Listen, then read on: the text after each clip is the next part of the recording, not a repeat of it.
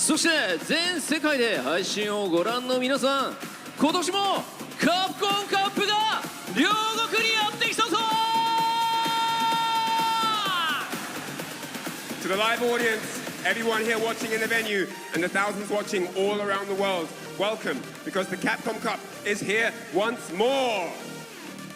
MC を務めますRです。よろしくお願いいたします。そして同じく MC のライアンです。 Yes, for Capcom Cup 12, we are your returning stage host. My name is Reinhardt, and I'm joined by none other than R-san. 今大会も全世界配信ということで、ライアンにですね、英語の方は通訳してもらいながら進行していきたいと思います。ですよね。This stream will proceed in Japanese. If you're watching the Japanese stream, please be aware that Capcom Fighters does also offer a stream in English. So if you want to head on over to that one instead, you can get all the action in your preferred language. 今大会も昨年に引き続き日本を象徴する国宝、両国国技館よりお届けしてまいります。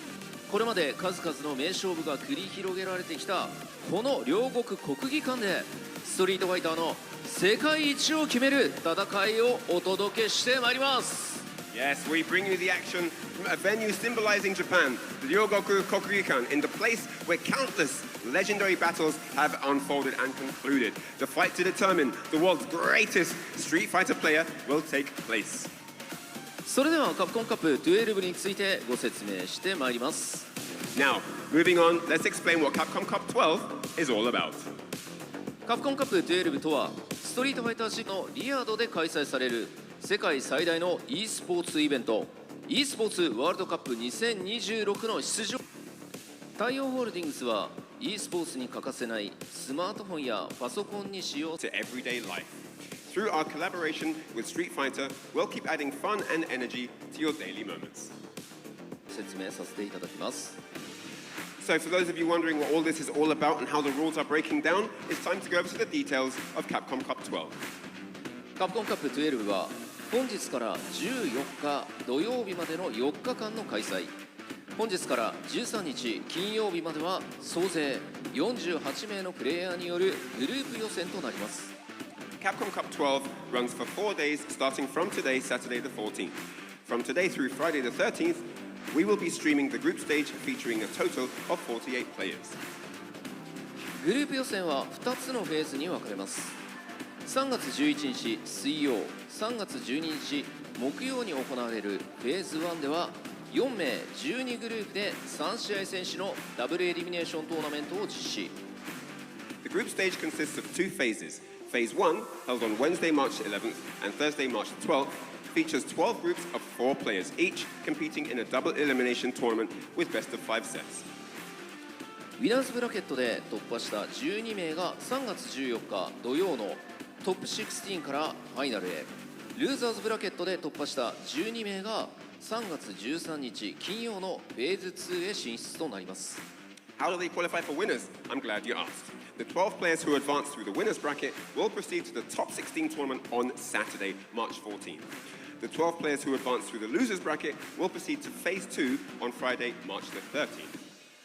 フェーズ2では3名4グループで3試合選手の総当たり戦を行います。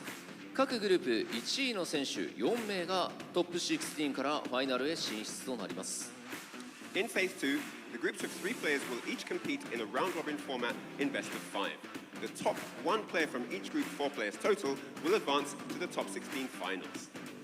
3月14日土曜のトップ16からファイナルはフェーズ1でウィナーズブラケット突破の12名とフェーズ2グループ1位の4名の計16名がシングルエリミネーションのトーナメントを行いカプコンカップ12の優勝者を決定いたします。 So, the top 16 tournament on Saturday, March 14th will feature a single elimination tournament between the 12 winners from phase 1 and the 4 winners from phase 2, totaling 16 players. This tournament will determine the absolute champion of Capcom Cup 12. さらに13日金曜日と最終日の15日日曜日にはストリートファイターリーグワールドチャンピオンシップ2025が開催されます。世界3地域の熾烈なリーグ戦を勝ち上がったチームが世界一の称号をかけて激突します。Additionally, on 13th and 15th, the Street Fighter League World Championship 2025 will be held. Teams who have won fierce battles across 3 regions worldwide will clash for the title of the world's #1 team. ここからの5日間、ストリートファイターの世界一を決める濃密な5日間となります。みんなで盛り上がっていきましょう。It's time to enjoy 5 days of absolute intense action as we get into everyone locking horns to decide the world's best Street Fighter player. さて、本日の Day1 はフェーズ1ウィナーズブラケットの全グループの試合を見ていきます。On day 1, which is today, of course, we will cover all matches in phase 1 of the winners bracket. Get hype. ということで Day1 はウィナーズブラケット突破すると一気にトップ16が確定する。そうですよね。その2日間休めるっていうのはとても大事なポイントですよね。かなりね、はい、大きいですよね。で、今日負けてしまうとルーザーズブラケットに行きますので、はい、明日から毎日そうですよね。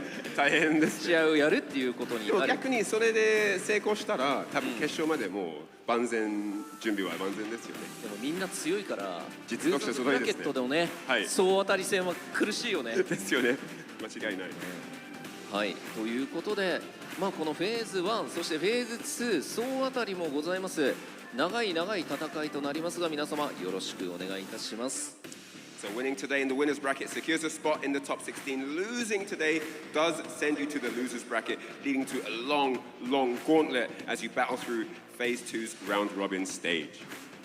ここでカプコンカップ12フェーズ1のグループ分けをライアンからご紹介いただきましょう。お願いします。はい。We will now introduce the groupings for phase 1. First, so group A is going to be Shanghai, Juicy Joe, Blaz, and Hot Dog 29. Group B will be Kawano, Ending Walker, Fudo, and Bravery. Group C will be Big Bird, YHC Mochi, Dak Corgi, and Mena RD. Then Group D will be Sahara, Shaka, NL, and Jabi M. And then on to Group E, it's Yon Angel, Kaba, Jewel Kevin, Pugera. Then Group F, we have Kincho, Angry Bird, Momochi, and Tashi. Group G, Gachikun, VX Bao, Not Pedro, and Kobayan. Then Group H, Leshar, Lugabo, Travis Styles, and Ryukichi. Then Group I, Higuchi, Tokiro, Armakov, and Zerna. Next up, Group J, Rain Pro, Lex, Chris Tartarian, Mickey. Then Group K, Kills You, Kinao, Knuckledu, and Laiha. Then Group L, Jack, Diver, Jiewa, and Itabashi Zangief. Thank you very much. That concludes phase 1 and the introduction of each group. ありがとうございます。ありがとうございます。それでは本日のスケジュールをご紹介してまいります。なお本日は2つの対戦台を使用し、各グループの試合を進行いたします。試合は同時には行わず、1試合ずつグループごとに交互に実施してまいります。Now, let's go over today's schedule. Today, we will use 2 match tables to conduct each group's matches. Matches will not be held simultaneously. Instead, they will be conducted 1 match at a time, alternating between the groups. それではここでライアンの方からですね、本日の暫定的なスケジュールの方をお願いいたします。はい。スケジュールってですね、11時15分頃からスタートします。Starting around 11:15 a.m., groups A and B will begin. そして13時頃からaround 1 p.m. groups C and D will begin. で、15時からグループ E と F。Around 3 p.m. groups E and F will begin. で、16時45分頃からグループ G と H が始まります。Around 4:45 groups G and H will begin. で、18時25分からグループ I と J が始まります。Around 6:25 p.m. it will be groups I and J. で、20時10分頃からグループ K と L が始まります。At 8:10 in the evening, groups K and L will begin. 以上でございます。ありがとうございます。ではここでスペシャルゲストをお呼びしたいと思います。アレックスのモーションキャプチャーを担当した方といえばこの方。 I think you got the gist already. It's time to bring out our very, very special guest. This is the person who handled Alex's motion capture. AW スーパースターケニー・オメガ。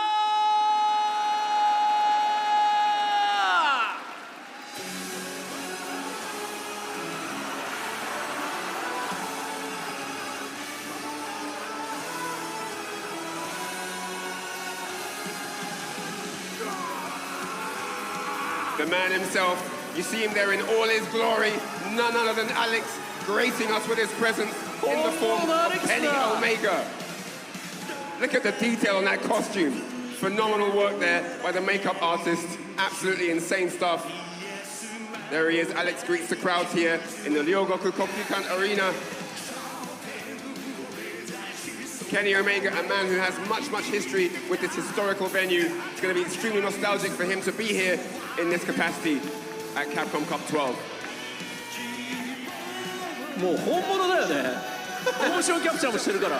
そうです。完璧だよ。ハイパーボムされないように頑張ります。確かに。ちょっと怖いです。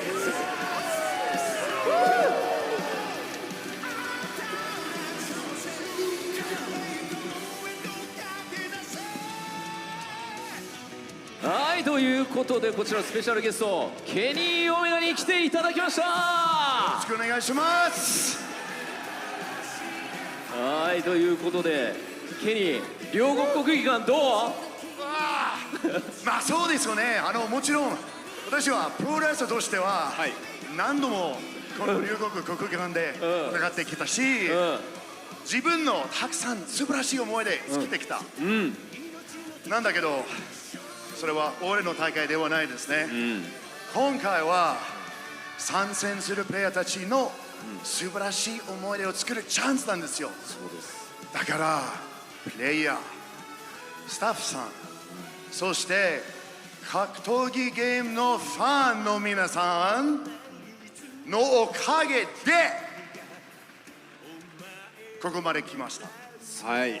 じゃあちょっと訳してみます。 Please, yeah, go for it, buddy. So yeah, just to fill you all in who don't speak Japanese, you know, Kenny Omega said that of course he's got a long list of history in this amazing historical venue, but today it's not about him, it's about welcoming the players because it's their opportunity to make their dreams and ambitions come true, to bring all their training to fruition, and Kenny Omega is here for all of it and more, wishing everyone well, and also the staff. He gave props to the staff, bringing this amazing event to it, bringing it to a reality, and he's really excited for everything to come. そうですね。アレックスになったことは本当に私の夢でした。はい。それを叶えて、でも今回はプレイヤーたちの皆さんの自分の夢を実現するチャンスです。だからみんな応援しましょう。It's time for all the players to bring their dreams to a reality, to make everything that have only happened in their imagination come to reality here at the... I want to feel your energy. I want to make some noise. Come on, everybody. Come on! 盛り上がっていきましょう! This is Capcom Cup 12. Let's start! Let's go. Oh yeah, we're all warmed up. はい、ということ He で is pumped up, guys. He is hyped for this. ケニーから開幕宣言いただきました。ありがとうございました。 Thank you very much. ありがとうございました。 Kenny Omega / Alex gracing us with your presence. The time for everyone's dreams to become a reality. You heard from the man himself. A man who knows that happened on this stage right here. He's done it all in the past. Appreciate you, bro. 皆様、ケニー・オメガ選手。はい、盛大な拍手でお送りください。ケニー・オメガでした。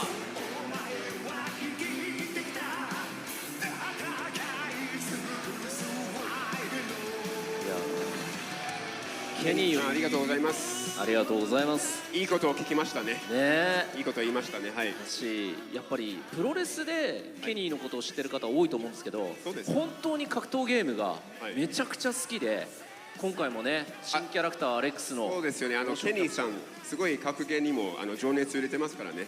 はい。本当にありがとうございました。さてここからはグループ A とグループ B の模様をお届けしてまいります。 It's time to introduce the players that will be taking part in groups A and B. Prepare. みんな準備はいいか？それでは行くぞ！グループ A、グループ B、選手入場です。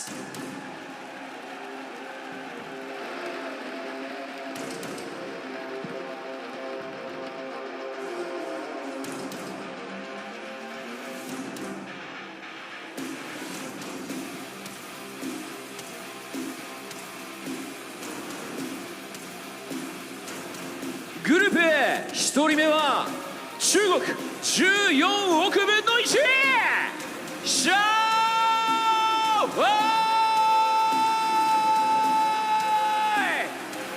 A five-time Evo champion and back-to-back Esports World Cup champion. He is the man who proved age is just a number. It's the King of China, Xiaohai!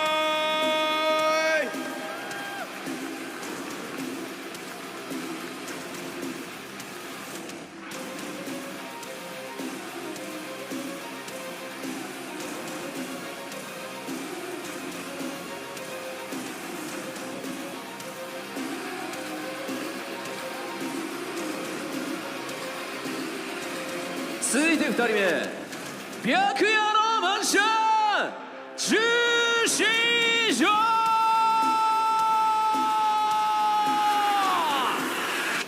Representing Ninjas in Pajamas, please welcome Sweden's own rising star and JP specialist, the Juice himself, the White Knight magician, Juicy Joe!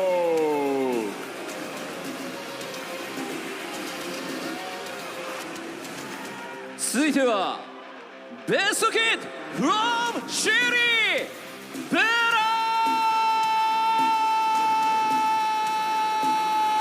ース。 Returning to the world stage as the youngest finalist in Capcom Cup history, please welcome the Chilean prodigy and Capcom Cup 11 runner-up, representing 2-game esports, the young karate master, Blast! グループ A、 最後はこの人、香港の熱き魔剣ホットドッ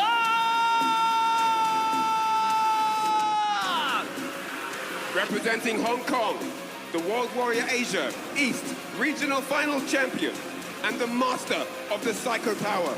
Give it up for the fearsome M. Bison specialist, the Infernal Hound, Hot Dog!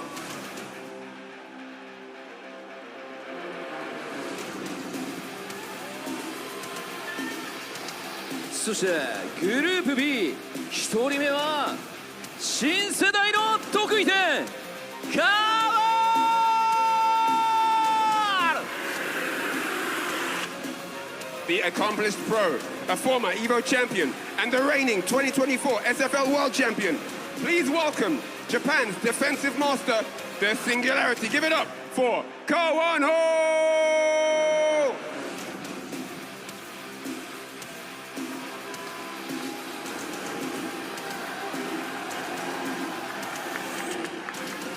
続いて2人目、彼方を行く光エンディウォーカー。 Next up to the stage, representing the United Kingdom and Team Mouse. He is the young sensation who has evolved from an Ed prodigy into a world-class force. Please welcome the UK and Ireland regional final champion. It's Ending Walker!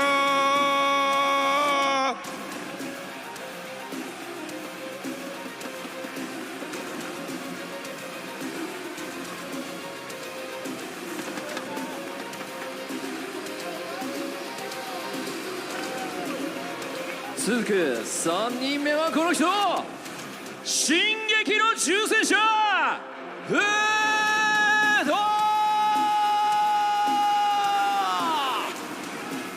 An Evo champion, a 3-time SBO king, and the analytical mastermind who secured his spot by conquering Blink Respawn 2025.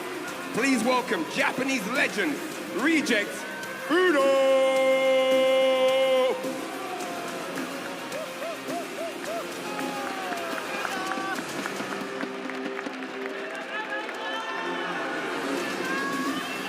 グループ B 最後は勇猛果敢なる獅子ブライオリー Returning to the world stage to prove he belongs among the elite. A competitor whose kami is as relentless as his name suggests. Let's hear it for Singapore's very own, the Dauntless Bravery!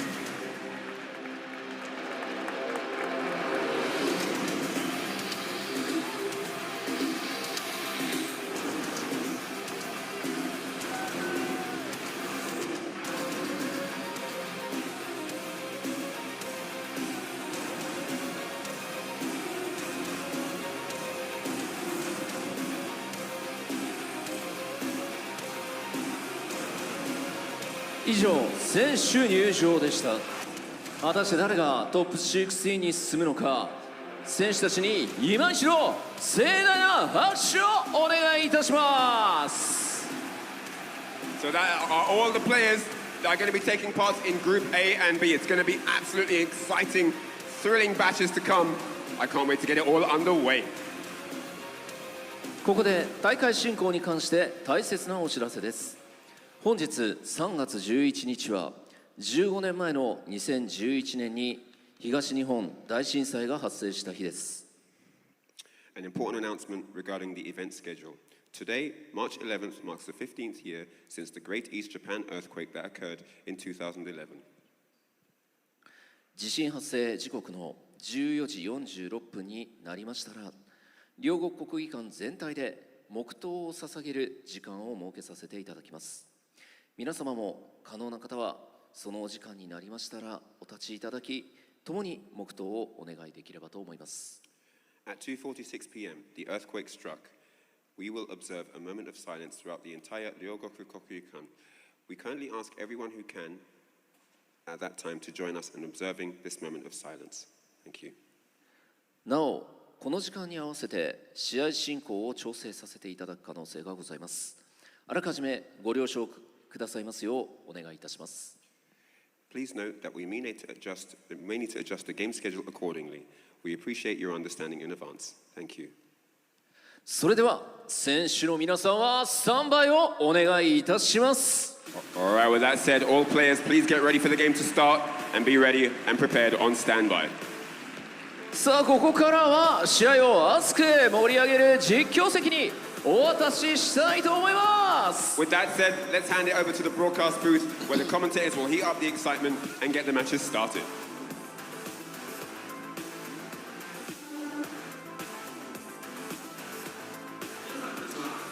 We are here on sacred ground for famous sumo wrestlers, but we're slowly turning it into holy grounds for some of the biggest Street Fighter 6 players. Ladies and gentlemen, welcome to Capcom Cup 12 here in the Ryogoku Kokugikan, where we are going to crown a new Capcom Cup champion by the end of this week. I'll be one of the people opening the show today, Jammers, and alongside me, he's the face of Street Fighter 6. He's in the game, Jesus, man. and he's a very good friend of mine. But Vicious, talk to me.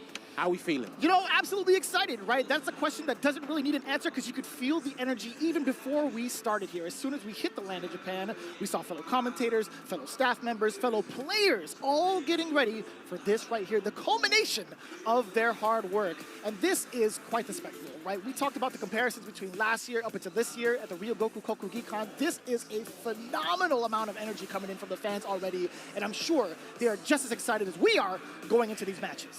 I mean, going into the matches right now, if we take a look at the bracket here for Group A, 4 players entered and only 2 can leave. And boy, have we got a big responsibility, myself and Vicious, with opening that match with Zhao Hai going up against Juicy Joe. We could have the fated rivalry continuing on its saga with Zhao Hai and Blast, but maybe I'm speaking too soon because Hot Dog is in this bracket as well. He's the master of Psycho Power, and he could be trying to cause a ruckus in this group. It's funny you say Psycho Power. Juicy Joe wields the same type of power. So there could be a turn of events. Who knows? They might see each other in terms of Xiaohai and Nagoya-kun over in losers bracket. But we'll see if that actually happens. This is what's going to be going on in Group A for day one, right? Please, please, please pay attention going into how the Phase 1 is conducted, because throughout the days, we'll have these two matches. Then we'll move on over to Group B as well. But this is what you could expect right at the top of the show.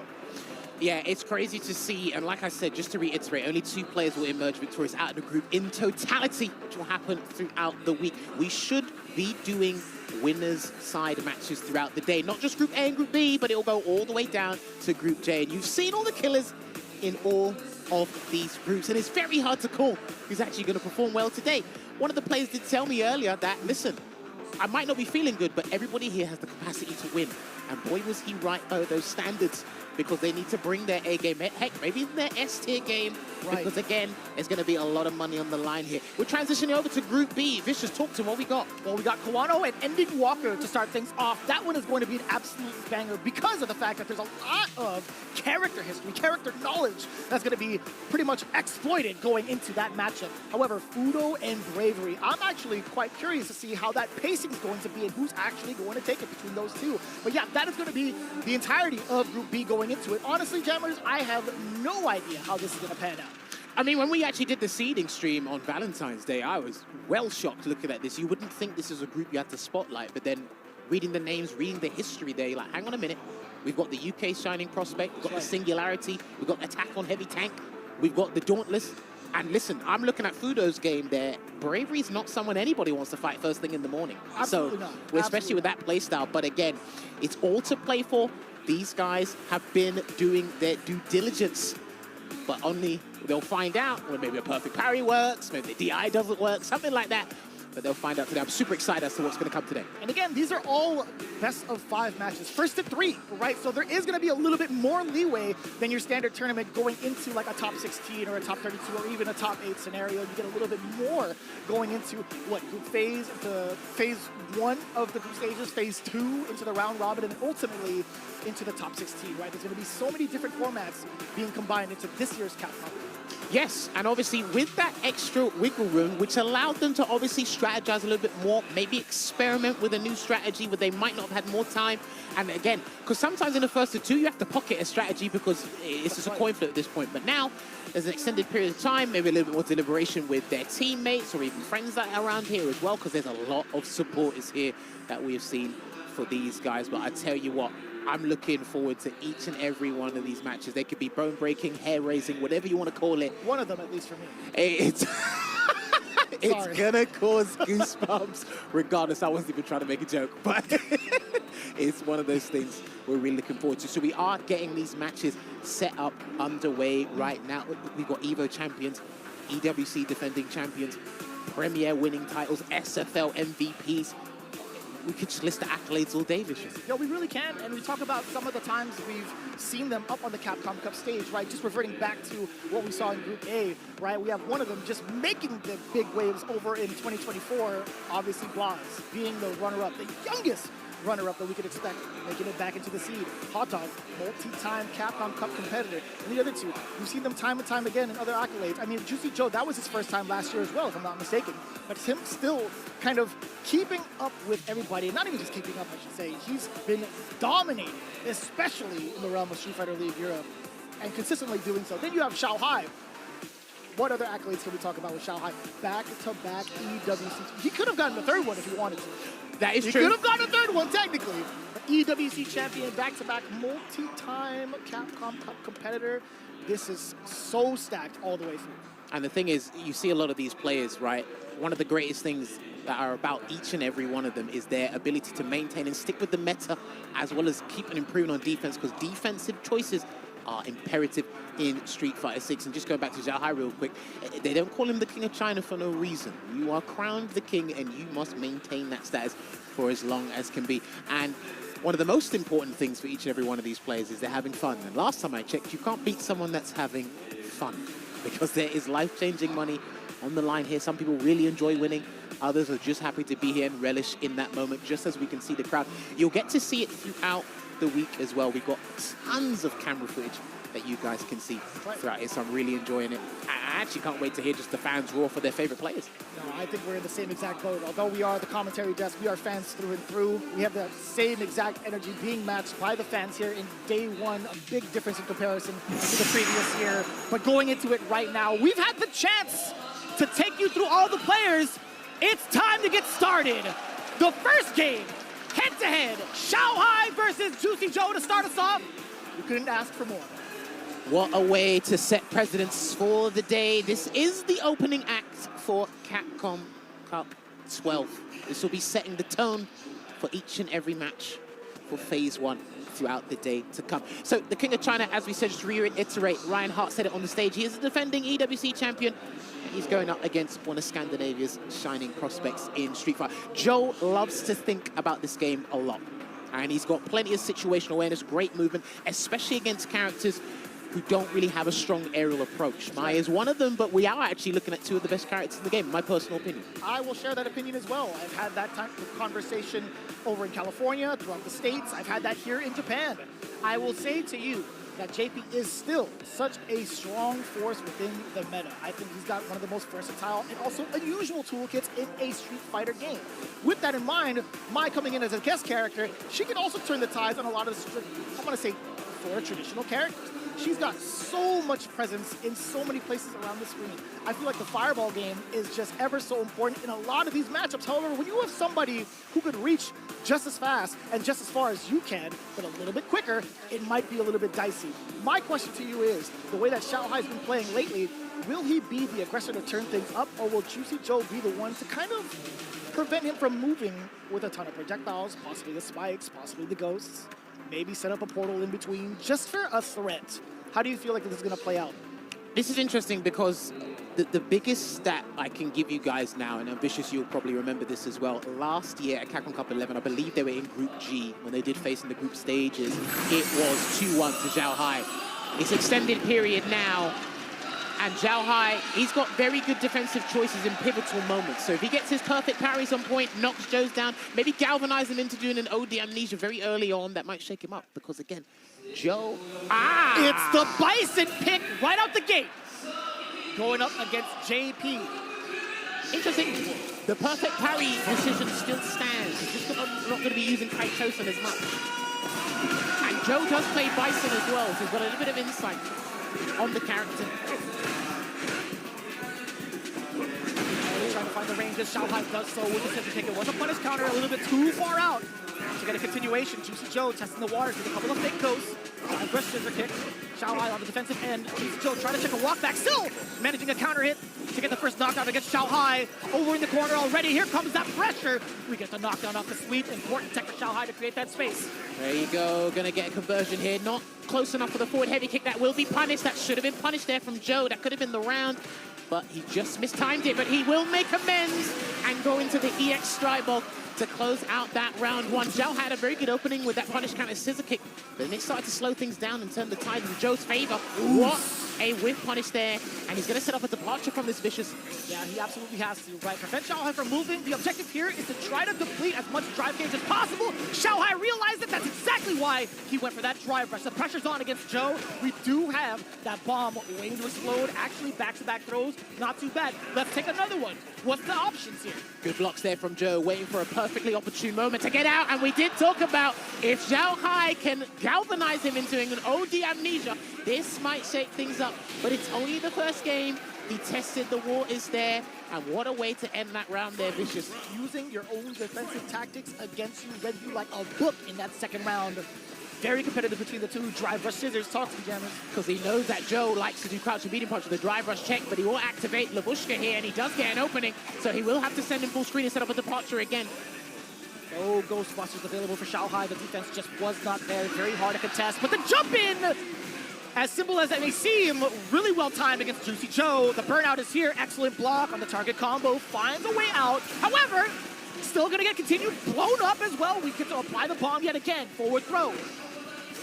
DI, and the level 1 will save him. Can he set up another thing to get him burnt out? But that perfect parry was so pivotal, and he will go into the unlimited cycle crusher for game number 1. What did I say at the start? The perfect parries or these defensive choices in pivotal moments, that avoided the burnout, and that was able to get him game 1. My word, it's the first of 3. And it was so perfectly called out by you, by Xiaohai as well. Juicy Joe, what else could he have done to force that burnout, right? He did the spike immediately. Xiaohai had read that, maybe a delayed ghost, but by then, if you even take that chance, Xiaohai might already be up in the skies, right? The thing is, we've seen Xiaohai doing drive rush scissors, and he's trying to bait Joe, because Joe's trying to bait the parry OS, and he's trying to counter it with the drive rush check. So it's a very interesting drive rush mind game these guys are playing right now. There's a throw tech there from Joe. You see the deliberation coming in from Juicy Joe around those options from drive rush. Willing and able to just kind of sit there and wait for that delayed tech. Xiaohai on the run. Juicy Joe no longer on the ropes. Couldn't get the side swap there from the departure, but he will get a pickup, and he will send him to the other end of the screen. Another departure will pop on screen. He hasn't really been doing OD departures yet. It looks like the singular one has been doing enough work. That's by catching the drive rush as well. Draining that drive gauge away from Xiaohai. That's the name of the game when you play as JP, right? Indeed. You are correct there, Vicious. Still trying to get him to do the parry OS, but he's not biting, not yet. He hasn't done the scissors in a little while. He's using that medium kick. There's the scissors. He's using the medium kick to get the... He's using medium kick to get his drive gauge back, but he will do knee press Nightmare and get a little bit of gauge. Joe's low on drive gauge on the ropes right now. Slowly but surely now on the side of Xiaohai in terms of the resources of that drive gauge. Juicy Joe still maintaining this life lead though. Departure onto the other side. Xiaohai caught airborne. The throw, it was tagged. Xiaohai OD. He stole a turn! He's going to burn him out. No, he's not burnt out yet. That's why he didn't spend that level 1. This is going to be huge here for Xiaohai. Joe cannot amnesia. Yeah, he can't amnesia. And he's going to Labushka. Hold on a minute. Hang on a minute. And he's going to lose the round. He tried to improvise to probably mess up the timing there of the explosion, but that's not fully invincible, so he couldn't do anything. It's not. You don't even get the ghost out in time, and even if you do, you're still going to have them disappear because you are taking that damage. I mean, I respect the improvisation, the impromptu, but it just didn't work there. So again, lower resources, down 1 round, gonna explode in a minute. You got so many resources taken away from you. Although you have 1 bar, you're just below, actually way below 50% now. Xiaohai just bringing on the pressure. What a time to snipe out with that crouching medium punch. Send out the ghost, send out the spike, send out the portal on top of that. Reclaim some of your space, Joe. Goes low, hard knockdown. Then he's gonna get back throw as well. He's got Labushka, so he needs to drive rush in and get it to connect, because he needs something big here, Joe. Xiaohai trying to take a preemptive jump, possibly against the ghost. Juicy Joe was ready for that anti-air.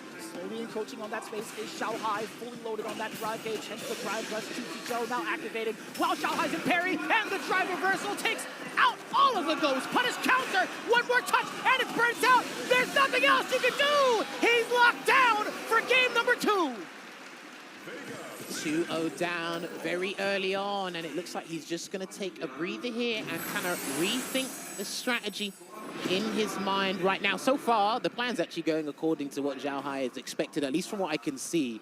He's using light scissor kick to predominantly be the footsie tool, especially at range with stand light kick, but not with punish, because it is -5. JP's got a 5-frame light kick, so he's actually playing it really well. And once Joe's respected that, stand medium kick as a poke is going to replenish some drive gauge as much as possible to allow him to do more things in the neutral. Joe's having a hard time circumventing the basics. That's what it looks like. Couldn't agree more. Now we check the drive rush yet again. That was the OD spikes. Now the departure was up. Running past the portal with that OD cycle crusher. Just a way to kind of close the gap. Pretty significant for Xiaohai, although it's very expensive to do so.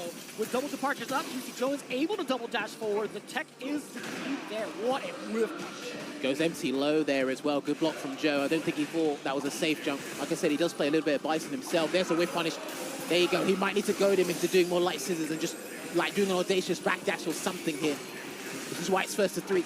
So he's building up that super meter as well. Yeah, we can get that punish off the standing light kick. Those scissors still within range for that punish. Juicy Joe checking the walk back ever so slightly. No big damage. But now, the perfect parry for this opportunity to get the lockdown for himself in this corner. Oh, jab. Okay, that was a fake departure set up there, and he almost got the target combo to connect. This is not looking too good for Joe here, Vicious. What do you do about this? The bomb is on you. You do have a little bit of a life lead going. Does parry the bomb, does get a counter hit, doesn't lead to anything else yet. He does bait out the level 1 successfully. A nice punish counter throw just to build that extra bit of bar for himself, right?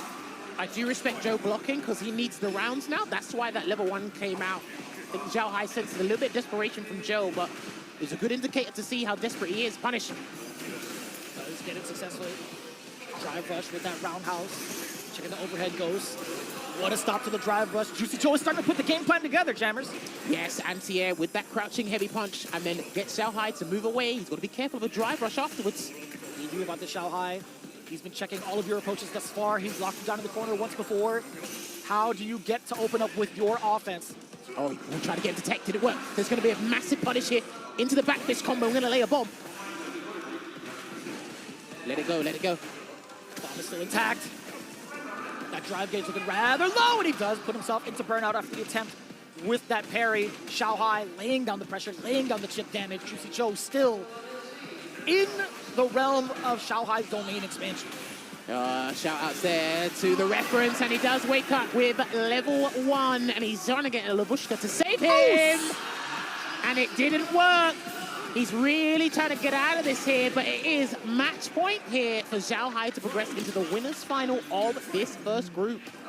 Wasn't quite a lock, right? If there was no chance for him to actually press the button, if it was a true block string, it wouldn't have even splat. However, there was an opportunity to possibly get out, but he does the OD amnesia going into the final round, potentially. Can hit. Combo to the back fist combo again. It's not looking good. Zhao Hai is looking to land a very beefy combo to close things out in style. Gonna get the plus frames as well. Build on that momentum from the forward throw. Joe's in trouble. Back-to-back throws already. Luckily enough, it wasn't too big of a punish against Juicy Joe. However, he's in dire straits, right? He could be in burnout real soon. The forward dash to check Zhao Hai to see if he's willing to press that button. He's backdashed as well, though. The big jump in, nothing too big just yet. Now, we have succeeded in the burnout. Juicy Joe has to stay in this offensive sequence. He does get a switch up onto the other side with that departure. He's going to have to level 1. He's going to chip him. He is going to chip him, and that's going to guarantee it because it will be the unlimited Psycho Crusher to seal the deal and make sure the King of China shows you why he has branded himself that nickname there. He beat him in the groups before 2-1, and he done it in a dominating fashion here to maintain that winning victory in the head-to-head 3-0 here for our first match of the day. And it was still round to round going into the end of it, right? There were a couple of adjustments that Zhao Hai made a little bit faster than Juicy Joe going into it. If you take a look at some of the offensive approaches that Zhao Hai had, right? The drive rush, the scissor kick, heck, even some ambiguous jumps, Joe was starting to put it together just a little bit too late. Although, again, he still has a shot. He is now on the loser side. He's going to be moving on into like day 2 to play the rest of phase 1. Zhao Hai waiting nice and pretty in the winner's finals where he awaits his fate against Blaz versus Hot Dog, which won't happen just yet. We still have to go through the other side just to see who will make it into their winner's finals as well going into Group B. Yes, as we get that match ready for you, I think it was very difficult for Joe to get out of Gear 1. Probably wasn't expecting the Bison. No, the Bison was looming there, wasn't expecting it. But then we just saw the adaptation and just how well the strategy was executed there from Zhao Hai. And it just goes to show, like, he's gunning for the title, man. He's top 5 players in the world for me at this game, and he just continues to show that. You realize, like, we were looking at some of the approaches from Zhao Hai. How often did you see a standing heavy punch be utilized? Not often. I don't even think that many times. If one time, I didn't even notice. But either way, we can talk about that another time. It's Kawano versus Ending Walker coming up next to start off in Group B. All right, here we go. Someone from my home country going up against the Singularity, one of the strongest Japanese players, SFL World Championship winner. That's exactly why he's here. And again, a lot of the guys from Good 8 squad, they rarely traveled last year for very good reason. You already qualified for Capcom Cups. You don't really need to gallivant around the world to qualify or get the practice in. You can do it right at home and make sure you're ready for SFL Japan 2025, which is already concluded. Yeah, but to kind of talk about that and add on to it, right, in terms of preparation for Capcom Cup, despite not traveling, he has so many different practicing partners to get himself ready for any sort of character event that does happen. So, speaking of which, he is facing off against potentially Ed and Ryu. Now, Ed, I feel like Kawano has all the practice in the world against that matchup. What happens if it's the Ryu? Ryu's the character who's predominantly been using Ending Walker. That's what made him the MVP of SFL EU 2025. This is what's brought him to the dance here. He has got a bit of Akuma practice back at home with Beslem from France. Shout out to Beslem. But it's going to be interesting because despite him being an absolute wizard with this character, we were talking about this yesterday in the green room, Angry Bird was able to exploit a lot of Ending Walker's habits as a player. I did see that replay. Yeah, and Problem X said you react to everything. There's going to be some things you need to drop, and I think Kawano's an expert at finding out what you cannot drop as a player because of top-level player stubbornness. But we're going into this match 1 of Group B. Not too shy with the meter thus far from Ending Walker, being able to contest that standing light kick initially and get that knockdown. However, Kawano's looking to equalize the damage on the life bar so far. But in terms of drive games, that's going to be a battle of attrition between these two. They have to be sure to check every single parry, both defensively and offensively, if need be. I think it's not just a battle of attrition, it's a battle of if we can get a perfect parry. Fireballs on point, because they're using the fireballs as cloaks right now. And is Kawano at a drive meter deficit at the moment? But as that drive rush cancel gets in, no heavy punches connected just yet. You can see the meticulous spacing from both ends, right? Kawano having the better walk speed as Akuma going forward. He's going to be able to check with these standing light kicks as well within the range of maybe a stardom fireball or even a crouching medium kick, which he does actually find a counter hit against. An immediate stop to the drive rush. Ending Walker finally getting Kawano to the corner after that immediate standoff. Oh, that's huge. One of the things Angubo was able to exploit when he fought Ending Walker was the demon flip. So I wonder if he's done his homework against that demon flip, because it could be an absolute nuisance to deal with for anyone. A big parry. Yeah, I love that. The audacity from this man. Can he steal the round from him? He's got to be careful of supers. He's got to be careful of that wake-up super. That's why back top. That's not going to work. That's not going to work. Oh, boy. How fortuitous there for Kawano. He did take it to the sky. Shinku Hadouken is pretty fast. If he'd done a DP, it might have worked. I was about to say, I really hope it wasn't an overlap in the Dragon Rush. I genuinely hope that wasn't the case. However, that level 1 being spent, just whipping Kawano from above. And speaking of from above, excellent block on the drive rush overhead. Kawano has been attempting a lot of drive rushes early on in round 2. Does score the OD fireball, does get the continuation into the Tatsu, covers the jump out. He backed away. He read that a mile away, actually. Overhead does find success. Level 3 on deck. Doesn't even need it. Now, I should have mentioned this at the start, but we can say it here. In all the times these two have exchanged blows in competitive Street Fighter, Ending Walker's never beaten Kawano.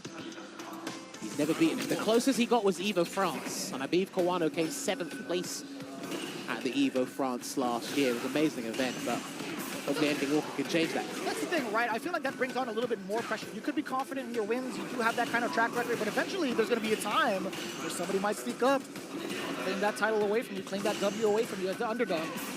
There you go. Low forward, going to convert into the medium Tatsu. Going to get some Oki from this as well. And look, a jump back. That was such a crazy jump back there from Ending Walker. Can't believe it clipped right on the forehead. You know? Forward throw now, Kawano. How do you establish your game? Ending Walker backing himself into the corner. Now getting the back throw. Tables have turned. The X Fireball, he's got to be careful because Kawano's caught him out with a couple of EX Fireballs as well. Perfect parry. Can he throw loop? See with the light. What a whiff punish. Just outside of the range of that low medium kick. He had plenty of time to secure that round. Excellent way to kind of take away all the momentum from Kawano. That was deadpan accurate, that crouching medium kick spacing there, by the way, from Ending Walker. Taking that round, slowly coming to the equalizer. Wild adjustments as soon as that corner switch up that occurred. Oh, too far. He took the punish counter with the knockback. Right, he's building meter for an adamant flame conversion. A good backdash there from Ending Walker. Within range to cancel out the fireball. That was actually so precise from Kawano. What a read. Just to counter it, obliterating the life bar right now. Kawano dumping out the damage, dumping out that level 3, knocking on the door a little bit. The backdash from Ending Walker does get clipped afterwards. Kawano, excellent pursuit against the defensive Ending Walker. He backdashed, I believe, because he was fearful of throw. Yes. Kawano, that's exactly why he delayed that. The top players against throw situations, they're absolutely magnificent of how to handle it, counter it as well. Gonna get another conversion, this time switching it up from medium Tatsu to heavy Tatsu this time, Vicious. That was in range of the fireball war. The fireball traps can be very prominent here against Kawano to initiate. I want to say there's a little bit of like hesitancy after you see a ton of those fireballs, exactly why the drive rush was so effective. And you see it again. Playing it safe there, meaty jabs. Ending Walker looking for a big hit. Yeah, he's looking for a big hit. Damn, son! And he's not going to convert because he's going to convert after this one. If he gets another big hit, he will go into the level 3. He will go into the level 3. And he's going to, yes, that is going to be a CA. He's got 9,000 health. Is it going to do the trick? You already knew the answer, Jammers, but still, we're surprised. Ending Walker with an explosive rebuttal. Excellent call in terms of the reservation of that super, right? And what's even more impressive is catching Kawano backing up into a crouching state. 2 steps ahead with that overhead sneaking on in there. What a play from India. Boys punished there to open it up from Kawano. Not particularly pleased he got caught by an overhead in neutral. But because they were so respectable before, now they're going to have to bring dirt to a boxing match, if I do say so myself. If we're going to call counts here, Kawano technically was the first one to start bringing these overheads to the battle. And then Walker, he was just returning the favor. Of course, in kind. That's blocked because that is plus on block if you do stand. Go forward. Yeah, lovely. He's got to watch out. Excellent. When he knocks Kawano down. Wow, okay. Akuma players don't normally do that drive rush fireball. I respect that choice there. Interesting. Hey, it's Capcom Cup. Bring your A game. Bring all the tricks you've been practicing. One of the best ways to try to stop somebody who's consistently trying to check your drive rush, right? Really big transition now into the corner. We do get a pretty decent combo. Forward throw now.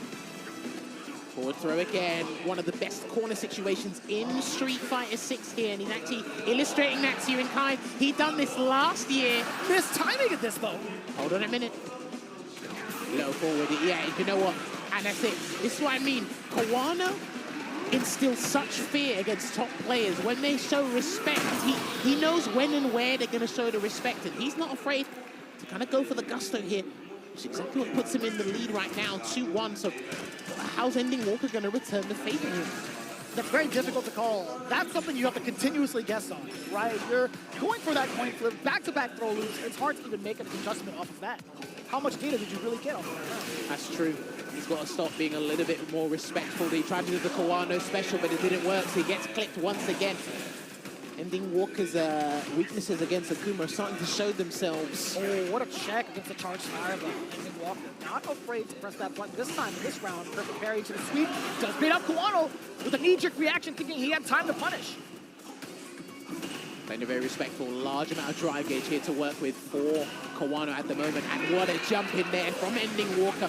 He's going to optimize as much as possible. Maybe 2 throws can do the trick, but yeah, a throw probably would have helped him, but Kawano breaks free. Oof. Oh, he tried to read the DPOS. Yeah, I think that's what he tried to do. Makes sense. Mid-air.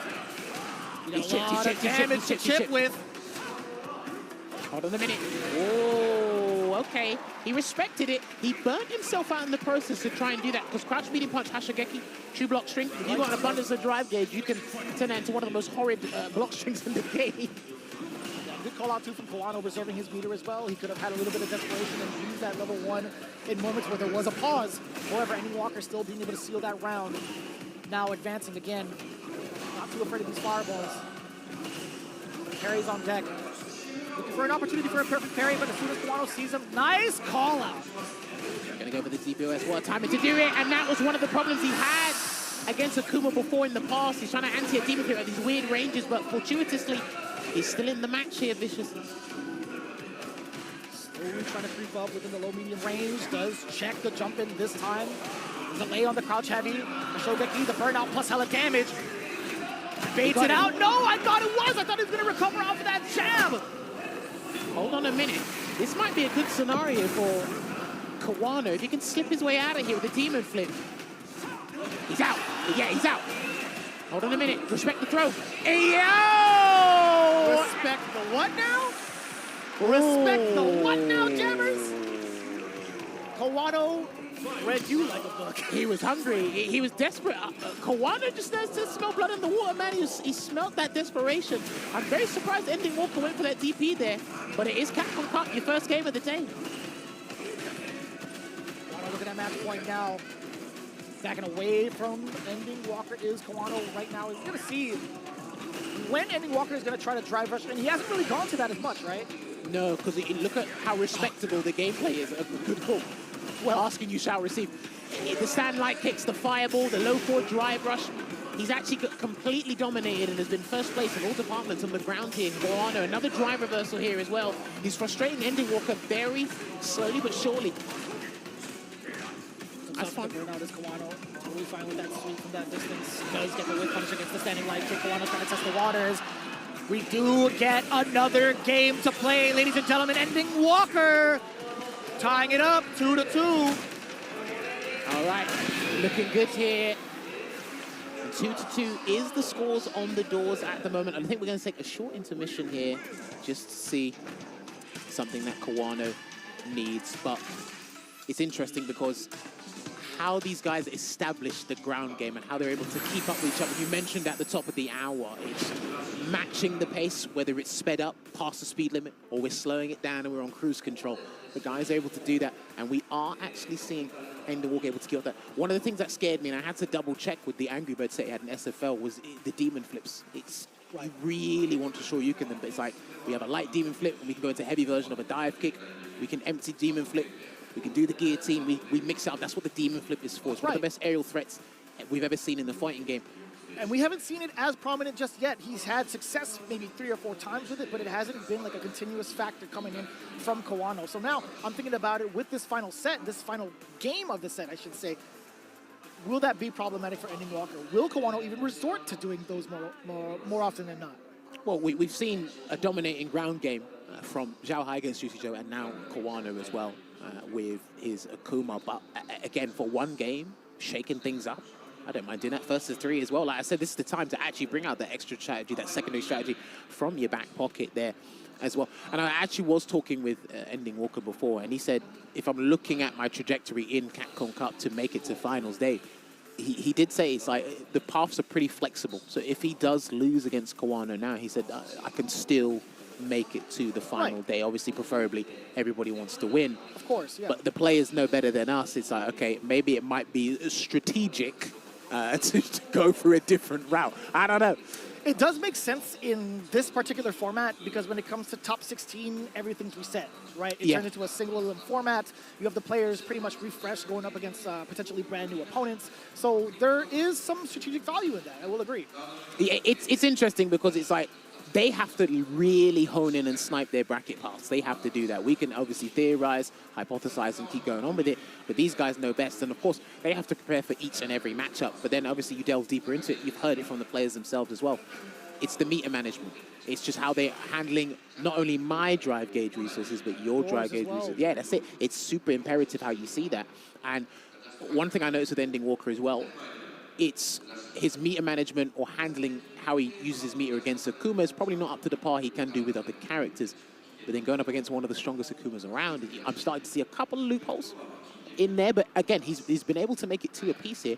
And we've got to give credit to Kawano for actually setting the pace and still mixing things up and introducing extra options as we go on. Right, just a little bit of sidebar to kind of go back to that exact statement. When it comes to like resource management, I think Ending Walker had a pretty good showing just at the start of the game to prevent Kawano from possibly starting that fireball war, starting the pace with forcing him to perfect parry majority of the times, maybe contest with like a fireball. Using that OD fireball for that initial knockdown is a pretty big like opener against someone like Kawano. It's like, all right, well, if he's already ready for this, do I continuously go to the fireball from further ranges? Do I decide to drive rush this time around? Do I start showing off the demon flip? So I will agree in terms of like the back and forth of said management, and I do admire Ending Walker kind of taking that initiative right off the bat. However, granted, it was a pretty big pace set by Kawano, getting that 2-1 advantage already pretty early on. Ending Walker still being able to at least move off offensively into like perfect parries into sweep to score the knockdown, even just encroaching in that space just to be within the low-medium kick range. You saw in the last game, before this controller check, you saw Ending Walker force Kawano into burnout multiple times and also to the corner on his own volition, by the way. He would back up into it just to be out of the ranges where Ending Walker could be a threat. That's a very big thing, and again, they have to do this at very fast pace, and again, once an interaction has happened, quickly, the subsequent situation is probably not as dangerous, if not even more dangerous than it was before. We're just having a pan around here, looking at the crowd. It's actually gotten a little bit bigger since we actually started the day here, so probably people are coming in and out of the venue. There you go. This is an amazing place. Like I said, what a shot! It is sacred grounds that we are on, and we are blessed to have a Street Fighter event here as well. Actually, when I turned on the Japanese TV when I was at my Airbnb a couple of days ago, there's actually another video game that's going to be having a massive event here as well. I can't say what it is, but it's like, it is massive that this is happening. And I remember last year, the massive line outside when we were coming into the venue. Yes. You think the line's going to be just as big, if not bigger?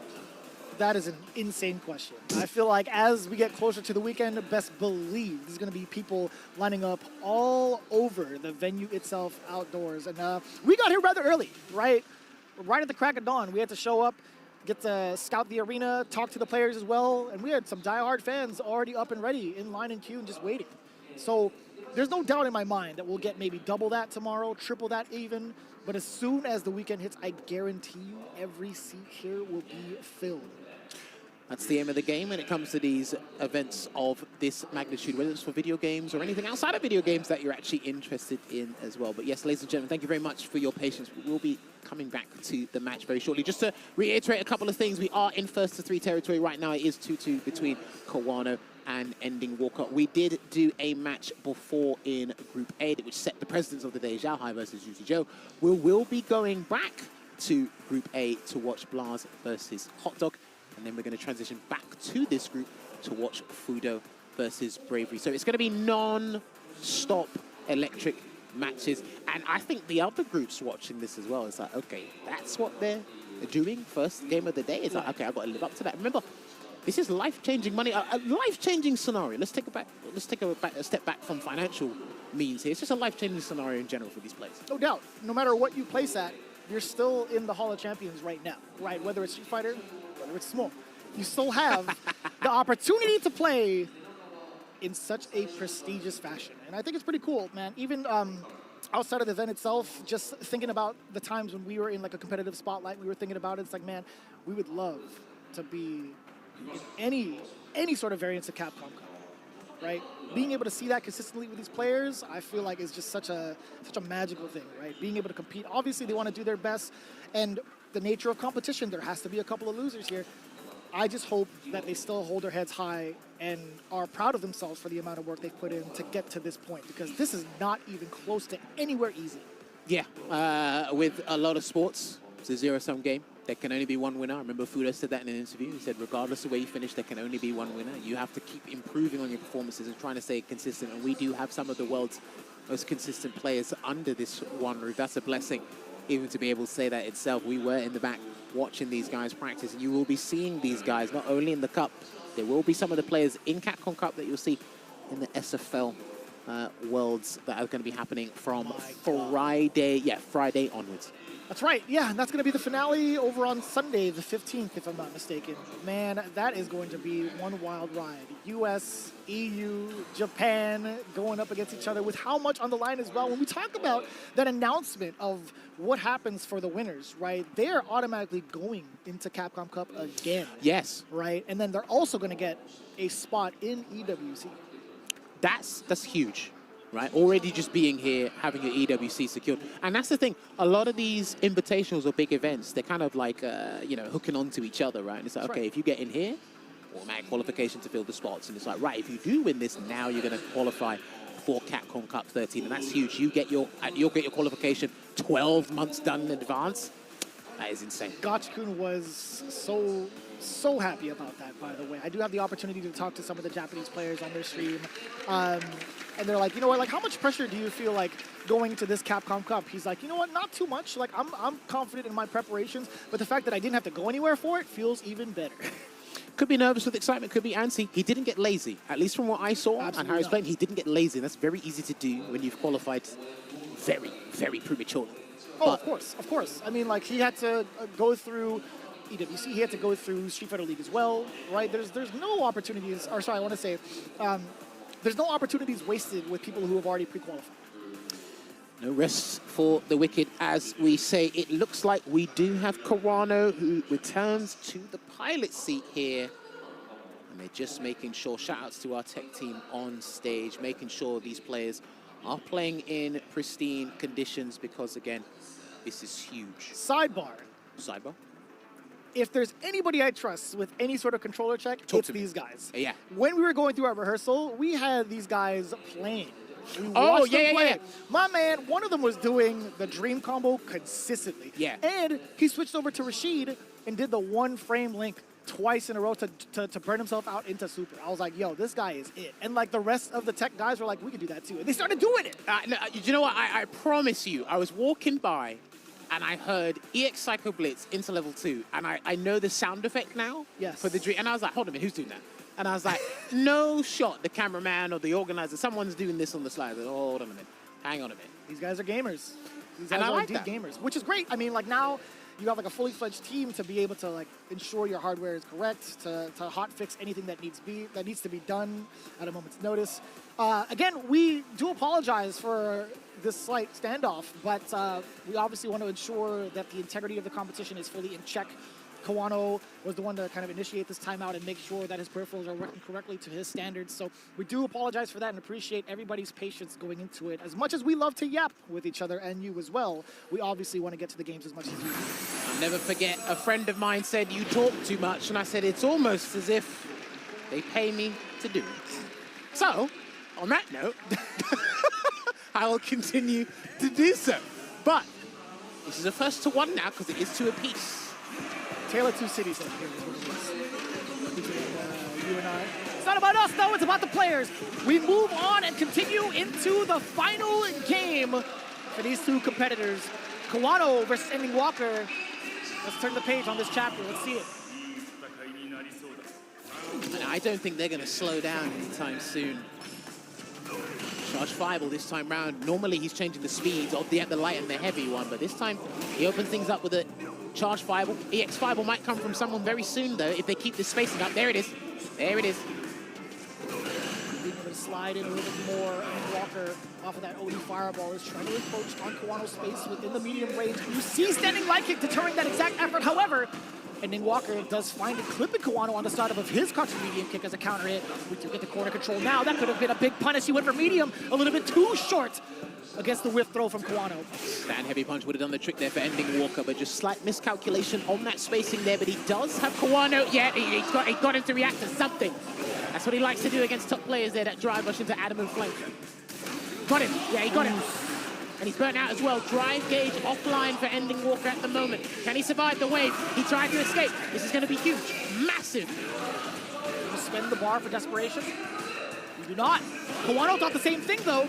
He backed away in preparation for the level 1. Ending Walker coming all in now. It's going to be the big reset into the big double damage. And everybody naturally crouch blocks when you're in the midst of a combo of this. You don't stand up. People might need to start standing up a bit more, but it's easier said than done. Not a Ludicrous fan from Kawano, you can tell. Hasn't listened to a song. Born out, he made his life. Ending Walker does initiate with that fireball yet again. Crouching medium punch counter hit. Demon flip attempt from Kawano just to threaten the space. Good blocks here from Ending Walker. Low on drive gauge, and he fights it back another overhead, and he is not going to combo into level 3 because he still needs it for an insurance policy here. He's feeling super confident right now, Vicious. What a backdash away for the potential back row! And it's Ending Walker with a full rebuttal. Level 3, you got it. And he done the classic. He done a sequence into Hashigeki, and it didn't connect. And as soon as Kawano registered that it didn't connect, he clipped him with the reaction and then got a cancellation into Shin Shoryuken. And there you have it. The Lord's apprentice. Shout out to Problem X. This is his apprentice right here. I see. Lord Problem X, huh? That's what we called him from Street Fighter 5. And there you go. I see Potato Head. I see Mr. Potato. He's right there, giving him the good luck. And that's what it's looking like right now. Already a 3-2. And we're probably going to see plenty more to come throughout the day here. So Ending Walker sits pretty in that winner's final, where he'll be awaiting the winner of that match from Fudo versus Bravery. Oh, that's going to be wild, crazy. Man. We have no idea how that pacing is going to be like. I did have an opportunity to watch Bravery practice a bunch against Hot Dog earlier on. This guy loves to steal turns, man. Anytime he scores that knockdown, he puts in the mix just off of crouching heavy punch alone. But we'll see how that plays out. Fudo is one to kind of calculate the odds against them pretty darn quickly within the rounds. But we'll get back into it when we see it. Blaz versus Hot Dog coming up from Group A to continue on our path.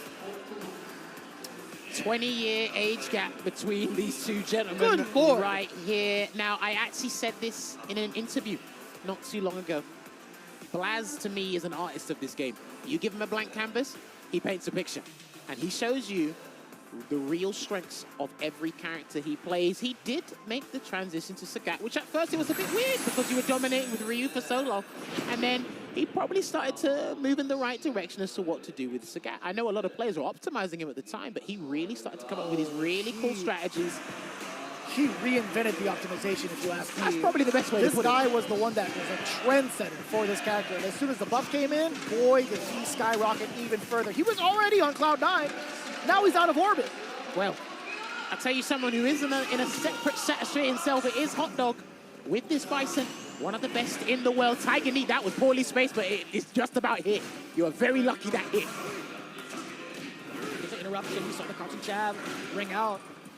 I almost said Tiger Jinrai. I had to hold myself, but I'll say it anyway. It would have worked. Perfect parry into the Psycho Mine here. God, let's see what we got. Gonna kick it off. I'm very interested because Blaz likes to do a lot of delayed jabs with Sagat on defense. I wonder if Hot Dog can pick up on that pretty soon. I think he did a little bit earlier, right? That's how he got the counter hit. Jump away. He's backing away, keeping that space for himself. Oos! But it's kind of, we got the target combo into the knees.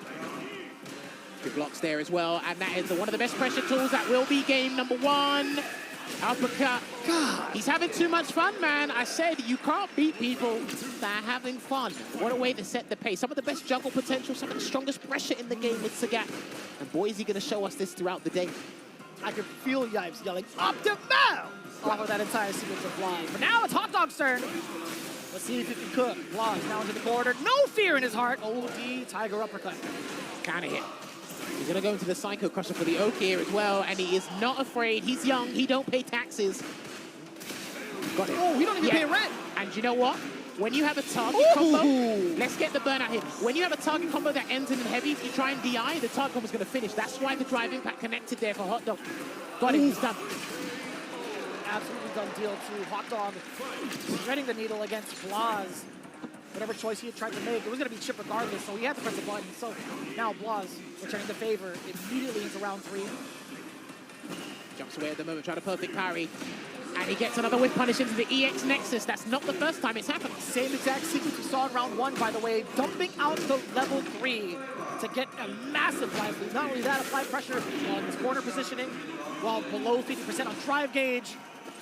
Oh, he's actually exploiting, yeah. Hot Dog's panicking. He's trying to get a tap parry. Hot Dog's panicking, and that is plus on block. He's out, but that is just delaying the inevitable. We're back full screen, but he can now Tiger Shot for a little bit if he wants to. Drive reversal, avoiding the Tiger Shot 1. Not the second one, though. Definitely in chip territory, the OD one. He's forced to sit down in place. Blaz with the trap from full screen. Now, what he's done there is actually super important. I can't remember if they've done this in previous Street Fighter titles, because remember, it was the one fireball rule on screen. You're allowed to throw a slow one, and if it's OD, it's free reign at this point. Oh my God, he's going to punish him. Wow. Hot Dog with a smile on his face on that one. He's like, man, Blaz is really trying to avoid as much as possible off of that.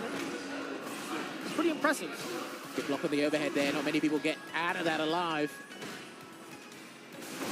Oos. Tiger shot. Hot Dog with the backdash, beating the throw. Can't afford to drive off on this one. Whoa. Are you kidding me? Is he dead? No. He's burnt out, though. This is just as dangerous. Drive gauge is closed right now, and yeah, guaranteed.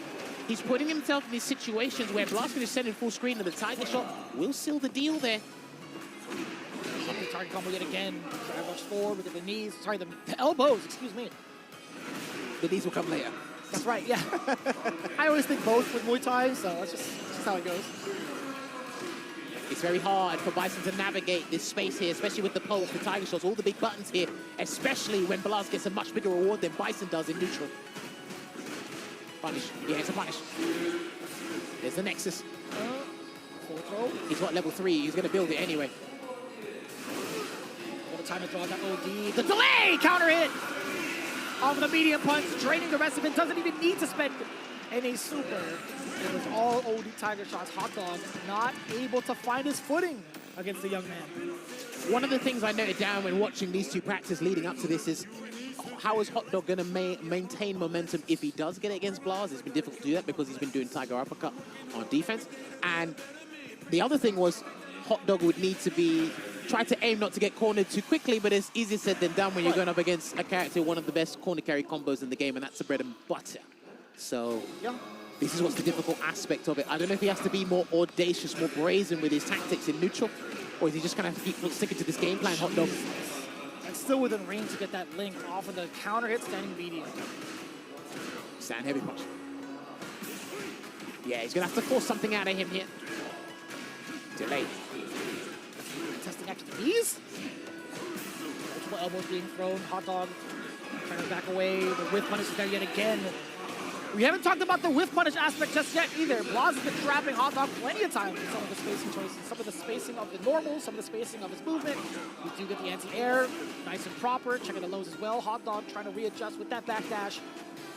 But this is not the space where he wants to try to pick and choose these pokes.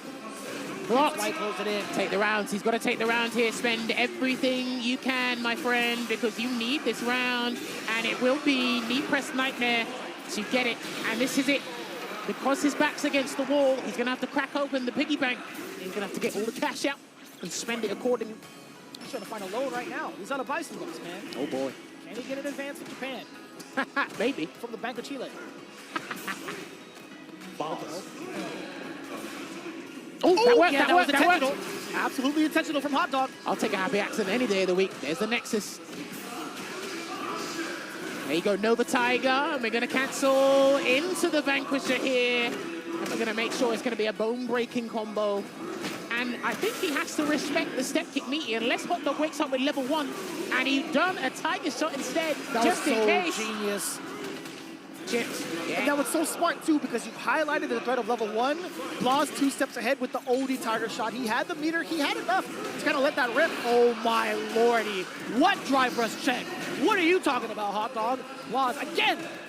There you Just go. ahead of the game. Standing medium punch, showing you why it's one of the strongest pressure tools in the game, and he gets another conversion. He will get into the uppercut here. Hot Dog might have to drive reversal. He's just going to block it out right now, Vicious.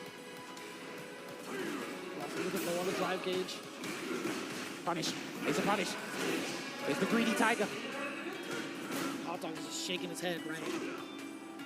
Throwing out some of these punishable situations. Yet again, Blas with the walk and block, and that's going to put Hot Dog into the loser's side.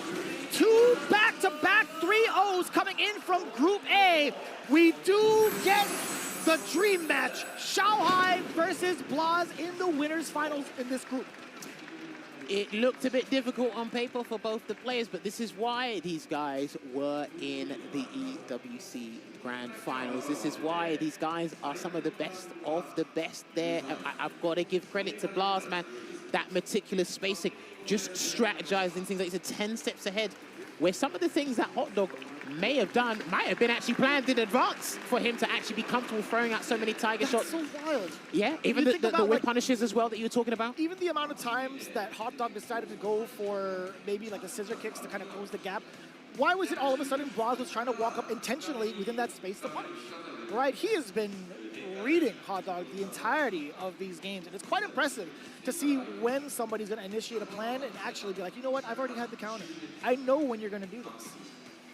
So effortlessly, it feels like, from the side of Blas. Well, we're looking at the score sheet here on Group A. This has actually been a dominating set thus far. Will somebody get another 3-0, seal the deal, or will we get 3-1 or 3-2? But we're going to talk about that later. It will come later. We're going back to Group B, match number 2 here. Attack on Heavy Tank, rejects own Fudo, going up against Singapore's finest. He's been at Capcom Cup for numerous years now, and he's back here. Is Bravery, AKA the Dauntless. What a nice moniker for him. And he is somebody also, I feel like, hasn't gotten the recognition he deserves. He's gone to Capcom Cup 3 times previously. He still is. Back to back, I think, consecutively. That's right. And he's been such a trendsetter for his region playing Kami. At the same time, now we get to talk about what goes on potentially in this matchup. Fudo has had so much practice against Akira, if you take a look at his field, and even throughout Street Fighter. One of the biggest things that I do appreciate from Bravery is the way he initiates his offense and how stubborn he is with going to back-to-back tactics with his plus frames off of crouching heavy punch. Even if he does get perfect parried, he's still going to rely on that a good amount to steal turns away to see if you will force yourself to perfect parry them, to even like take another strategy. He wouldn't mind setting the pace in that way as soon as he scores that knockdown, but can he score that knockdown early against someone like Fudo? So he's going to start out with Eds. He does have a DJ, but I guess one of the most concise questions is how will Fudo contain Bravery? That's the biggest thing for me. And already he's Out going the to gate with the hooligan. What did we talk about, Jammers? My man's trying to set the pace early. I feel this man plays his own game within Street Fighter 6, regardless of what character he plays, and he's actually lost a substantial amount of life here, Vicious. There's a throw. He's not going to DP just yet. He's also akin to doing instant OD dive kicks as well, but Fudo, god damn, son! What a snipe out from that close. He had the scope on the whole time. Well, he's got to be more respectful of the horizontal range, the horizontal dominance that Are you Ed kidding me? exhibits. So look, he's just ready, dude. You're actually throwing yourself to the walls. This is not the way you want to start the game here, Bravery. My man threw out the fierce and exact timing against that spin knuckles activation. That is wild. Good blocks here. Gets a throw. Almost drive gauge inactive at the moment. Perfect parry there for Fudo. Gonna get a conversion to the Psycho Blitz. We talked about that aggression coming in from Bravery, right? He was not shy about throwing out a lot of these drive rush cancels, but now it's going to be working out against the Fudo! Oh, that connected. Damn Yo, right. how many active frames does the Psycho Chamber have? But it is going to be game one, and I forgot to set the stopwatch because that was our fastest game of the day thus far. Damn! Stop dive kicking, please. No. He's going to keep doing it. And you know what? What did we just preface it with? You know right? what I'm going to say if you keep doing it, right? I'm not even gonna entertain that idea. But this is exactly the type of strategy that Bravery was gonna go with, right? If he didn't score the knockdown, he would go for those dive kicks. He would take to the skies a good amount of time. Well, look, if anything, let's think 2 steps ahead. If he's trying to make sure he gets the dive kick at the perfect range to get the frame advantage, now do the light one. Let's see how switched on Fudo actually is. Because if you make the Psycho Uppercut the light version with, he can drive rush in afterwards, get fat combo, put him in the corner. And then you got to deal with Fudo's wake up. Let's see what he does. Time to start things off as well. There you go. There you like go. that. There you A go. very shallow hooligan attempt. Does bait out Fudo's reactions. Knock on the door a little bit. Does snipe out the back. The back walk, excuse me. Gets a forward throw here, does Fudo. I'm very interested to see his drive gauge over time against Bravery because, again, just containing this style and optimizing it, he's done it again. And he's not even doing it with a light, he's doing it with a heavy Vicious. Disgusting. The barrage coming in from Fudo. And now we get a chance. Bravery does get that low medium kick. Now forward throw a little bit too far out. How does he close the gap? Spiral arrow. He's going to dive kick again. Yeah, he's going to dive kick. And this is the thing. Now, because he knows it was going to kill, he went for a bigger and more riskier EX Psycho Uppercut. Does more damage. I can see the shirt already, Jammers. I almost got you dive kick. I swear to God, I almost did. Damn, that sounds like a lame superhero now. But Yeah, I mean, that's crazy. All right, trapped to the corner is Bravery right now. How is he going to escape here? Almost got level 3, but he's trying to jump away, and it's just not working. It's not working, dude. oh my God, every single heavy is landed against Bravery. One more. And you saw the counter in. Bravery opted for a button on wake up. He's got to take a breather here, Jammers. He's got to readjust. Bravery has not had a chance to play on all fronts. All right, he's probably still going to be stubborn because he's trying to avoid playing on the ground because of how exceptional Ed is on the ground, but even that strategy has not been worked. He hasn't been fully adjusted to it yet.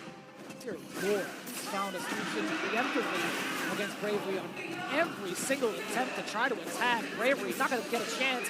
Maybe so, actually. Hold on, we get the side switch off of the hooligan. Forward throw now. Bravery, what do you do about this? He is just young enough to get it. This man had a new purpose when playing this game, and we're seeing everything, the reactions, the timing, the confidence is all there, and he's already in pole position here, Vicious. On the way down, we get the punish counter off of that side switch. Fudo being able to harass with that meaty fireball as well. Take it to the skies. A little bit too late, actually, to try to get that DP. Nice throw tech there as well. Being very confident and respectable as Cammy's crouching fierce. Those plus on block. Anti-it. No conversion, though, because I think it's too far for a blitz. Slam him out. Slug it out. He's got a level 3 Fudo. He can be audacious if he wants to. Ah, you just said it. Bravery again. Getting clipped out of the air. Raw level 3. This is hella damage. It's also hella dead. 3 games straight. K following suit from Group A. Tickling down into Group B. Fudo making a quick master against Bravery. Maybe he got his doctor's appointment. He's got somewhere to be because clearly that was done in such an emphatic fashion. Clinical stuff there as well, and proving a point, because I get it. You do have to be stubborn. You can't be deterred or be dissuaded from using your strategy. But look, Fudo pretty much done probably 80 to 90% of the counters to Cammy's dive kick as an edge player. And what a way to seal the deal with a level 3. That's the most damaging and the furthest reaching counter. And it's like, okay, well, if you're going to keep doing it, mate. And I did say, it's like, look, you're going to have to do something audacious if you wanted. And he done the level 3 and he got it. So I'm just very surprised that Bravery's just never deterred by the amount of damage people can do to him. He's playing on infinite life mode, is what it is. Yeah, except he forgot to switch on after inserting the cheat code. That's right. That's right. No shark in this system, I'll tell you what. But it is what it is. Bravery, we talked about how he wants to play. We've studied him very extensively, as we try to do with all players. Fudo just absolutely ready for that exact plan. His reward now, having to face off against Ending Walker. Can't wait for that, and we won't actually get that in moments to be, but we will transition back to Group A. I tell you what, these matches, regardless of what the results have been so far, they've been living up to this standard. They have been electrifying in their own right, and again, all these guys, we don't have any heart monitors to check the BPMs at the moment, but I know these guys are feeling it. It's just day one. These guys, again, just getting accustomed to what's going to happen throughout the days to come here. Obviously, we have seen Ending Walker beat Kawano 3-2, and Fudo adds to that 3-0 tally that we saw upstairs in Group A in a dominating fashion there, especially when we saw the beatdown from Blaz going up against Hot Dog. That was, I know it's 3-0, but if you look at everything in between, the intricate stuff, the details, some of the stuff you pointed out as well, that was a prelude to the massacre he might be able to inflict. Both rather clinical, and it's a great way to set that tone. On the other side of things, right at the top of show, we saw another 3-0 coming in from Shanghai. That one was a little bit more contested coming in against Juicy Joe, going in round to round. So with that in mind still, you can see it.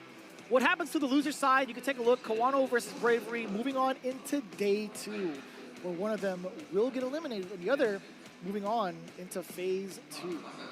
I think Bravery might be a little bit more confident with that, because shouts to Brandon up in Singapore. He plays a very formidable Akuma as well, so maybe you might be able to speak to him beforehand or just get the practice in from there. The internet's actually pretty good around here, so these guys have actually been like training like crazy. Some of the guys arrived in Japan early to get some practice in.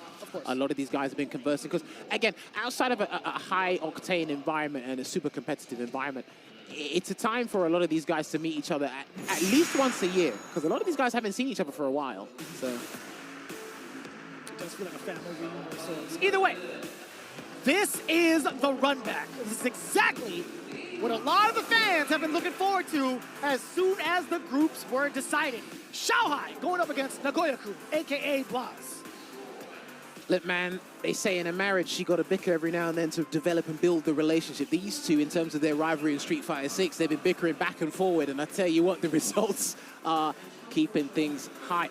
I don't know if this is the 4th or 5th time they've encountered each other in the past year. I'd have to double check that. But the most recent one was the event they went to in China. I believe it was GTW New Year 2026. We saw Blaz had to run a gauntlet of a lot of my players out in China. That was very surprising to see for me. But even the gauntlet beforehand, he had made a trip over to Japan and fight up against all the SFL Japan competitors as well. And he had quite the list. Somebody put it on the notes, and he was XOing everybody a good amount. And these were clean W's for the side of Blaz against the Japan contingency. So carrying that over, all the momentum in the world, from Japan to China, back to Japan. How do you think this is going to pan out? My thing is, because I did hear Blaz in the back room, he said like he's super confident coming into this. He's done the homework, and again, when he loses, you know, when he lost to Psycho in SFL US, he started playing Kimberly for a little bit. He has a very high esteemed opinion of Blanca, and arguably a lot of people are saying Blanca's in the top 5. He's been dabbling with there. When he picked up the Sagat and showed us the counterplay to Mai to initiate everyone actually really experimenting how they can counter Mai's neutral, we're seeing it there. He knows, like I said, I just call him an artist of this game. Give him the blank canvas and he'll show us what's up. You might not understand the picture that will hang up in the museum at the end of the day, but he knows what's up. That's what's got him to the dance here as well. On the other side of Xiaohai, though, when you talk about like how he's been preparing for these matchups, sure, he took the L over in China, but let's not forget, he had taken down Ending Walker at one of the biggest stages we could ask for over at EWC. How do you take the culmination of all your progress coming in from the big W to also the big significant beatdown over in China to get yourself prepared for this stage? Believe in what you've been doing, because the fact that the results have been going back and forth is they're not too far off each other in terms of, right, we've established actually a very good fundamental respect in the ground game. It's just one or two counter plays. Zhao Hai's actually got some really good spacing and whiff punishing. And there's actually something, Hot Dog wasn't able to exploit it, but Zhao Hai, I've seen Higuchi do it as well, and there's one other player seen do it. When Sagat likes to predominantly do crouching medium punch to drive rush, a lot of people don't try and whiff punish the crouching medium punch. Zhao Hai is one of the people that does, which forces Blast to play a different way. So if we see how he spaces himself to make sure the crouching medium punch whiffs, we're going to see that they're already the engine there to get things opened up so he doesn't get put into pressure too early. Very smart too against the drive rush crouching medium kick. Xiao Hai already getting that engine running. Blaz stuck in the corner. Back-to-back throws thus far. Xiao Hai. Oh, the uppercut eventually had to come out from Blaz. Not afraid to take that risk. That could have been death if Xiao Hai had blocked it. He did commit there. He thought he got the whiff punish on that standing heavy punch with his own stand heavy punch. That is a very laggy, slow button there. And he did commit to the target combo. Another EX uppercut there from Zhao Hai, just setting the pace on defense. Sitting down off the attempt of that Tiger Knee. Back-to-back mediums firing away. He does catch one with the down. The crouch medium punch, Blaz able to at least create some space for himself. He's not going to let the Tiger shots rip. He's going to have this Tiger Knee. Does get contested and punished from the side of Xiao Hai. And now, with the killer beat bump.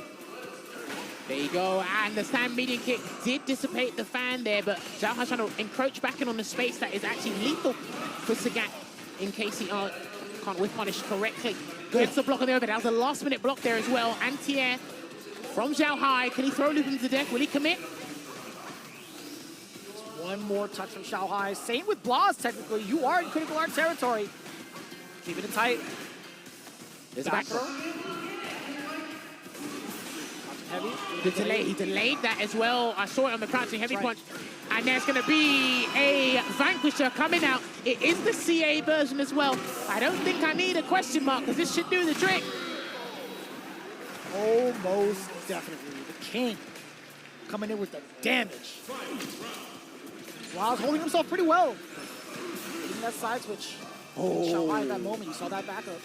Walked away. This is the thing, you can walk away from Sagat's stand medium punch, block twice, you walk back in neutral, you're good, but then he's allowed to overextend one of the step kicks.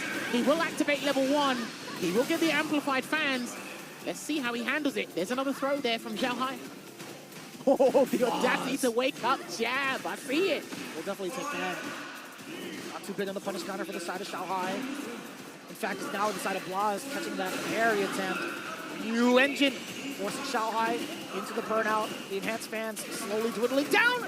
Interrupting the start of his Blaz with crouching medium. Yet again, now he's going for the drive rush. He's initiating as much as he can while Xiao Hai is in this burnout state. They're slugging it out. Good block on the overhead. He's about to get his bar back. Drive gauge back online here for Xiao Hai. Can he get out of the corner? He needs to get out. Blaz is giving him that space. He's absolutely giving him that space. He's much rather play it off in the neutral space on this map, this stage. There we go, good blocks. That's punishable. That's punishable. He committed, and it was the version that is not drive rush cancelable. And it will be the level 3 to close out game 1. That's super important because Sagat has 2 target combos. And if you see the one that ends with the punch, the crouching heavy punch is allowed to special cancel into it. That one you can only cancel to supers. So it looks like he wanted something big there, Blaz, and it was unsuccessful. Multiple target combos, not finding the mark in terms of timing with Xiao Hai's approach. Blaz is looking to refine himself, and he's doing a great job. Nearly 50% taken down from Xiao Hai. Still the wake-up buttons. Does find the mark. Oh, the uppercut. Blaz, he really wants this control, Jammers.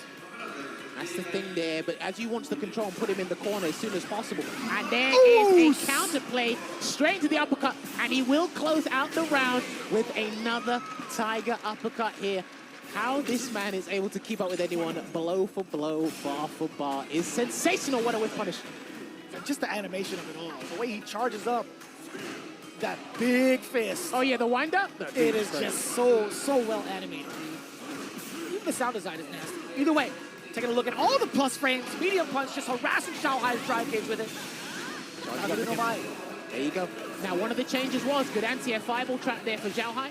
When you do parry these fireballs, and he's going to get the Savage Tiger. Is he going to launch him? No. He's going to go for a hard knockdown because he wants to burn him out. He wants to burn him out, and he was successful. Oh. Kagura no Mai! Is he dead? It was enhanced! The extra damage coming in clutch! That was quite the question. I didn't even know.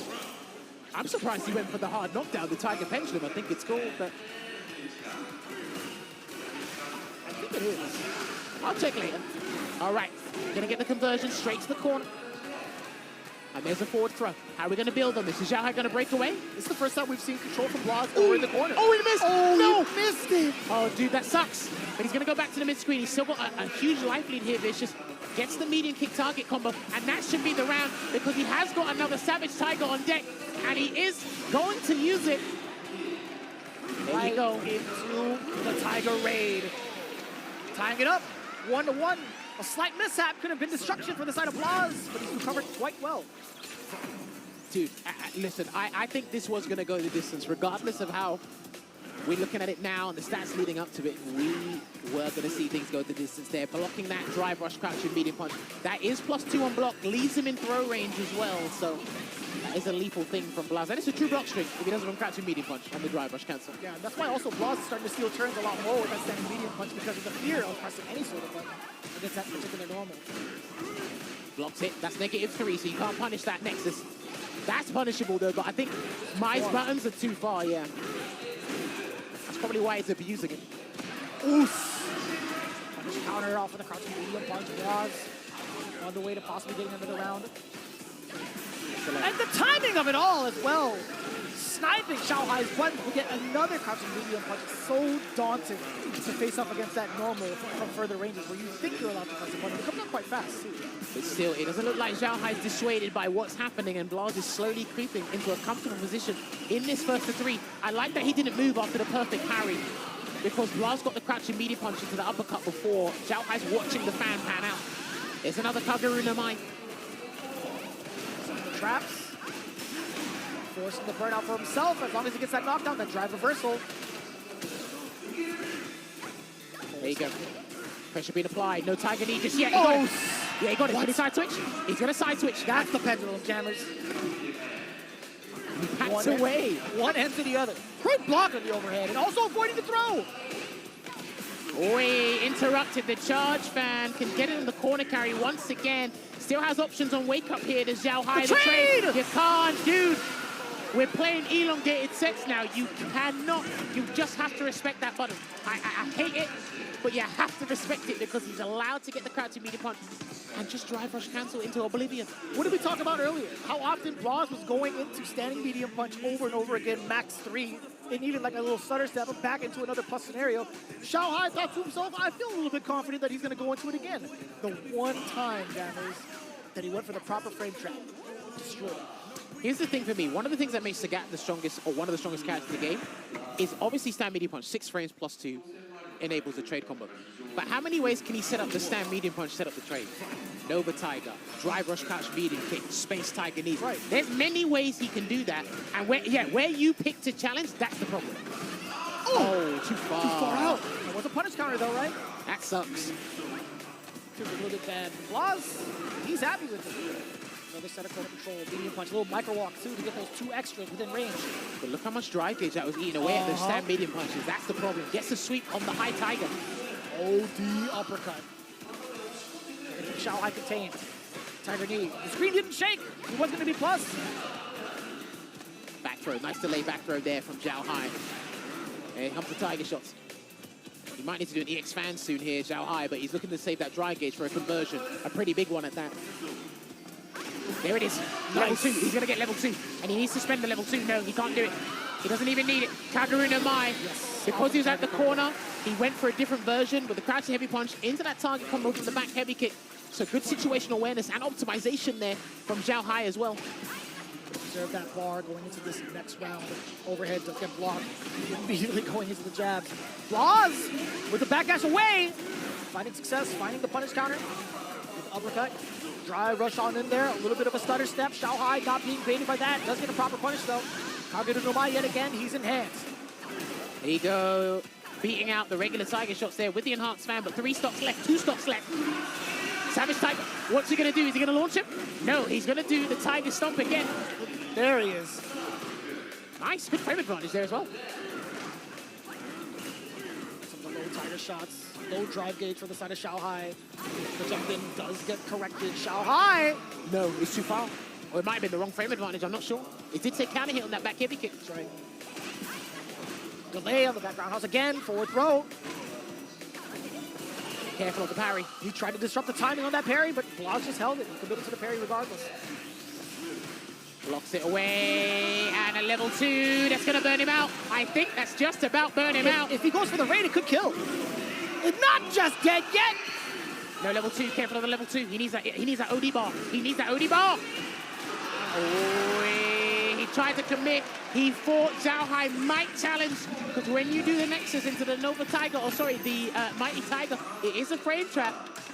So I think he tried to gamble if he'd commit. So it's 2 apiece right now. Oh boy. Back and forth call-outs. Both Xiaohai and Blas into the final game. Damn, these boys are putting on a show. Going wrong. Counter hit. A little bit of a delay on the medium punch. Heavily rewarded. OD, new engine, bring it out. With that crouching medium punch again. A ton of mileage from Blas. Don't do it again. Please don't do it again. Do it one more time. Nah, hell no. The hell no. Hell yeah. He's got the level 1 though. Yeah. Oh, hold on a minute. It caught him though. That is plus, yeah. He made it meaty enough for that to be plus. That crouching medium punch there. What a walk up against the low step kick block after. You need that bravery. No anti-air though. Does it again. Blas reluctant to even try to challenge because again, he is negative after that low step kick. Oh, he's trying to anticipate something, and he gets the whiff punch. This is what I'm talking about as well. Some of the players are good at actually getting into whiff with crouching medium punch. Get that whiff punish there, but this is potential lost round here for Xiaohai. Excellent block on the overhead, and now checking 2 lows back-to-back inside of Blas. Low step kick finds the mark. Perfect time, a perfect parry afterwards. Taking your turn, rightfully so. Xiaohai was ready for it. No level 1. Oh, he might get it now. No. No level 3 either. He jumps out of the corner here, there's Blas, and another pivotal DP like they did in the EWC Grand Final, and the Vanquisher is going to confiscate Xiaohai's drive gauge, but he does have supers on wake up and in neutral here. Blas needs to put into the corner very quickly, Vicious. Oh. Sweep from out of nowhere. He didn't connect to anything. Try to parry, yeah, he's trying to take his turn back, and he saw it as well. Step kick, still your turn. Ball in for an out state, drive gauge. Back on for Xiaohai. Low step kick, not a counter hit. By Chosen. There's his throw. He's got to watch out here. This is tense. He's got to watch out here. Encroaching on that space, being dangerous. Next hit will win it for Xiaohai. Low step within range. Xiaohai trying to check a walk back with low medium kick. Blas is ready for it. Does find the opening down below and the back throw. This is momentum for Blas. Oh, the Rio engine, hook, line, and sinker, baby. We're going to a final round. And in those needs of desperation, he still said, I'm going to take the calculated risk and go for the bait there. And that is what brings us down to this final moment here in Group A, Phase 1 on the winner's side of things. Didn't do anything. Stand out with the medium kick, but it's kind of against Xiaohai. Damage goes that drive gauge, perfect parry, yet another sequence called out by Xiaohai, now going into the level 1. He needs Big that level time 1 changer with this fireball. Yeah, he needs that level 1 here just to gain advantage in the neutral here, but that's exactly why Blas is overspending to regain that control. That was very lucky that didn't connect. Replenishing that drive gauge, Vicious. Trying his damnedest to do so, while also fending off against the throw. There we go, forward throw. He's got level 3. If he hits him now, the Vanquish is coming out. What a delay and what a block from Xiaohai.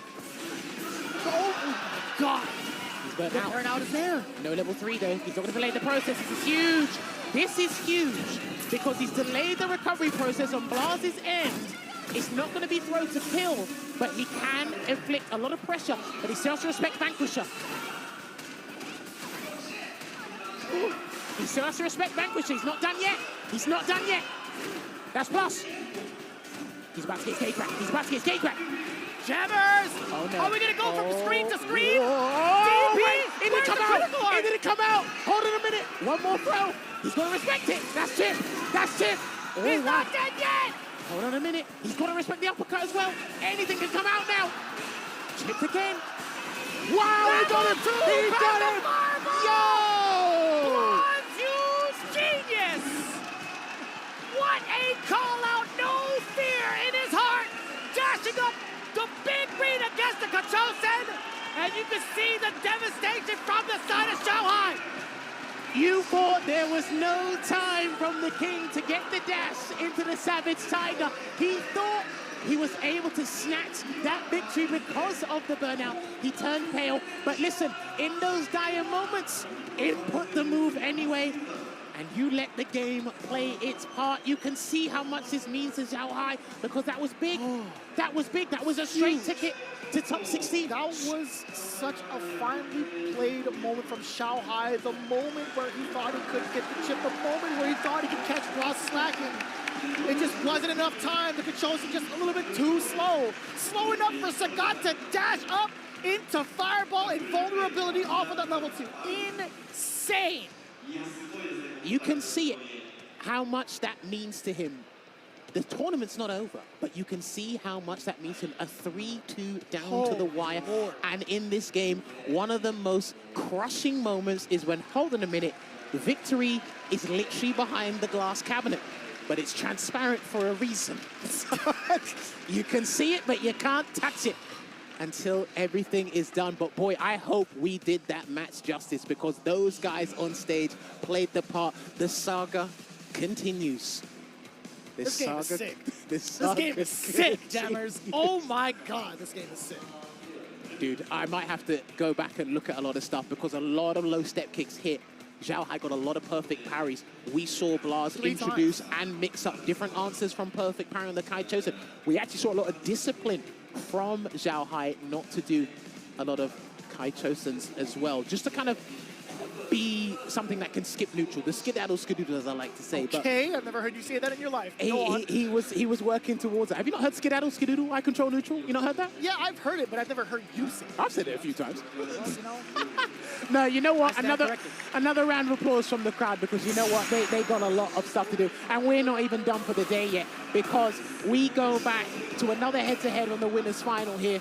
The Lord's Apprentice going up against the Attack on Heavy Tank, two of some of the favorites for some people. for a lot of people. There are so many Ending Walker fans in Japan. It is absolutely bonkers. When Ending Walker was having his walkout moment, the fans were going nuts. Dude, that is crazy. Oh, shout outs to the Walker family, by the way. Mama, Papa, and Brother Walker. Yes. Hope you guys are doing well. You know, he taught his brother how to play Honda on a keyboard. That is how devilish this kid is. That's mean. He taught his brother how to play Honda on the keyboard. I'm never going to forgive him for that. Because he brought his brother down to a WSO once and he's just happily playing on keyboard. But anyway, we've got to focus on the main man at the moment. Ending Walker was one of the pioneers of Ed from late stage Street Fighter 5 coming into this game, but Problem X did say, and he actually heeded the words of advice, and he knows it. Ryu kind of fits his style a bit more, accommodates it better, especially in this meta of the game, but he pioneered a lot of Ed's conversions in Season 2, did Ending Walker, and a lot of these guys in Japan, they caught up now, but let's see how this pans out between these two. Going right into it, game number one, Ending Walker versus Fudo. Fudo is at a pretty good place to set the tone for the matchup. Being able to erase the fireballs, throw some of his own at different speeds. Ending Walker has to be really wary about how he approaches going up against Fudo. I think he'd rather engage more with the flickers and the normals instead of the Psycho Spark, just to like forget the perfect parry. But then if you engage in the normals and Fudo's ready, because you've been checking a lot of dangerous approaches today, whether it be a dive kick or a drive rush. Stop saying that word, James. There you go, flicker away. Still having to play against Fudo's pacing. Checking on the drive rush, scratching jabs to start things off, bad throw.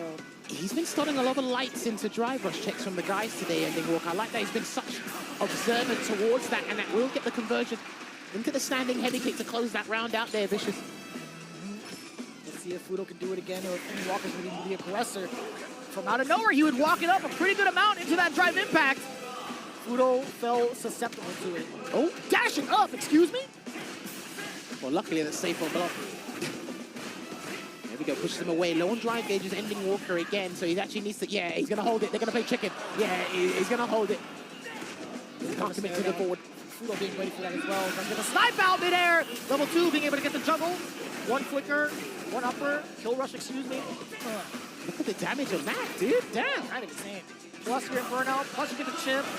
But if you get the confirm, just smooth sail. Fudo goes in all the gaps against Fudo. It seems difficult because Ending Walker's trying to find the correct spacing that's comfortable for him to kickstart his campaign in terms of offense, but he can't really be liberal with fireballs either, which Fudo is just walking him down to the corner. Also do it slow and steady. Also, different aspects of the approach for Ramos does get stuffed out yet again. Flicker away. Yeah, just flicker away. Flicker the wrist, as they say. Oh, what a backup to the low bait coming in from Ending Walker. A lot of escape gained against Fudo, close to the corner, into the corner, I should say now.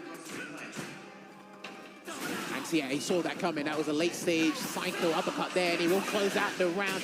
A little bit of risky play here, and it's starting to frustrate him. I can see it in the gameplay. Maybe not on his face right now, but Ending Walker's going to have to slowly but surely switch it up. He done it against Kawano. He can do it against another Japanese player. Now changing the timing of his own off of the step up forward with the down crouching right, excuse me. Oh, the uppercut to reset that momentum against Ending Walker. Oh, okay. Stubborn with the high blade kick. I like that. I see you. Fireball, closing the gap with a short Tatsu. Get the forward throw now. Once more. And another. Ending Walker. Back to back to back throws against Fudo. How do you close the gap this time? Drive rush. Into a drive rush. Cancel! Into another drive rush. Yo, Ending Walker not shy with his drive gauge usage just to keep Fudo contained, right? Away, and again, he uses Shinku Hadouken to break away because he was going to be a burnout. That's why he done the super instead, Vicious. Actually, good awareness of the drive gauge. Oh, he burned himself out there. Carried the uppercut. Fudo rebuttaling with the drive reversal upon wake up. Exchange now. Back-to-back trades. Oh, that's going to work. Okay, this is big.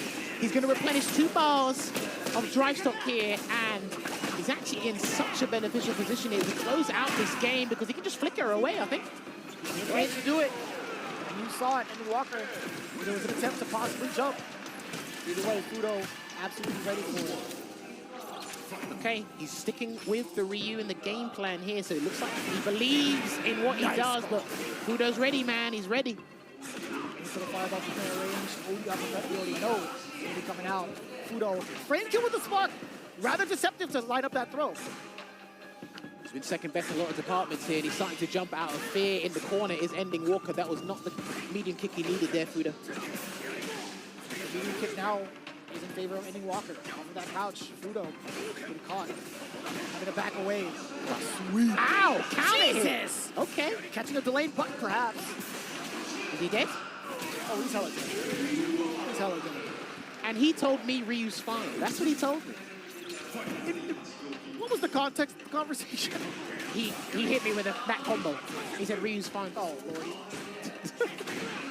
He's got a colossal damage output. I've been saying this for a while, but Ed, he does have that level 2 locked and loaded as Fudo. Get a ton of corner carry. Get a lot of damage on the drive gauge as well. Watch out. There you go. What a delay on the medium punch. Sliding on in there. Multiple drive rush usages. Fudo. Thought he could press the button. The timing is just so unique to these two players, right? You can see it kind of change up between each and every one of these games, catching multiple counter hits. And that's the big thing, how often counter hits are actually occurring between these two as well. So I like that you actually picked up on that, Vicious. Good spot there. And already going to back into the corner once again. And he's going to get the drive impact on the Psycho Flicker. And he will go for the Oki of the Shoryuken. Good blocks here from Fudo. He's actually been doing really good blocking and delay tech, so he doesn't get caught out by a lot of these heavy buttons on pressure. Makes a lot of sense. Trying to catch the tail end of that backdash with that sweep. He did that in the previous round. Not as successful. Multiple jabs. He's got the turbo buttons on jabs. There you go. He's starting to be a little bit more comfortable in that range of crouching heavy kick, of standing medium kicks, get these whip punishes on deck. Is Ending Walker. Back-to-back counter hits it again. I think that was just like a raw catch. And Ending Walker walking back though. OD uppercut off of the parry. Doesn't want to fall susceptible to any of the flickers coming on in, right? Oh, no overhead just yet. He's trying to delay pressure instead against Fudo. Fudo does have level 2. There's the Psycho Cannon. Can he jump out? No, he's going to push him out, yeah. Fudo's been doing that a lot more recently, pushing it out to help as a pressure tool, especially against burnout opponents for the chip damage. Got him, he's dead. Bang! Oh no, it was a light! Oh, okay, it was a light!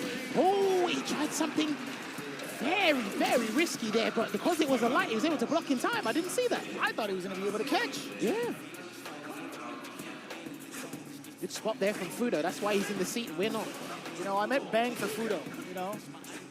I delayed, or I guess a little bit too early. Oh, the upper. Got it, he made it. Giant punish coming on in. Level 1 for the burnout. Excellent call, Fudo. Close the gap. Drive rush, you know it. The trade-off? No, that's fine. Against a heavy punch, that's fine, but it's going to be big damage here for Fudo. He can actually risk a drive impact if he wants to, but he's going to play it safe with the flicker. No chip, no anti-air either. No upper. Walk away, walk away. He has to walk away, yeah, because he needs that drive gauge to come back. Oh. And Fudo instead seals it the moment where Ending Walker thought he was allowed to drive rush forward. Fudo ready with the sniper. His drive rush checks have been sensational today thus far. Hopefully he can keep that up throughout the tournament because he did have some good stuff against Bravery. And now he was able to check a lot of drive rushes, especially with light kick as well, because sometimes the faster button may be the riskier one because you have to wait for them to come a little bit closer because it's quicker. Yeah, I mean, he's covered all approaches thus far in a matter of 2 different sets, right? You saw the, I want to say, like, the audacity coming in from Bravery to continuously go for dive kicks, hooligans, anything airborne. Then you have the exact opposite coming in from Ending Walker, where he's totally, I want to say, like, really developed in the ground game, right? You want to make sure that he's not going to be able to encroach on your space with that drive rush. So the fact that Fudo was ready for both ends is quite impressive. He's going to be the first one into top 16 going in from Group B. So that does mean there is a possibility that Kawano and Ending Walker could run it back. Will the scoreline be the same? There's only one way to find out, and that will be within the days to come. This is how Group B has transpired on the winner's bracket for Phase 1, Day 1 here. So Fudo will advance on the winner's side to the finals for Capcom Cup 12. Of course, and you will see Team Reject in the SFL Worlds on the, well, Friday going into Saturday, Sunday as well. Yeah, yeah. I am winded. I'm not going to lie to you. Group A exceeded my expectations. They were rather high. But going into that final moment, I could not have called it. I mean, that's a grand final in itself then and there. And that was only to get out on the winner's side of that group. Yeah. Following suit into Group B as well. Man, what a banger to see it, too. You see the first 2 players in the Hall of Top 16 making it on Sunday. It's Blaz from Group A and Fudo from Group B, respectively. You see the rest of them, Xiaohai, Juicy Joe, Hot Dog, Kawano, Ending Walker, and Bravery. They still got to continue on into Day 2 for Phase 1. Yes, indeed. And I tell you what, it's just been electric from start to finish. And again, the other talent that's coming through, the other players that are waiting to play up on stage as well, these guys are living up to their expectations. They've earned their right to be in Capcom Cup. They've been practicing long and hard. It's been an arduous journey, a strenuous one at that. But again, nevertheless, it has been exciting. But it's going to be crazy because people are going to have to fall by the wayside. But if you're going to do it in a stylistic way, I mean, I'm down for it. Absolutely, right? I mean, it's going to be quite the spectacle for all of us. And at the same time, I just hope the players do exactly what they practice, being able to perform it at full potential. You see it from the winner's side. They're able to do it. You got to continue on and move on from the loser's side. You have no other choice. Yeah, I believe Daigo did say if you practice what you execute, then there's nothing to really fear when you come into tournament play. No regrets either. No regrets either, of course. There's obviously a lot of adaptation and things you got to do impromptu on the fly, but I think that's what being a competitor at this level is all about. We've seen a couple of these guys do things that are not necessarily uncharacteristic, but it's like, oh, okay, you might have implemented that today because you've changed your thought process to allow that room for adaptation to happen, especially at the high speed of Street Fighter 6. Right. With that said, we have Group A and Group B. We have our winners standing by for their interview. We're going to take it over to Aru and Ryan Hart in just a bit. はい、それではここから両グループを勝ち抜きました選手にインタビューを行っていきたいと思います。まずはグループ A を見事勝ち抜きましたブラズ選手です。おめでとうございます。そうですね、皆様カプコンカップ12インタビューコーナーへようこそ。グループ A とグループ B を突破した両選手への話を伺います。まずはブラズ選手からおめでとうございます。で、一つ目の質問はですね、去年2位になって、I want to ask him about his performance. Coming second last year, absolute dominant run throughout the year. We've seen him get second at EVO. We've seen him third place at UFA, victory in China, dominant in Shanghai as well. And now he's got a year of experience and he's coming back into this tournament. What has he changed mentally in his progress? で、その競争についての精神的なアプローチは一体どう変わりましたか、その1年。去年2位になって。で1年経って世界中回っていろんな大会競争して勝ってたりしてすごいいい結果を出せてるんですが、一体そのアプローチはどう変わっていってるんですか？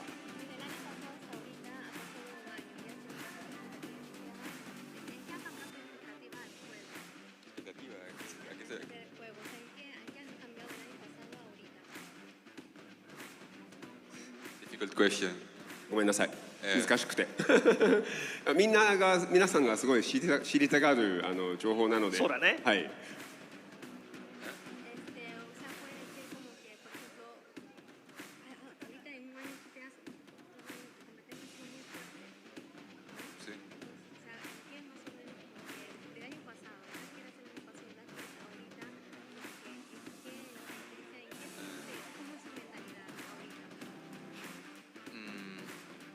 He buscado ser consistente con mis habilidades, en hacer combos óptimos, hacer parries seguidos sin fallar tanto. Y he estudiado a fondo cada detalle de mis rivales fuertes. Y siempre tengo la expectativa de hacer lo mejor de mí en cada pelea. はい、やっぱり毎日練習をしてきていただいて、あとそして自分のゲームに対しても、一つずつ何が足りないのかと、あとどうすればこういうふうにどうすれば勝てるかということに一番、この1年間勉強したそうです。はい、英語ではですね、ちょっと訳してると。He put a lot of effort into, he locked in on his training, putting the hours in, multiple hours a week. He focused on specifics of his gameplay, looking at where he's winning, where he's not, trying to identify processes so that he can get victory. It sounds like he's been doing a lot of different things that he can't explain in like a short answer. But yeah, he's been on the grind. He's been making sure that his condition is in top form as he approached Capcom Cup 12 to try and get that vindication after second place last year. そしてありがとうございます。これからの、ね、試合も頑張ってください。ありがとうございました。Thank you. はい、おめでとうございます。ブラズ選手のインタビュー以上と終了となります。続いてグループ B、はい、勝ち抜きました。はい、フード選手にもお越しいただいております。フード選手おめでとうございます。ありがとうございます。グループ B 突破しましたね。はい。よく頑張りましたね。で、その突破してまあその突破した感覚、その気持ちをちょっと教えていただけますか？そうですね、やっぱ事前にこう対策してた部分がすごい出てたなっていうのは、ただこう去年もそうなんですけど、ここまではすごいやっぱいけて、その次にこっちにすごい対策頑張りすぎると、決勝トーナメントどうなのかなみたいなのもあるんですけど、今回結局決勝トーナメントの方にも力を入れてきたんで。So I asked him, how does he feel? Obviously, top in the group is important. 2 days of rest now. He can work on everything for the top 16. And he says things went smoothly. It's basically what he put in the training. It's what he prepared. All the tactics worked, and he's really happy that it went smoothly. And now he can relax for 2 days of hard training before the finals later on. そうですね。で、ですね。試合の中に人のコーツを覚えるだけじゃなく、相手の作戦を学ぶ大事さも一応あって、皆様に一体どうやってやるかっていうのをちょっと一言お願いしてもらっていいですか？対策？そうですね。試合中にどうやって相手の作戦を短時間で分かる？そうですね。なんか、この人はこう動いてくるっていうのは事前にこうやっぱ予習するんですよ。でその通りやってくれたら別に問題ないじゃないですか。その答えをぶつけるだけでよくて、でそれを変えてきた時に変えてきたんだなってこっちが分かるんで、すごいその変化に気づきやすいんですよ。だから対応できるのかなっていうふうに思ってますね。じゃあまずは自分がなんていうの作った作戦をまずはそれでいく。で見てから行動ですね。そうですね。まあ相手に合わせるっていうのが多いですね。はい。So I asked Fudo you know, we're looking at short sets, best of threes, best of fives. How do you understand an opponent's strategy? You might pick up on little habits, but how do you know what their strategy is? And I asked him if he could teach us a little bit about how you break down an opponent. He said you basically go in with the strategy you have prepared, and you look for when they switch up, because they're going to switch up if they're good, and you look for that, and once they switch up, you've got an idea of what their rhythm is, and you can play from there to get the victory. フード選手、ありがとうございます。ありがとうございます。はい、決勝トーナメント頑張ってください。ありがとうございました。はい、そしてインタビューは一旦終了となります。ありがとうございました。はい、キャスター席の方にお戻しします。はい、これからもお見逃しなく、カプコンカップ12をお楽しみください。実況の方へお戻りしましょう。My apologies, I didn't know there was going to be Frida up there. But either way, it's great to see him in full form, also doing like the interviews with Ryan Hart. Excellent interviews going on, by the way, just to get that insight from these players training up to this point. It's super important with those insights that we hear from the players, but also it's super important that I talk to you about this new Suzuki X Street Fighter 6 partnership.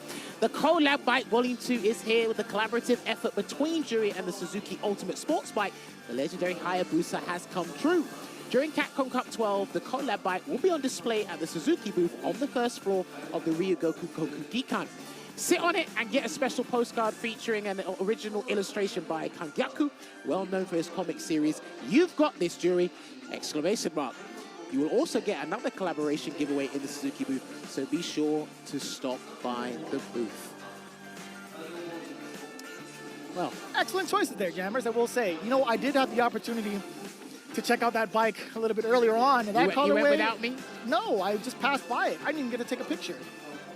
I'm dead serious. I wouldn't have asked for a better photographer. It would have been you. But either way, obviously, we're filling in time. I want to let you guys know that Group A and B, although it has concluded, it just lets you know that we have C and D coming up next. This is going to be the current pacing of it all, right? We have just 6 matches to kind of go through between these two groups. But I'll tell you what, man, as exciting as these two groups were, best believe it's going to be just as exciting going through.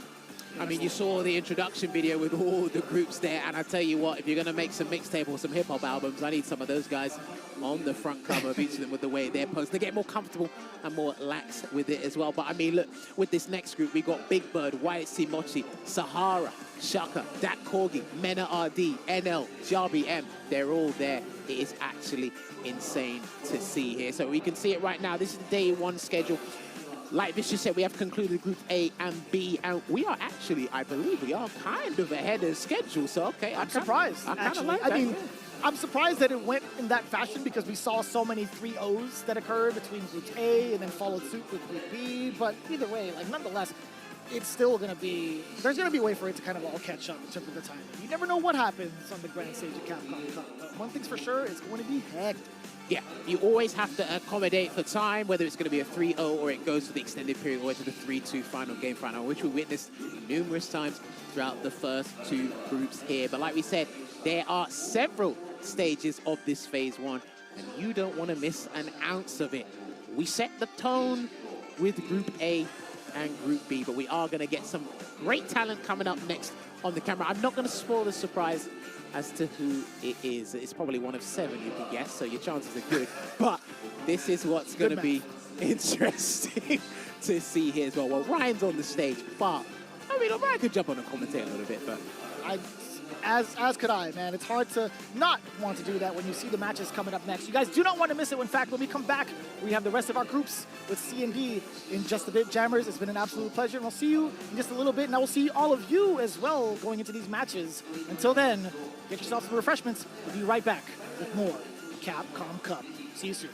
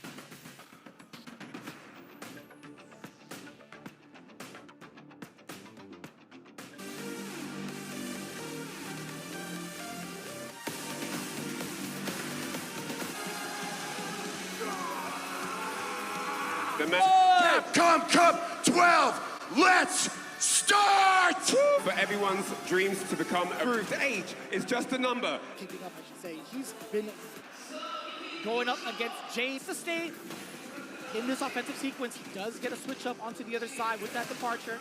He's going to have to level 1. Hey, he's going to chip him. He is going to chip him, and that's going to guarantee it because it will be the Unlimited Psycho Crusher because it will be the Unlimited Psycho Crusher to seal the deal. The Unlimited Psycho Crusher to seal the deal. Ryu's the character he's predominantly been using, ending feeling super confident right now, Vicious. What a backdash away for the potential back throw! And it's ending Walker with a full rebuttal. Level 3, you got it. For the potential back throw! And it's ending Walker with a full rebuttal. Level 3, you lost. Returning to the world stage. This guy was the one that was a trendsetter for this character. Going out some of these punishable situations. Yet again, Blas with the walk and block, and that's going to put Hot Dog into the loser's side. 2 with the walk and block, and that's going to put Hot Dog into the loser's side. 2 going out some of these punishable situations. Yet again, Blas with the walk and block. An Evo champion. A 3. Perfect parry. He's still going to rely on that and perfect parry them to even like take another shit out. He's got a level 3 Fudo. He can be audacious if he wants to. And you just said it! Bravery again! Getting clipped out of the air. Ball that is hella damage. It's also hella dead. 3 games straight. It's also hella dead. 3 games straight. Hot Dog wasn't able to exploit it, but Zhao Hai, I've seen him come out. Hold on a minute. One more throw. He's going to respect it. That's it. That's it. Oh, He's not dead yet! Hold on a minute. He's got to respect the uppercut as well. Anything can come out now. Chipped again. Wow, he got him! He got him! Chipped again. Wow, he got him! He got him! Wow, he got him! He got him! Yo! Moment where he thought he couldn't get the chip, the moment where he thought... This kid is... That's me. He taught his brother how to play Honda on the keyboard. It's a heavy punch, that's fine, but it's going to be big damage here for Fudo. He can actually risk a drive impact if he wants to, but he's going to play it safe with the flicker. No chip, no anti-air either. No upper. Walk away, walk away. He has to walk away, yeah, because he needs that drive gauge to come back. Oh. Come back. Oh. And Fudo instead seals it the moment. Oh. And Fudo thought he was allowed to drive rush forward. Fudo ready with...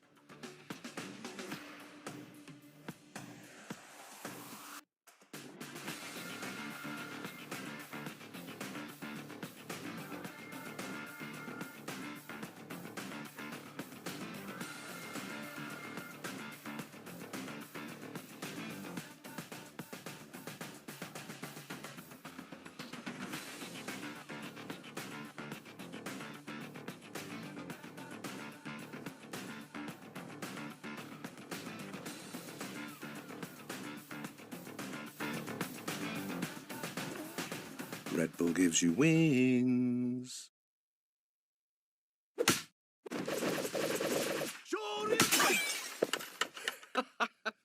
Red Bull gives you wings.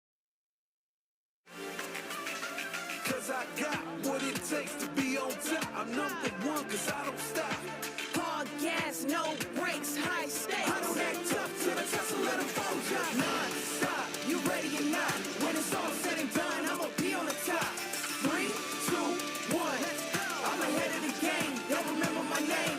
Non-stop, you ready or not? When it's all said and done, I'ma be on the top. 3, 2, 1. Let's go. I belong in the #1 spot.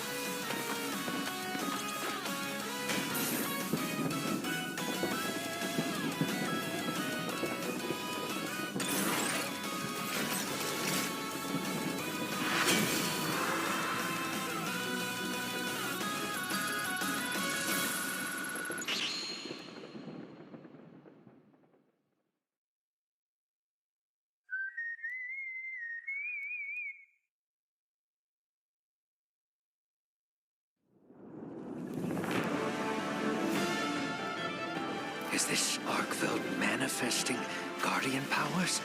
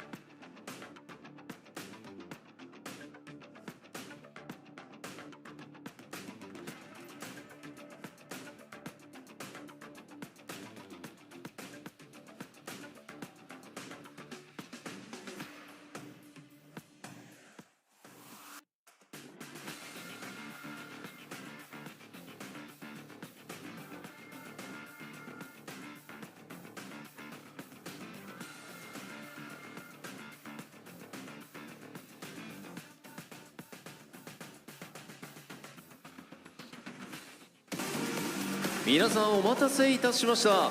カプコンカップ12、これからお届けするのはグループ C とグループ D のウィナーズブラケットとなります。 After that amazing Group A and B opener, we will now be presenting the winners bracket for Group C and Group D. ということで、グループ A そしてグループ B が先ほど終わったわけですが、はい、すごかったね。もういいこともないんですよね。本当にもうその川のエンディングウォーカーのやばかったですね。やばかったですね。ということで、グループ A、B に負けないぐらいまたとんでもない試合がこの次のグループ C とグループ D、待ち受けてると思います。それでは参りましょう。選手入場です。 Alright, it's time to welcome out the players for Group C and D. Here come the competitors.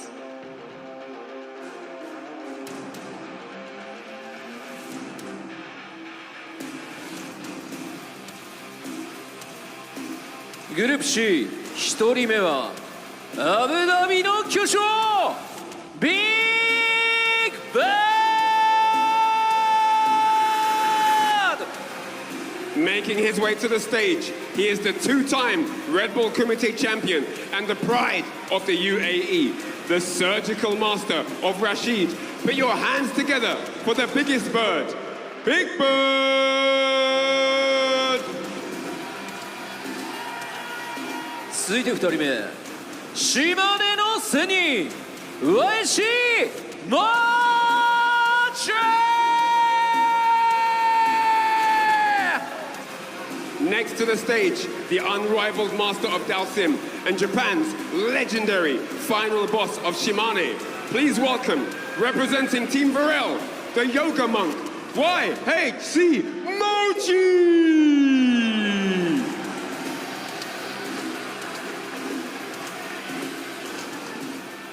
3人目は花芽のフルツアーのダッコーギー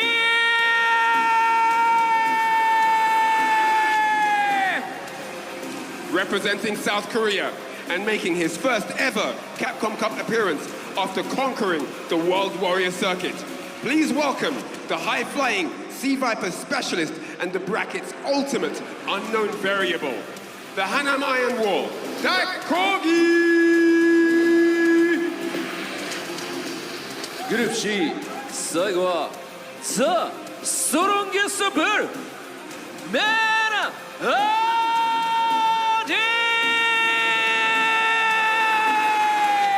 Please welcome to the stage the only two-time Capcom Cup champion in history, a legend who has claimed the crown in both Street Fighter V and Street Fighter VI, representing the Dominican Republic, the one and only, the strongest bull, Mena O.D.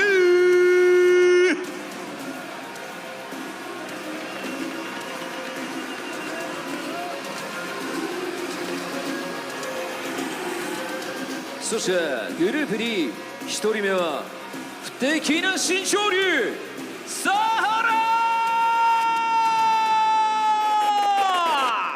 Representing Good 8 Squad, the rising phenom who transformed from an FPS competitor to the UFA 2025 champion in less than just a year. Please welcome Japan's premier ed specialist, the fearless Sahara!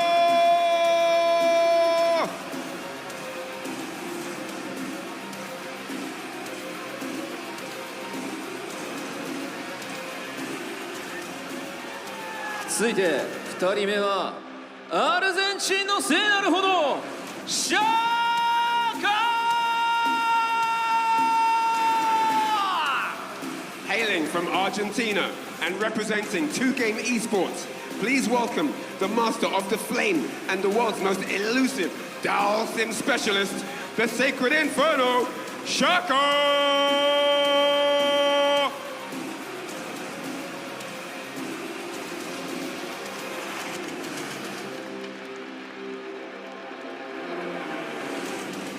続いてはザ・ストレングス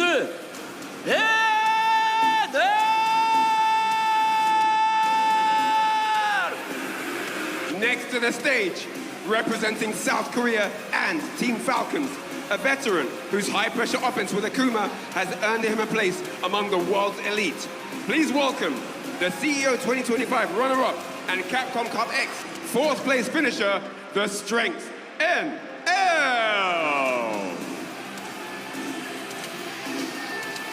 グループ D 最後は南アフリカ共和国の英雄ジャミ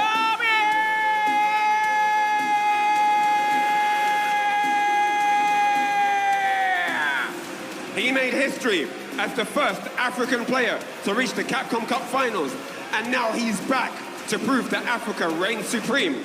The four-time Red Bull Hits the Streets champion, the stone the builder refused. Welcome to the stage, Javier!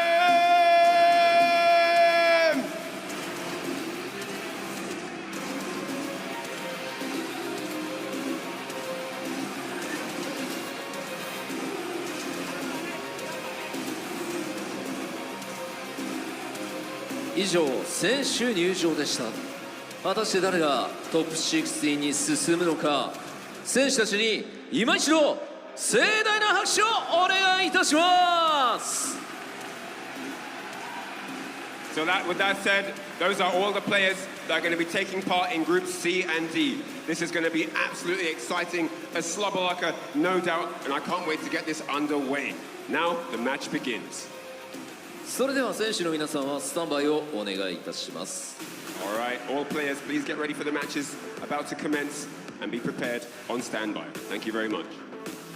さてここからは試合を熱く盛り上げる実況席にお渡ししたいと思います。実況席にお願いします。 I know the last one was peak, it's time to but head back to the it's not commentary over. desk to get the My name is action Nick Cole. underway. I am joined with IFC, my brother in Allman, and we're going to continue this Capcom Cup action. How you doing, dog?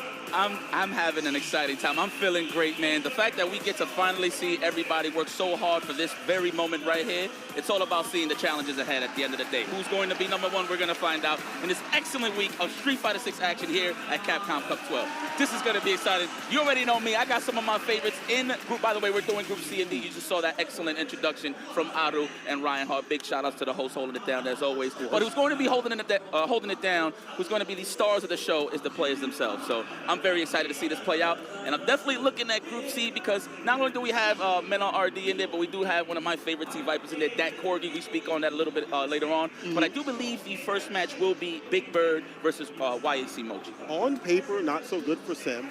Has got better because there's been some nerfs to Rashid's pressure in terms of getting OP off of EVP. He's got to set it up a little bit more for the level 2. However, Mochi has been in tune with playing that matchup. We've seen tour matchup with EWC, Mochi over in other elements, other tournaments and things like that, whether it be World Warrior.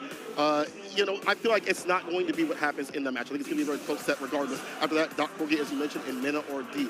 Then we move over to Group D, right? And that's going to be a banger coming up too as well. I want to also highlight the fact we have a lot of variety out here. DLC characters on the title cards. You know, having Viper come out so late in the game and someone make it through a stack racket in Korea. Shouts out to Spirit Zero for raising a lot of demons out there, but Doc Corgi staying at the top. And Minardi, who knows who he's going to pick? He could be picking a litany of characters. I've seen him also say something on Twitter about Ed. We don't even know if that means he hates the character or if he's going to play the character. You just don't know with that guy. But the plug will always be on standby or at the ready if need be.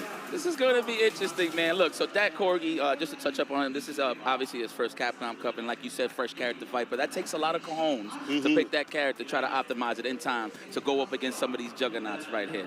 So that's going to be an interesting match. But let's talk about Big Bird Mochi for a second. I like that you thought about the nerfs a little bit with Rashid, but ultimately what I'm looking at is just both of them experienced, of course, but YAC Mochi, anybody that plays Sim at a high level, big credit from me. Because at the end of the day, the game is so oppressive in terms of offense. If you let them control the whole momentum of the match, and Dowson doesn't have too much. It's all about being evasive and being annoying. And Mochi, definitely stellar when it comes to keeping on the move with Dowson. So I want to see how Big Bird is going to pin this man down. And shout out to the production team, and shout out to everybody that's holding it down. I'm loving the format on the stage where just one match finishes, we go into the next one. No teases. No. Keep it going. No ad breaks for that. Right? Yeah. Do the Group C and B today. And again, one of these matchups just in general, like, you know, on paper for Sim, maybe not so good because the fireballs could catch him. You get a drive rush heavy kick conversion right after. So there's other ways to check and challenge the aerial approach from Rashid. But, you know, going to Group D, again, we're going to see more Sim out here for the side of Shaka. 22, my guy working over at Street Fighter League, obviously qualifying over Crime A. He has done his work, done his job. He's a threat out here. But Sahara, even though not so fun for Ed on paper, he has been in tune with that matchup too as well. You have to find the proper jump timings. And times with punish, like rare buttons like heavy kick and things like that. I don't think Shaka's going to present that all the time. He's been willing to switch up from the fireballs to the buttons over to the other side of things. NL versus Jabby M. I'm going to be honest with you. That's going to be a comfortable matchup for Jabham and NL. There's not too much to really look at. It's Terry versus Akuma. Solid neutral from both sides of the characters, right? But they definitely are really good at holding their ground down at all times. You know what I'm saying? So I definitely going to appreciate that match. But let me talk about Shahada and Shaka for a minute. First of all, shout out to Shahada.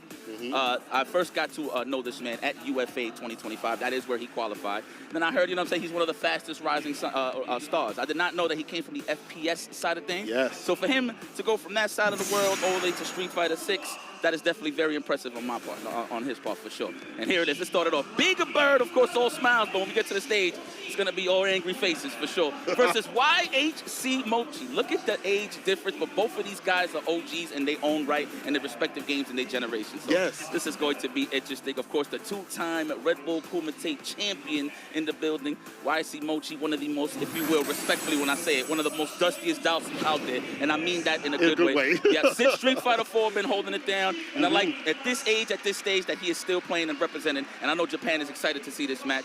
And one thing that I do want to highlight, Japan is not biased. So no. They love everybody out here. Except Kawana. I noticed Kawana. Yeah. Kawana got a little bit more tier. Yeah. It got to be what it got to be. You know, that was a Street Fighter League world champion right there. But back to this.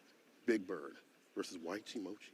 I like how everything got quiet. Wow. It's getting really intimate here, you know, but I like it. Okay, here we go. Game one. Oh! Now, like you said, on paper, Rashid does pretty well on Dalsim. However, it all depends on how good the Dalsim is on the defensive side. So, guys, if you're enjoying at home and you're watching, we appreciate you guys to kick it back with me and say cola. Grab a refreshing beverage. It's about to go down.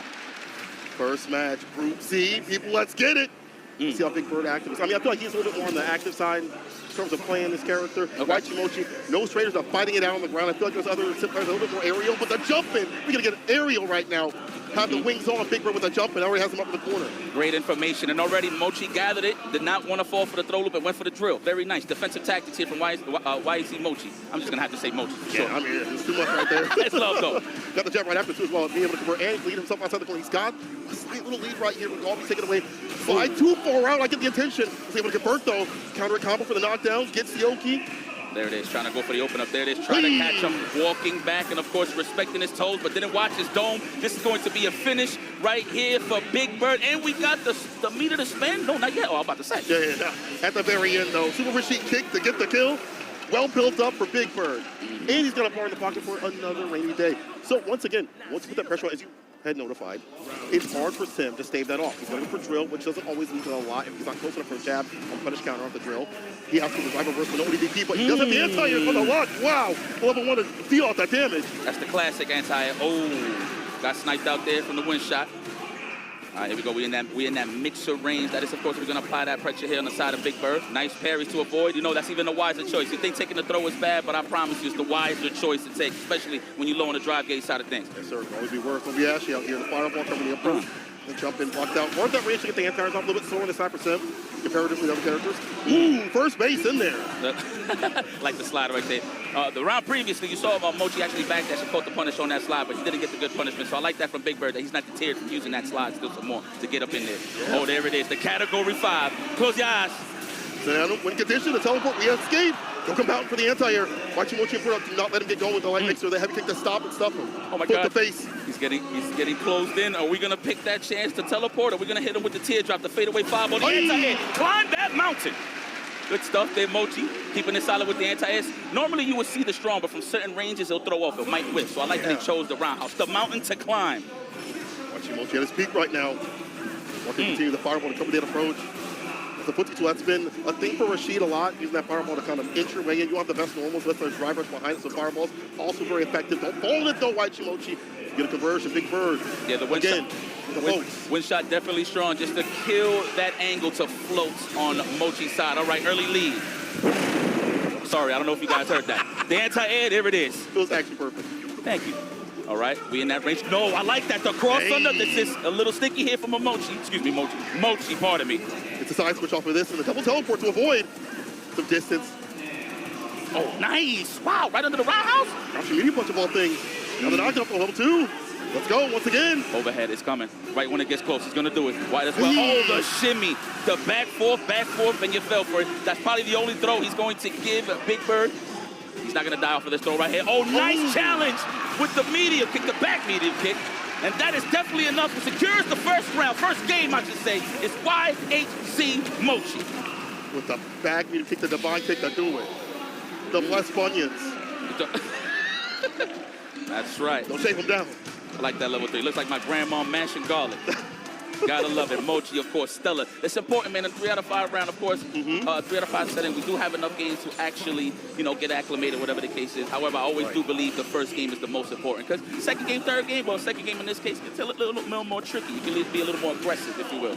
Especially for Sim, you have to have that innate defense. You need to be both good on both sides in terms of understanding what they want to do. For Sim, when can I press? When can I go for a throw tech? Things like that. For Big Bird, how do I open you up after that? Exactly. And that's what Big Bird is showcasing right here. Still trying to gather some information, and he's just trying to walk down Mochi. Nice. Try to jump back and float, but was still in range with that roundhouse. Beautiful stuff there. That's a throw, yes. Excellent. Mochi, wise choice. Pressure on the side of Big Bird. Looking for the shimmy. I like that. He's not taking at all. All buttons, yes. Heavy Mixer's able to anti-air. A dash up throw. Space for the driver. Gets the forward heavy kick.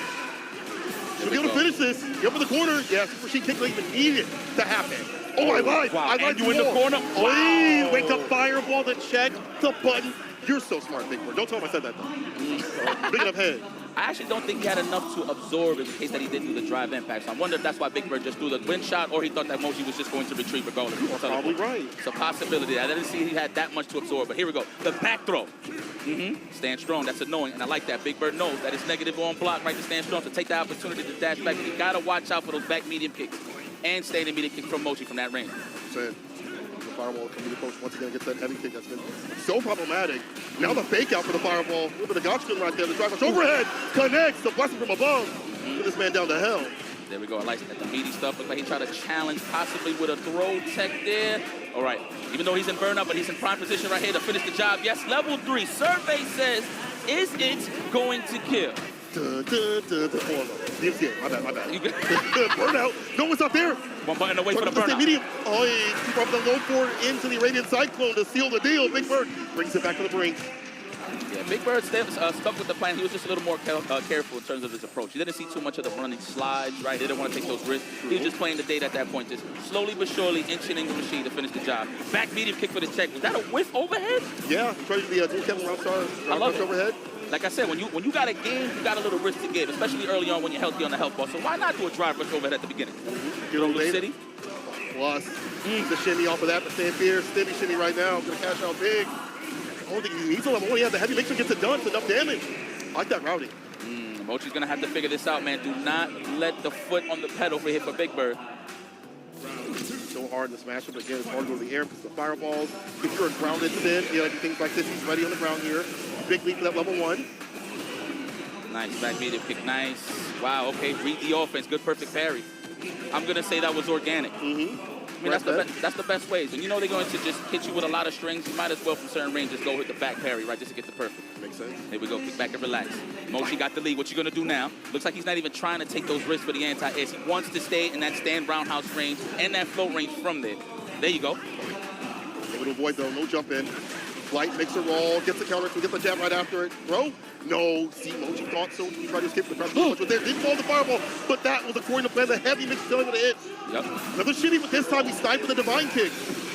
One more hit here away from Mochi, and he got plenty of those from full screen for beyond the arc. Stand strong, stand roundhouse. Where's it at? There's the stand roundhouse. Wow, just running in that house. Sandals off as well. Level 3. You're gonna spin that bar. Don't regret it. Chipping away. It's not enough, but one more hit will do it. The throw. It's the recovery, the jab. White Mochi game to game, round to round. He had the right idea. Big Bird probably figured that he was just going to sit still and just duck and block, right? So definitely the throw would have worked in that range. But the fact that Mochi walked back with that slow walk speed and still had a little bit of space in the corner definitely was in his favor. Mochi with a chance to take the lead. So was Big Bird. You're able to interact with his normal score, catching the recovery, little knockdown, not risky, but that is what not the proper punish. Stan Pierce would have been perfect right there. Maybe a slide too if it was just a last-ditch effort for sure. Let me see. This is going to be a throw. Yes, excellent choice here from Mochi. I will say that. Oh, caught the backdash at the driver's roundhouse. Big damage incoming. This definitely is the finish. Big Bird staying alive and well. That was the best time to finish the job, I tell you. He was low on the drive gate side, so you want to finish your plate now. You mentioned this, I want to point this out once again. The lead on movement, the back dashes, the back walks.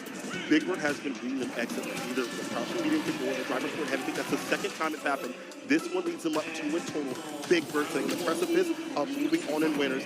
Can he run this continuously? How far can you push this? The Tigers are enjoying it. The tourists are enjoying it. I love it. Oh, yoga uppercut. Okay, set the tone with the fireballs. Nice whip punish. How dare you? And that is a throw. If you don't know, that's a throw. Yes, there it is. Conditioning. This is the information we gathering. Nice technical. That might be a shimmy next time. You better be careful. Yeah. Reversal, offensive style, stay up in the corner for a while. There's a throw again. It's hard for Rashid to get those throw loops going. There's a tech. Luckily not in recovery, reversal jab, but not much off it. That's the unfortunate thing. The right button is kind of hard for Sim to make reward. The most you get is like a side switch. They're not leaving the corner though.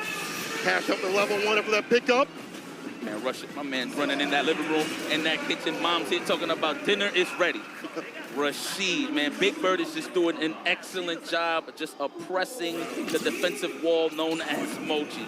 Mochi, you're just going to have to gather yourself. I mean, early on, of course, first game, but still, though. Right. See, hitting the fireballs make it so hard to float the trade. Exactly. Not that bad. You have in the corner still gets the jump here, so you're going to be able to side switch if you want to, and do so. Yay, when he reads the command throw. Looking for that counter hit, the delayed crouch strong. Mochi's not biting. He said, you're going to have to throw me nice. Like that, taking that block, going to space himself out for the defensive side. The drive reversal. We ended the throw. We'll take those, but you're getting closer and closer to the corner. The Category 5 is activated. Condition. Teleport, you going to take the trade? Teleport, take the trade? What are we going to do here?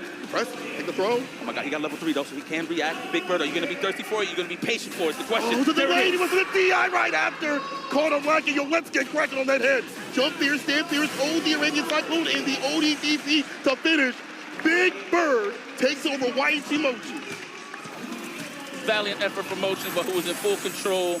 Definitely riding shock. Well, not riding shock. He was the driver for sure. Is Big Bird. Reject's own is your winner. Nice and comfortable. Moving on to the winners finals in his group. Group C. Good to see him this strong right off the rip. And he also has Street Fighter League that he has to go through as well. So he's primed and prepped for both of them. Well done. But again, I like the lockdown, not allowing him to float. Get the jump pierces off, get that aerial game on. That was all shut down. And of course, reading the back movement, the back walk, the back dashes. It's already slow for Sim, so to avoid, kind of hard for him. Drop gauge behind you, you're fine. Big Bird moves to winner's side of things. Hachimochi though, valiant effort though. I mean, this is tough. Considering that Big Bird just shut off that angle for him to float, I know, listen, I'm not a Dowsett player, but if you're taking away one of my pure options to actually be annoying to you and force the ground game, that's what's going to be tough for you mentally. That mental stack must be crazy for some players. I'd be salty as hell. Shoot. Oh, yeah. And speaking more Sims. More Sims coming through. Sahara versus Shaka. Shaka on the Sim, Sahara on the edge. Again, both have had a lot of practice, have had a great stand-up year in different ways. Sahara actually, I should say, similar, because his Street Fighter League run for Good 8 Squad was very dominant, very big portion of the team and why they were able to succeed and make it to the playoffs. He's been also strong online and offline in the singles tournaments, as you mentioned, UFA qualifying, and then still playing in World Warrior to gatekeep because he can. Yeah, shout out to Shaka. I actually had the privilege to watch this dude in the comfort of my own home. Was watching SFL US, of course, 2-game, right? Hopefully I'm saying that right. 2G, right? Yeah. On the side with Blas, of course, in the squad. Excellent Sim. He had some great performances. Actually, be some of your favorites. They had a great score, obviously, throughout the whole SFL. So, but definitely fierce competition. But we're here, though, man. That's the past. This is the present. Let's see what Shaka brings to the table. Love his Dowsum. Actually, kind of similar to Mochi a little bit, but I feel like he's more of an aggressor. Yeah. In terms of his rush down. It's not like he's going to be worried about Rashid here. But Ed, of course, has those angles, the crouching roundhouses, the win attacks. It's literally a battle of win and fight. I just really looked at it right now. Magic. It's difficult because I feel like Ed wants to play his game, but Sim outranges him so continuously, and getting in against some of these buttons is difficult for Ed to find like a whip punish. Like you have to go for like a heavy kick whip punish. Sim throws that out, as mentioned. There's some other ones. Even if you get like a punish and you drive rush right after, you don't always have the distance compared to other characters. Ed doesn't have the drive rush distance with other characters or the speed to really make the magic happen right after. So it's going to be, you have to take some of these hits to get in. Once you get in, get your win, get that level 1, hit with some streaming combos, get right into the action. Ed versus Sim, Shaka versus Sahara. A little bit of that rope-a-dope, as you're saying, I see, huh? A little bit of that Balboa tactics. Just get punched in the face until you get what you want. There it is, Sahara versus Shaka. This is going to be a good one. Group D action. Slowly but surely. Okay, put that in my back pocket. I'm just trying to build meter. Trying to figure out. Remember, first throw is the best information to gather. There it is, okay? Shaka is willing to take the back throw. Now we are here in this corner. How are we going to find this pocket to get out the corner? Flicker to lock him down. Driver for the throw. They did it for characters, so you can't go through the hoops unless you have bar behind you. Nice. So many routings to keep this bar in the first place. So Ed, never dry, really. He's in this. Okay, we got the space that we want. Shaka's just trying to establish some more space with that drive rush. There it is, the jump in. Oh, that could have been a roundhouse or foot. Fierce, either or. Yeah, there we go. Jump here is going to be a better option, I think, overall. Jump is not so good for Ed, just in general. We'll get things below. We can open up with DRCs. Even with the scaling, it's going to be victory here. Cycle speed back to meet him up. Star with the first round. But you see, once again, get in and stick to him. That's Don't it. leave. Don't leave. Don't leave. Take up residency. Put a ring on it. White on. White on rice. Good relation. You just always want to be close. I never want space. I love you. Yeah. I'm going to put it in my back pocket again. All right, here we go. Nice. Establishing the offense right now is Shaka. I feel like he was too much on the defensive zone, trying to fill out Sahara a little too much. So I like that he's being the aggressor here. Yeah, get active with it. Like the that. dive kick. Throw some close. The neutral jump. You try to call it the drill, but didn't get the jumping that he wanted. Yeah. Maybe the jump back face would have worked out there for sure. Okay. Okay, there it is. Ooh, I like that. The jump in, forget pressing another button to follow up, just immediate drive rush. That was sneaky there, Sahara. Sense interrupts the flicker, though. No stancing up here. They get started for that flicker. Oh, he's worked out. He's up in the corner after that ODPP. This is going to be deadly right now. He got ball, though. I believe in Shaka's reaction. The question is Sahara is just going to give it to him a little too early. No, he's willing to spend all of that cash. Looking like the prodigy.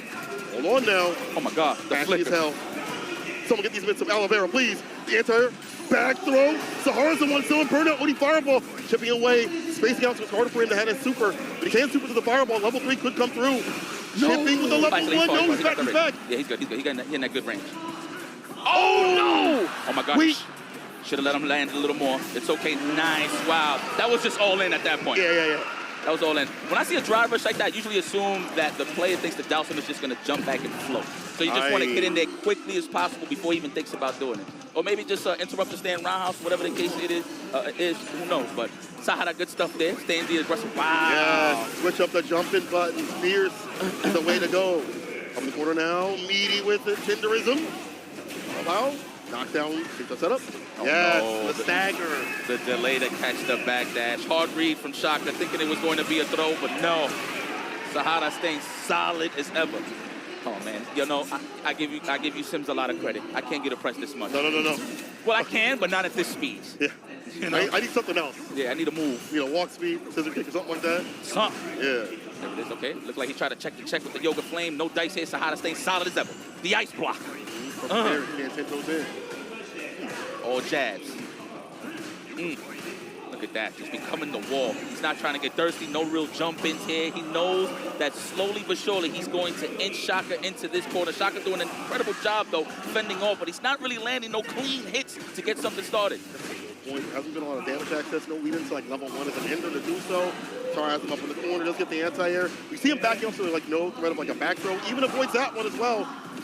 Would love to switch positions right now. Oh, but the button buffer. Yo, when normal. He almost close it up. Wake up. With old Totara. Get up out of there immediately. Thank you. Go for the mix. Yes, establish some dominance here, Shaka. There you go, showing signs of life. We're here to game, no pun intended. Oh, that's hard. Let's go. I tried. Shaka, the round up and all because of the thing that you said, again, waking up, be more active. You let super at the bottom, sometimes you have to spin. You're gonna have to do that. You're Sim, you don't have a DP. Nice. Whoa! That's the line. Good conversion. Wow, his name was still on the screen. I thought he was going to do something cheeky. That would have been sick. Yeah. I was on this day. The first day. Fierces. Let me dap you from back here. Oh, nice. Hey, stand medium. Getting active, a lot more fireballs, a lot more buttons on constraints too as well. Giving out these knockdowns. Wow, this boy is solid right now. Okay, that jump in could have been dangerous. Noted from Shaka, I'm pretty sure. Wow, with normals, the standing medium kick, of course, is going to reach. I feel like that was the first one from the set, to be honest with you, on the side of Sahara. Might be. I mean, again, it's so hard to find a button just in general. We did get that bump previously. That's cool. But overall, you can use it for jump-ins, use it for close-range combat, things like that. Only you nice can't bait. throw, and now you're out of drive. You can't drive rush up. Better that than the damage, I'll say that. But let's see if Shaka can find that pocket. Oh, no reactions. He had the ball, but who was willing to take that damage regardless for Sahara. He did have the lead, right? Yeah. The super would have just definitely gave him some space to teleport out the corner. So I feel like Sahara was with it the bank. If you react, cool, you know? But if not, yeah, hold on. That's it. It's a horror game to hold. Whether we read the economy of buttons and find the proper timing to jump in with the proper button too as well, or be able to whip punch and take the most of those moments and hold on to Shaka staying in. It's making Shaka really pensive, I feel like. And I feel like he's doing the best when he's aggressive, as you mentioned, but he hasn't been able to get back to those moments so often. It is hard, you know, sometimes when this character gets in on you, but... Hey, Yoga Flame just for the space out. Love it. And there's the float that catch with the crouch roundhouse. I'm telling you, man. The snipe, though. Ooh, rock on. Get in that corner, the young man. All right, now it's my turn. Shaka in that ass. Nice. Wow. Back throw. Switch positions. I'm on top now. The interruption trade with the medium and the target combo. The pickup after the Psycho Blitz. The panic. Woo! Wow. Get level 2. It doesn't matter. The DI, it means you are dead. Oh, trust me. He practices his aim in multiple games. Yeah. Love. Yo, Sahara is nasty. He is godlike. Air to air. What a way to size him up. Just using Shaka's fear of just getting a press in the corner and catching him jumping back. Good air to air from Sahara, and he's at match point. Got far at the bottom too as well, so get dreamy with it. Come in, the flicker to interrupt the trade, you'll take that. All you can say, at least mid-range. That's not too bad. That's not too bad. Go. Oh, the parry the button right after the knockdown. And that is Oki. You know, some of Japan's best, well, the best in general, they just know how to snipe out that fireball drive rush pressure. They're so good at it, man. Oh, my God. Snipes, deal with that crouching medium punch perfectly from downtown. 20% scaling on this, though. Yo. Are you serious? The crouching light kick? Dog. Let me realign what I said previously where it's hard to whip punch. Sahara, he's on one right now. Stands here for the flicker, pulls him close to that strike throw, jumps back so there's no back throw opportunity. Finding anti-shock has a lot of room to work with right now. He does get the side switch. Won't switch just yet. DI, reset. Do it again. Oh! Wasn't meaty enough. The challenge from Sahara closes that out. Oh, I know Shaka is beating himself up right now. I like that, though. I mean, considering he probably felt that it was going to be a meaty drive impact, but why not challenge? It's like you got no other choices. You might as well press a button, and it came out in Sahara's favor. Great stuff from Sahara. Man, that crouching light kick on the what was it? That was crouching strong? Crouching medium punch. Crouching medium punch. Yeah. No! Like, you don't typically see that. You're going to be so locked in to find some of those buttons. The economy of buttons, the fireballs that were spent. Sahara, once again, is on one. We've seen him play over in League. We've seen him play over the World Warriors. Just even in the offline situations, he is so attuned at figuring out matchups and the style, how you want to play, and working around that. 3-0, very dominant fashion right there. There's some moments from Shaka that just couldn't get going. I think that's just a matter of how Shaka plays in general. I guess Sahara also. Yo, you Ed guys, huh? Y'all got it figured out, huh? I guess so. Y'all got it figured out. Oh yeah, the match that I've been waiting for this whole, well, since I got hired, I was waiting for this match. But man, this is going to be fire all the way from South Korea. Dak Corgi versus Mena RD, aka Mena Really Dominican. I always like to highlight that. That is my guy. That is the president of the yard. If I ever see her, look at the beautiful Dominican people, of course, here. The family. Is that Mama? Yes. Oh, she got the horn and all that. Yeah. That's right. Make some noise. Yes, let's golpes on us when we back home, baby. Oh, man, this is going to be an interesting one. Now, that Corgi, I had the privilege to catch up on him. Once I seen the drawings, I'm like, who is this guy? I can keep it a buck. I did not know that he qualified, right? Besides some of the favorites. I knew like about 80% of the players that qualified, right? Went on YouTube and I checked it out and I seen his matches, of course, qualifying from his regional finals. And, of course, seeing him play Blaz in the long set. This guy knows how to open you up with Viper. He's the archetype of knowing how to take you, being patient and finding those pockets to really stay in there with Viper, because she's not the type of zone. She always has to be in those ranges. Blanca, of course, Viper players, we don't really like this matchup overall, and this is the best Blanca in the world, so I want to see how he traverses. I can say much about Mena, but we've seen this guy be a winner too much. So I want to see what that Corgi is going to do to slow this man down. Right. To continue that, Brown's already carrying out the crown two medium, picking up the finish much more right there. The fake outs we're going to have to do. We saw Dark Corgi kind of practicing, like crouching medium punch into like different things. But again, Mena has so many different strings. Or the read, the mistake means it's a heavy kick. Punish counter pickup and little block chain about to land. Oh man, he messed up his super jump cancel. He was trying to get out of the corner with a burn kick, but now he's suffering the consequences. Burnout City, look at this. Yeah, try to challenge. He respects his drive gauge a little too much. Mena, not so much. Dominant. Look at that. You just lose control for 1 second. Look what happens. Mena RD is just going to take his soul. Maximizes the far build up to his well. Dark had woken up with a level 1. That's cool. I'll take that, you know. One messed up super jump cancel part of my brother. You're good. No, you're right. That's all it takes, though. You mentioned her offense is great, but her defense is on the back foot. Yikes. Round star already. Mena starting off super strong up ball. Dyson goes for the Oki, gets a mini jab. I don't know who you play, Mena, but I see you are very familiar with those space traps. So that's what she's all about. She's the queen of space traps. But if you can kind of snipe out that they're trying to do crouch your face into feint low forward, you can walk away out of those ranges and get a whip punish. And that is what he displayed in that defensive sequence. And look at this. Mena just gets optimal positioning because of it. The lightning beast is activated. Ooh, the drive reversal. You know what? I respect that, but you're out of cash, so no more super jump cancel. Oh, almost had the punish. A little too late. Level 3, I agree with that one. Off the Thunder Knuckle. Yes. All right, let's see what happens. So CTA, CT action. Okay, almost there with the bar. Perfect parries the ground spears. Sides with the drop. We realign up the crowd. We stay 5 minute RD with the follow-up. Bro, that could have been dicey, but mid RD is ready for this crowd. He rumbled with that jumper. You feel me? Like, he is there. And the thing is, she doesn't even have resources to match the scramble regardless. If she lands like a counter hit something, you can't size mode, you can't do anything. You just go for the follow-up after the Thunder Knuckle. That's it. Well, not even. Even when you're in burnout, you can't even get the follow-up. You need cash. Okay, I like that.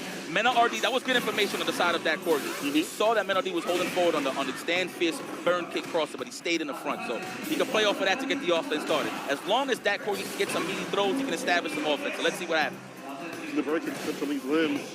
Too far for the sweep to happen. Yeah, that's a perfect space for the bucket. He'll actually set it up, so he decides when he's going to get hit. Pick up level 1. One more touch. There's a throw to get it done. There we go. Dark Corgi putting more of these burn kicks in to catch crouch fears and other buttons that might come through predictably. Okay. Like Menardi, well, he got thrown there, but I'm pretty sure he was waiting for that jab pressure so he could space himself out and then go for a whip punish from there. But he just went for the quick, that Corgi went for the quick jab into the throw.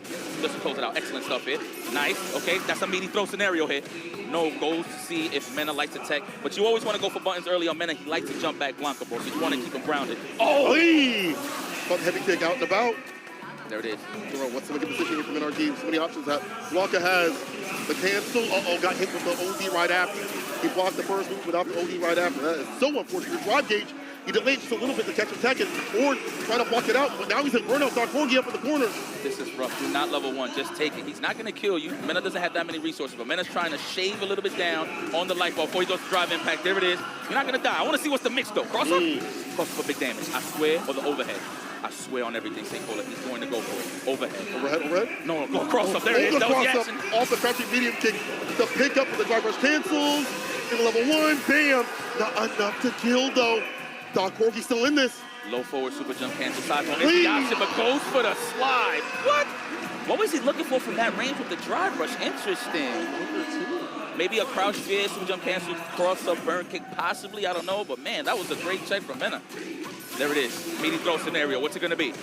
Okay, he is scared that he's going to jump back and Blanca ball. You might as well condition him a little bit early on just to get some information so she can force out those scenarios for Mena. Another character who has some of the best, if not the best defense in the game on his wake up. He has so many different things to rotate. It's a lot of reward from them too as well. All right, nice. Punish. Can only get that on counter hit or punish counter. So that was beautiful stuff there from Dak Corgi. Getting a clean whip punish immediately into the level 3. Uh-oh, close to the burnout forward roundhouse? No, not yet. Oh, the dash up throw. Mena is burnout. Drive rush. Oh, this is chip out. Plus level 1. You'll take this. That's fine. No resources to Mena's main. He's going to have to build up more if he wants to stay in. You even let him to roll sweep. He goes for it again. Oh, he's lulling Mena to sleep. Okay. Okay. So bedtime story? But more on Mena side to Dak Corgi. So sometimes the burnout, I mean, you see it at the highest levels, especially when the game is aging, how it's aging, right? In a beautiful way. But everybody always goes a little more, I would say, silly when they're in burnout. Yeah. You see them in drive game super solid, but then when they're in burnout, you see more of the buttons come out because they're trying to defend themselves, right? So I like that from Mena, just giving them a different look. There is the Blanca ball right there, the jump back, the fadeaway. The light right after the back row. All right, here we go. Yo, I know for a fact that Corgi's so scared to throw side moves. Haven't even been represented yet.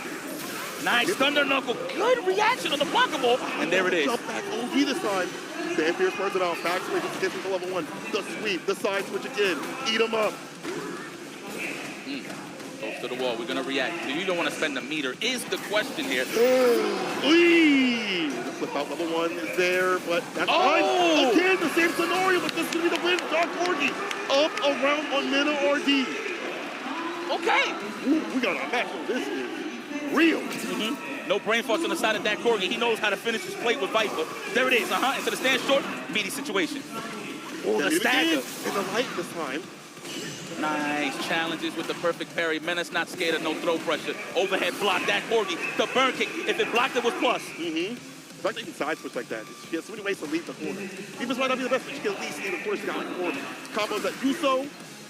Corgi ready, back to the screen now. So here's the thing about Viper. If you can read the throw attempts, you can get flame kicks. You can get up out of it, especially with an EX. So it just all depends on how good your resources are in the drive game.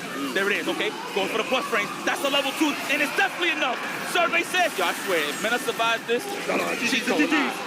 The Viper kick to get the kill up to the Dark Corgi. Different looks, so many different options for the knockdown, and now keeping up the bar, keeping the drive position, continue that pressure. That offense of hers is pretty damn good. It's the defense that's the problem. But at this point, he hasn't been on defense in a long time. Credit to that Corgi, though, for holding on to his drive. That's like the hardest thing to do with C Viper. Sometimes you just want to let it rip because you want that much damage early on, but it's going to cost you a lot of resources. Oh, he tried to hit him with a flame kick right there. That's why he got hit with that raw medium kick. Oh, nice. The cross-up, the parry. Yes. Avoids the block stun. Ooh. Ooh. Again. Yeah, condition him. I like that into the overheads. He hasn't represented those yet, so this is a good way to for the closeout round, for the closeout game, I should say. Yeah, more options. Momental side, back to kick buffer with the DRC. An easy one right here. Lift off, Meta RD, bringing it back from the brink, and I like him continuously realigning himself. He's up in the corner and putting down Corgi in these scenarios. But once again, not the defense like other characters do. Can't really swing like that, but spinning guard, as you mentioned. Interrupts the size on the driver's couch. Kick, level 2 activation. Lightning piece of time. Now, piece on his health. There goes Meta. This is where he's comfortable. The Savage is out. Trying to survive. Probably reading a standing medium kick from that moment. Oh! No! That man ate his plátanos this morning. I don't know if you can eat them in Japan, but hey, in my mind, he did. There it is. The chip, I'll burn him out. Bro, where's your bar? Shave down those nails. File them down. File those down. Oh, that's punish. Yeah, that's over right there. Perfect from Meta. Reading everything. We've known Meta to be the type to adjust immediately. When shown things, you see him now adjusting everything that Dark Corgi is doing in terms of defense, routing it back when need be, more activation for level 2, where Blanca loves to live. It's a final game between the two. It comes down to this. Will Meta be going down early, or will Dark Corgi be the one? See? Oh, this is a match, though. That's what you want to see. The game 5. No, that is not safe. Granted, you can make that safe, but the initial burn kick has to be meted. You just can't do that wrong. Oh, no. Right back at him. 5-high drive gauge and help. He's panicking. He don't got that reversal life. You're going to wake up level 1? Are you going to wait blocks into level 1? Or are you waiting for the drive impact? But your health bar is getting shaved down. Oh, there it is. Okay, but you only got one access to a super jump cancel. When are you going to use it? There it is. Okay, it's gone. Overhead happens. Works out with a wake-up light kick. Saves Meta for a little bit. Stay alive. Oh, my God. He had the resources. He just noticed. At the far back. Big safe jump. Nice. Woo! Dark Corgi, set point. Oh, the tech is coming out. That is an official safe jump, ladies and gentlemen, and layer 2 because it's a cross-up. Woo, the tech is out. Meta RD, how are you feeling? This is looking a little shaky here. You thought you was going to pin this man down, but this guy came to play. The burn kick for the plus frames. Meta gets hit anyway. Timing of these burn kicks are just fantastic. Interrupt things. Drop back booty ball. Stand here, activation, of course. Drop gets in shape. Something burn up. So you have to go for like a super soon or do something to get this drop gauge down, but it doesn't matter. We're close to green and we're there. That's when it just waits for it to come back. Trade. I think he could have got a crouch your face after that. I'm not sure. Oh, no, we got a level 1 available. Well, level 2, no, he's going to take. He knows he's not going to die, but the mix-up, though, from Mena, it might get nasty. Watch out, Barnes. Double again, the second son. Infamous for this damage. Right. Oh, the parry. Perfect on top of that. Oh, perfect parry back from Mena. Right back at you. Kurt Hennings is in the building.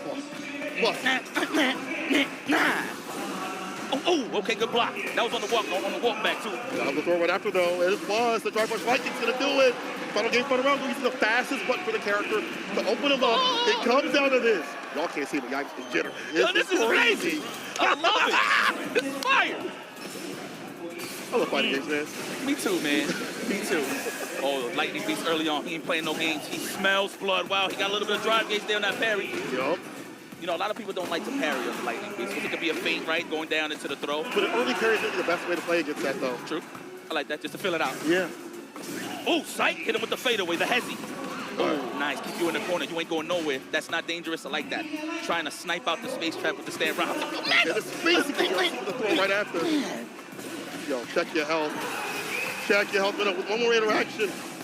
How can Corgi stay alive? 2 hits. Depending on the setup, yeah, 2 hits. Yeah, okay, word. Depending on the starter. Oh, too far out. I like the idea. Just a space away. A toe away. No reversal punish with a -6. About to get going like a horror story. And Mena RD brings it back from the brink of the final game, final round. Takes it 3-2. Great adaptation from Mena RD, man. Credit to him. I'm going to be honest with you. So it looks like he tried to play bully ball against that Corgi, but that Corgi was not having none of that. So he had to switch it up a little bit, you know what I'm saying? Walk him down accordingly and then go for the open-ups. But ultimately, it was building that meter for the Lightning Beast. Man, very nice from Mena RD. That's my president right there. Oh my God, man. They're really Dominican. And look at that, already situated the winners finals in Group C. We got Big Bird versus Mena RD. Last time we seen both of these guys play was, I believe, in Red Bull Kumite Paris. Big Bird did defeat the likes of Mena RD. Okay. So, if I'm not mistaken. But that was the last time I seen these guys play. So that's going to be a good one for the winners finals. Now on to Group D. We got Falconzo and NL versus Goliath Gaming's Jabheem. I just had to say it that way. Jabheem. Yes, but he is in here to represent South Africa. You gotta love, well, just Africa in general. I'm gonna be very honest with you. Yeah. Shout out to Jabheem, of course, making waves. This guy, I think, is officially, you know what, I'm not gonna throw it off because I don't want to jinx the Taquito killer. Even Taquito said it's like, yo, that's my right, demon, you know? That's a demon. There's There's about to be other people's demons out here. We have to fight the demon that is NL, only Akuma. A person that showcased that Akuma can work in a first 2 setting. Yeah. The stability of the character, really figuring out how to play the grounded game as well as the aerial game. He is like the complete package when it comes to playing the demonic Akuma. But at the same time, I also feel like you look at the likes, Johnny M. He is the type to be a tech master. He understands this game at a high level. He's a student of the game. When you listen to him break down the game at every point, whether it be like a matchup or whatever scenario, you can see that he just understands things at a deep level. Where I would say almost as much as like Lost and stuff. Like he is up there, really. Yeah. And so he was talking to me about this matchup. He was like, I have something for the Demon Flip. It's a problem for Terry to have to deal with because he can just dive kick and beat the fireball and recover and things like that. He's like, I got something for him. His burn knuckle on the way down. If I get that to level 3, it's a round, bro. It's over. You know what? I will give credit to Jabheem. When he does talk with confidence. I remember when he did beat Taquito, he was like, watch what I'm going to do to this guy. Yeah. He said, watch this. It actually worked out. Usually it's the opposite. He actually delivered. So let's see if NL can tame the likes of Jabheem. Both of these guys professionals in their own right. Here we go. Group D action. Who wants to go to the finals? Winners finals go up against Sahara. We'll see who's going to earn that right. Terry Bogardian taking on, well, we're in Japan, so I'm going to have to call him Goki. Goki. Yes. Let's put some respect on his name. All right, establishing. Nice. What a challenge. Master the blocks done with the parry. It's one of my favorite lines, I swear. And look at that. He already has green gauge too as well. He has a lead over Johnny S. So not a bad idea. Take that trade with the fireball so far. That Demon Flip over the fireball. Dangerous option. Give it to the dive kick. Nice and low to get some plus range if he wants. That's hella plus. And the gutty works again. Yeah, +2. I think it's -2 regular, right? So using those plus frames off of the drive rush.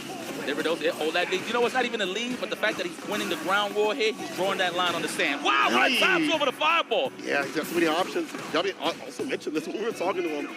So hard to put down the projectiles. In the lead, level 1 is going to be the punish here. Nice stuff. I see you did your homework here, NL. NL stands for I never lose. I never lose. Imagine. Right, all right, Jabheem, how you feeling? A little bit of adjustment here accordingly. Let's see what you got. NL being the hyperactive one here, to be very honest with you, on the offense. Spinning OD fireball now to start things off with. The flip out, the crouching medium punch was able to land. Back to the plus range right there. OD fireball and the normal ones right after. Like the various, make him try to tap that parry attempt, so he wastes a little bit more. But again, the dive kick catching the recovery. It's why it's so hard to put down the projectile. Exactly. It's like that perfect angle, too. No interruptions, just straight ground fireball, Right. You can delay it a little bit, too. Uh-oh, you're in burnout.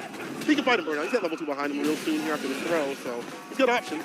The shooters here, half moon. Half moon offense. There's the drive impact. Surprising the challenge with a level 1.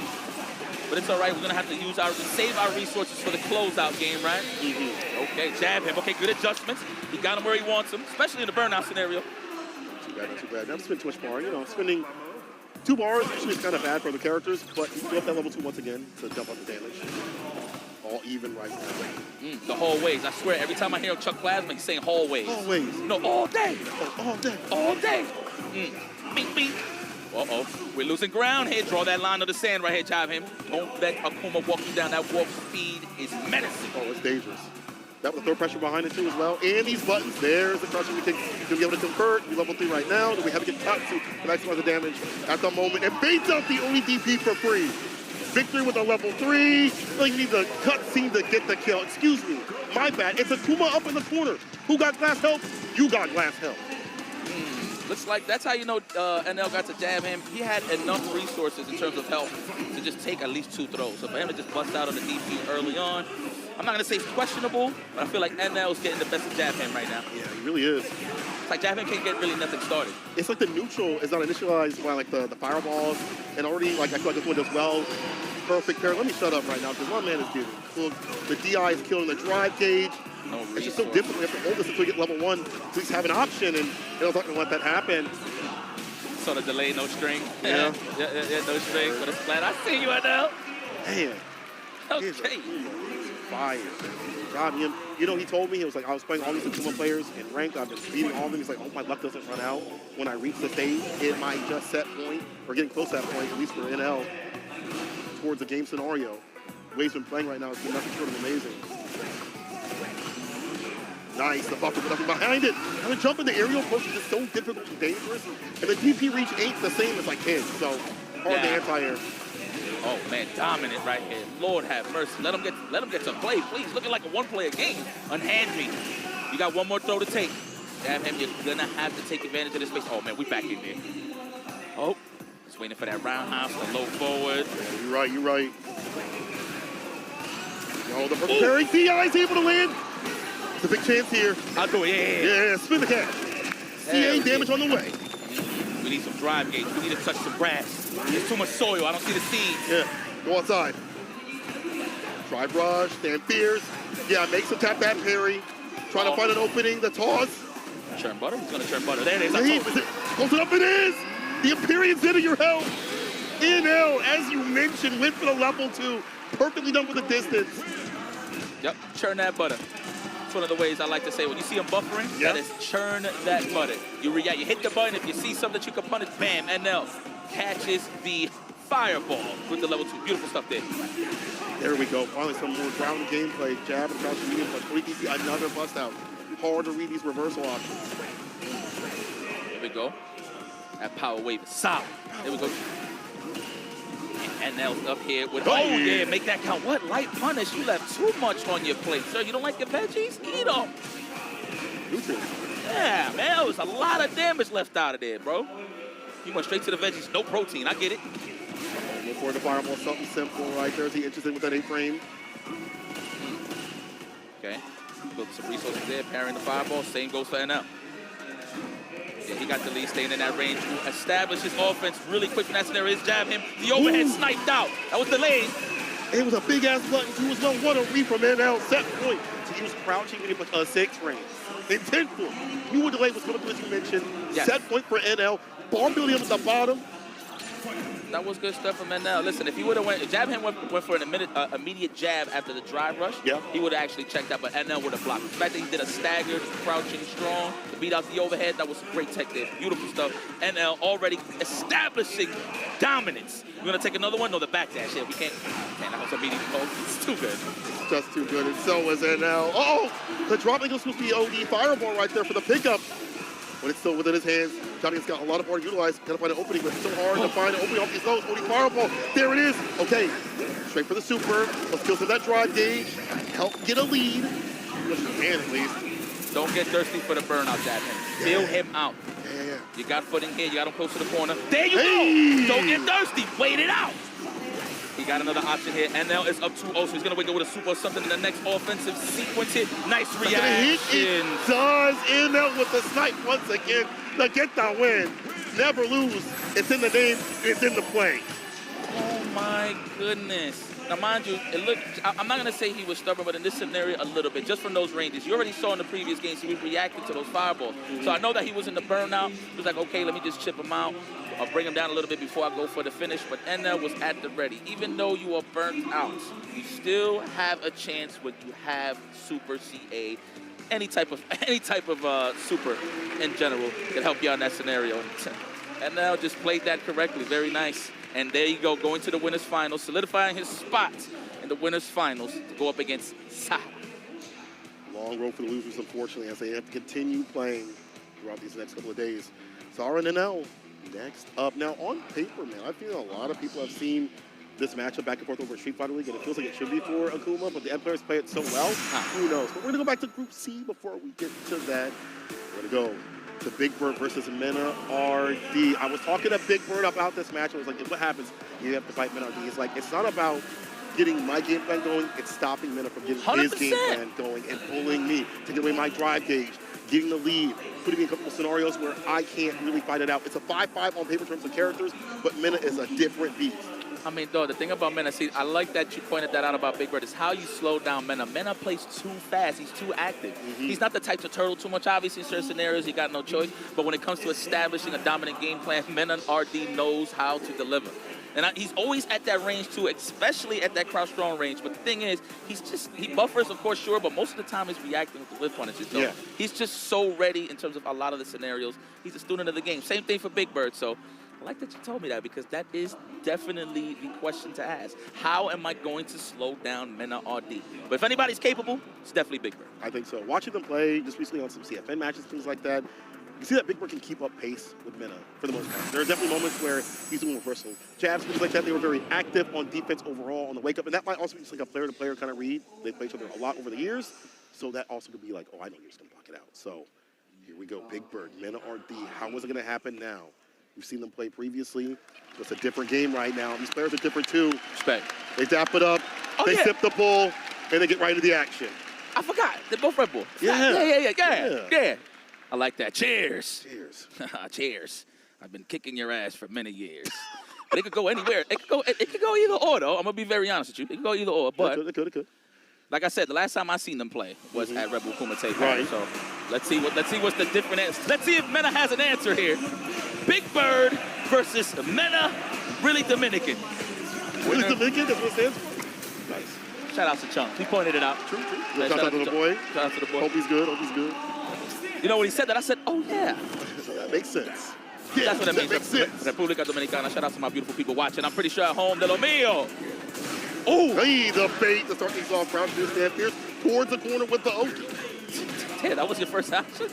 Man, the fact that Big Bird was ready, I'm impressed. Again, they play each other so much, it's got to be around that element, right? Like, they're reading each other. Yeesh, the punish counter on the throw-in tip, got the country kick right after. It's perfect. And that's where you want to cook. In the kitchen of the corner, Big Bird chops him up.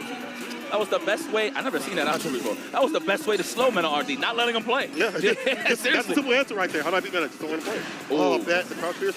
Also some races that might be hard now. Stuffing is something to drive from stand fierce. Stat. Like, medium kick. Habibi is going to work right now, Establish the throw, feel him out. Blanca ball? Yeah, absolute. Well, wake up. I thought he was going to jump back, hit him with the fadeaway, but we'll take that too. Hey, reversal option. Roll level 2. Yeah, that range. Can't slide it. It's a whole lot. That's the collection plate to stand strong. Nice. Yep. I had reversal. And he should have sniped that out considering that Mena was low on the drive gauge. So. Yeah. What else would he do, right? Exactly. You bust out, you get burnout, as you mentioned. Oh, both living in the knife, but he recovers in time to stay fine. Countering combo, Arabian Cyclone.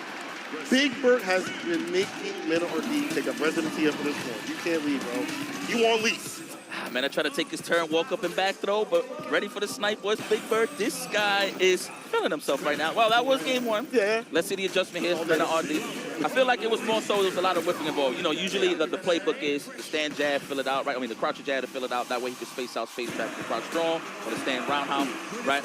But overall, it's him just trying to mount offense to, obviously for the big damage, but to get that level 2 immediately, which is the last new beast. But I thought he went for the level 2 so close up in the corner, didn't want to back up too much or wait for a different moment. He knew that was going to be like a side or anything like that to interrupt. It was a perfect time to trap Mena in the corner, cage the beast. Only the first game, though.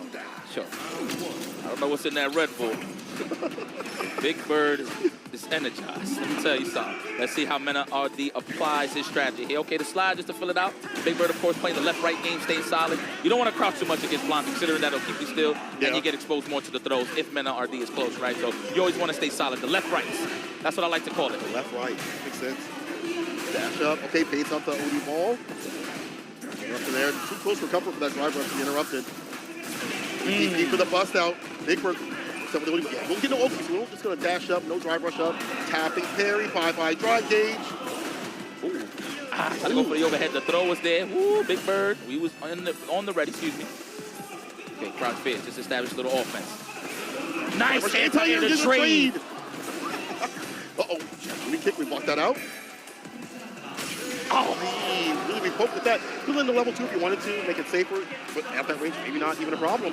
Yeah, I think that was it, though. He buffed that. Yeah. For sure. Can't drive reverse from that range, right? He would have got hit. So that was a good checkmate there from Big Bird, but just got hit raw. There it is. Man, RD's having a little trouble here. Ooh. Not anymore. Level 2. Just be careful for the best in the game. Throw the toys at him. There we go. Toys R Us.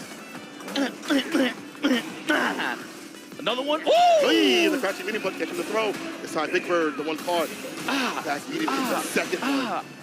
You're done. Lift off. Up ball. Mena RD with a perfect KO. Yeah, he's like, here, on the house. For you. Yeah, on the house. No charge. Oh, you're going to see more of that. I promise. Okay. Got more in the bag. Okay, Menardi's finding his footing here. Space traps galore. There it is. He's looking for it. That one punch cover, that crouch stream. Exactly. I was literally about to point that out just so you can get the space control immediately. Let's go for the throw. He's looking for it. He's thirsty for it. Yeah. Yeah. Fireball. Very, very, unfortunately, open to those options. Menardi with the read. Actually goes on the drive gauge here for Big Bird looking up in the corner. Some nasty mix incoming. The throw. Light him up. Or are we going to wait? We're going to wait. Yep. File it down. File that life bar down a little bit. Then go for the finisher. 3 balls on the side of Big Bird, but Mena's a professional. He's just not going to do it like that. Wow! Oh, avoid the super with the hop. You're actually ridiculous, Menardi. You're actually ridiculous. Knew the super was coming through. Had an option against it. Oh. I forgot. It's Menardi. Yeah, that's Menardi. Yeah. Oh, he's so Dominican. Oh, he's so Dominican. Gotta love it. Oh, there it is. Trying to jump back blockable. That's why he's getting clipped with the jabs. Yep. Cage him up a little bit. Take us with the fireball every so often. Make the tap parry. DI for the wall splat. Yeah, caught him lacking. Whoa. Showing age there, man. Nah, I'm joking. Everybody get hit with a drive impact. Don't be fooled, guys. You get hit with it sometime. It can happen to you. Go with punish. See that crouch just before. Again, looking for a button. Big Bird ready for it this time. Drive rush, hits the break.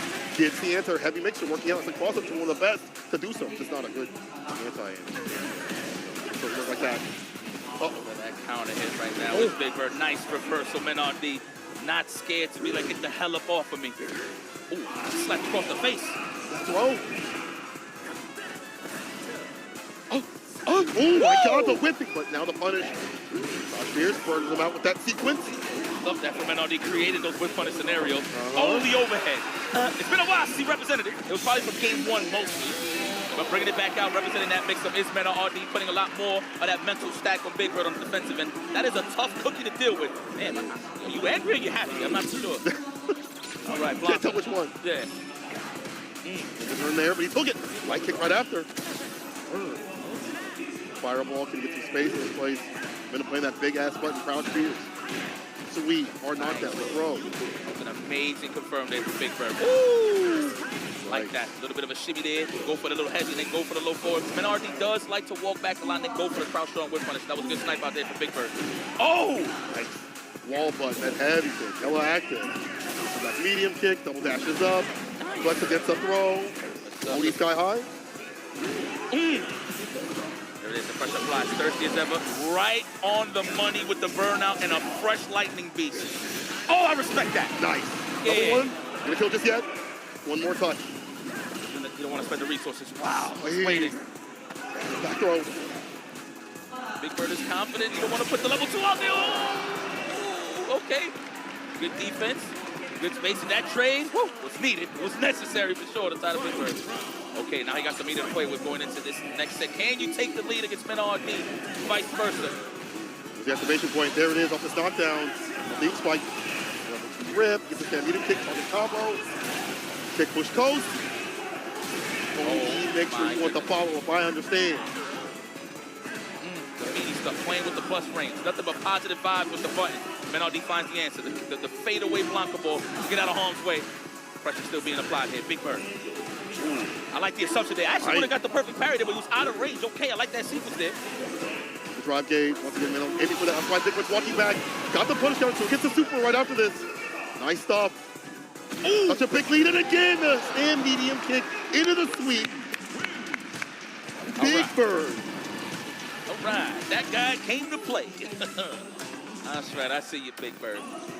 And of course, go to that is the professional decision to make sometimes, just to slow it down for a second. Yeah. Menardi goes to the character select screen. Of course, I'm pretty sure Big Bird still has the game plan intact. I always say in these moments right here where they take a break, you always want to sit there and shadow box mentally. Yeah. You know what I'm saying? You don't want to talk to people like, yeah, okay, you're confident already off rip. I mean, you're in the Capcom Cup, right? But it's all about staying active. Run the simulations in your mind, yeah. type beat, I understand. Always.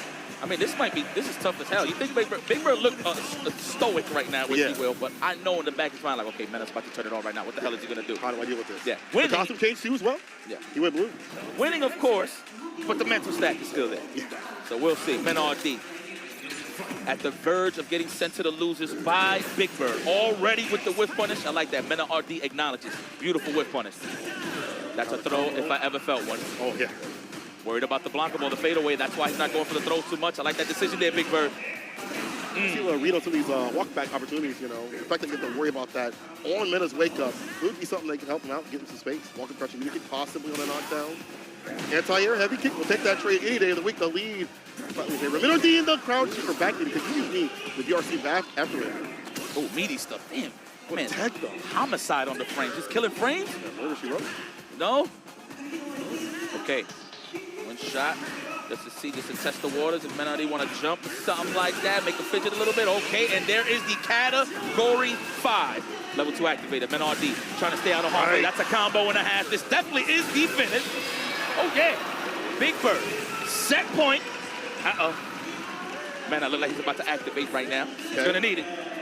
Turn up my volume right now. Set point Big Bird. Activation have been great here. Activations in terms of Big Bird's level 2s have been absolutely astounding. He's one with the win right now. Mena's trying to establish that standing roundhouse. Legit. He wants that whip punish into the one corner carry that he needs, right? Uh-oh, lightning beast. He's going to spend it early. Why not? It's a level 2 plus. You got more games. That is, of course, we can close this out now. Overhead. Oh, not even. Damn, look at your drive gauge. On, but still able to get that sweet follow-up after that punish. The buffer medium. Back up in the corner you go. Block at your hand. Like that. The spaced out neutral roundhouse. Okay. Whoa. Oh. What happened? I respect that. It's safe. It's safe. Uh-huh. Yes, sir. Oh, we didn't get the bucket in right after. Command grab wrong. I like that. It doesn't look like he's about to hop to the other side. Yeah. Oh, yeah, you're right. The visual. Yeah, the visual. Oh, the visual cue definitely looks a little similar. Yeah, so that was good stuff. Just raw command throw from there. I love it. Oh, trying to walk up and grab. Trying to establish that offense immediately. Level 2. Okay, yeah, no, slow this man down. Yeah, he got hit with it wrong. In the corner. Hope there's going to be an enhancement. There's not. Maybe Cyclone. Oh, big damage. Nice. Terry, too low. He's just going to hop on out. Stand fiercely. He tried to go for the throw.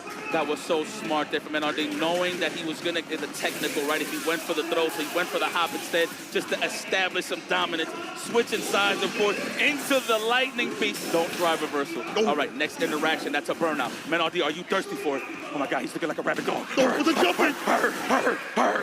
Get in there for the burnout. No, but there's a sweep. He was respecting the reversal. No, and there you have it, ladies and gentlemen. Big Bird, patient as ever, to punish the reversal attempt. I'm so surprised Mena RD even went for that. All he needed was one block, just one scenario to get blocked, and he put him in the burnout. I know he was wary about the reversal. That's why Mena was slowing down a little bit of his offense. But man, in that scenario, he could have ate, I believe, a reversal. I didn't see the life bars from that scenario, but man, what a match. High octane, high level. I like that Mena RD, the champion that he is, acknowledges what he did wrong and he's moving forward. I mean, he's still in there nonetheless. But Big Bird, sitting clean. Look at that. We will see him moving on, marching on as he makes it out of Group C. Give it up for Big Bird. My Habibi, voila. You deserve it. Well done to him. Again, how do you stop Mena RD from running this game? Like you saw a lot of walkbacks, dealing with a lot of just the pressure that was happening on defense, OEDPs, the jump back balls, things like that all get the patience that we saw by Big Bird. I just love the way that he played around that. And again, they played so much that there's a lot of player aspects I'm sure that we're running in. But either way, that is 3-1. Big Bird. Man. Winner side. Top 16 to chill out for the next few days. And then have to make a bit of a journey. Yeah, seriously. Yep, but Mena RD, for those that don't know, the loser side of things will be continuing on tomorrow. So we will not be seeing these next couple of matches when it comes to the loser side. So. Yeah, man. Damn, that was an incredible match. Again, just to highlight what you said, it's all about how you can slow down Mena RD. But the thing is, he's such a bully that you don't know what he's going to do, right? Little rabbit, of course, so you might be forced on the defensive end, just spending the whole time in the set just trying to figure out how to slow him down, right? But in the same sense, you're getting slowed down, so you just focus on the defense too much, so your offense kind of lacks, right? Yeah. But the fact that he stayed active with Mena RD was definitely the highlight for me. The whiff punishes was incredible. The confirms of the punish counters into sweeps was very solid, and that's what led to Big Bird's dominance. And he picked his sides. Also, I think level 2 also, being utilized in the way it was, so close for comfort, was actually perfect. So well done, well done. I would like to talk to you all about something real quick. We would like to take a moment here to recognize something that happened on March 11th. This marks the 15th anniversary of the Great East Japan earthquake that occurred in 2011. Following this, starting at 2:46 p.m., the time the earthquake struck, we observed a moment of silence throughout the entire Ryugoku Kokugikan to pay our respects to those who lost their lives. Therefore, we will adjust the tournament schedule at this point. But now we'll take a look back at the games thus far. But we will be doing that very soon, as mentioned, at 2:46. Man, wow, rest in peace, man. God bless the dead. That's how it happens when it comes to just living life at the end of the day, you know what I'm saying? It could be taken away from you just like that because Mother Nature's just feeling a certain way, you know what I'm saying? So you always have to cherish every day, man. You just never know. So rest in peace, man. My condolences. Sure. But man, it has been great matches so far. As you can see, Blas, Fudo, and Big Bird, all your early victors in their group phases. So you will definitely see them in the grand show, the curtain. I want to say the grand opening, I would say. Yeah. Top 16.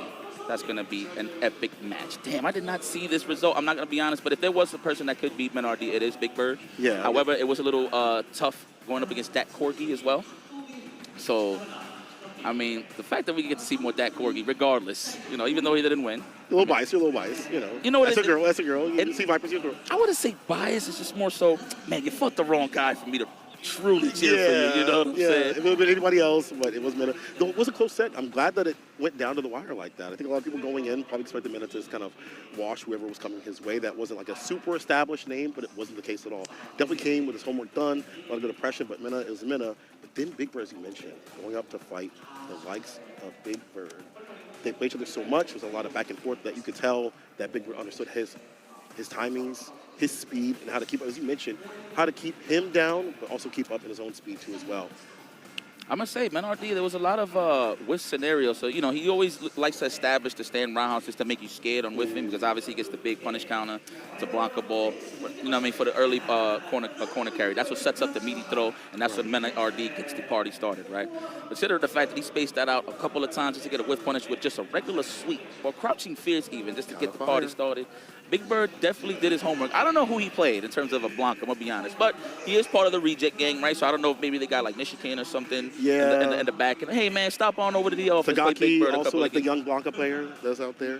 So there's a lot of Blancas that aren't in Japan. I feel like if you're looking for Blanca in general, you're going to go to Japan. I think that is going to be like the biggest place in terms of like great place. So I'm sure he was over here practicing, getting tips from his fellow friends from reject. You know, looking back at Group A, I said Shanghai and Blas being the marquee match, of course, that we all wanted to see. That was fire.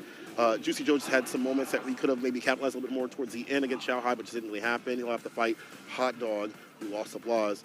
But man, that Shanghai Blas match, down to the wire, down to a level 2 dash up was chef's kiss. That was great. The fact that he was ready from that scenario, and he was like, like at the cusp of the fan, right? Like, so if he messed up any input, he was going to get hit with that. So credit to Blas, man. Shanghai looks so defeated. But anyway, on Group B side of things, of course, Kawano ending walk. Unfortunate scenario there with his equipment, if you will. Yeah. But it is what it is. We move forward. That's just what happens, of course.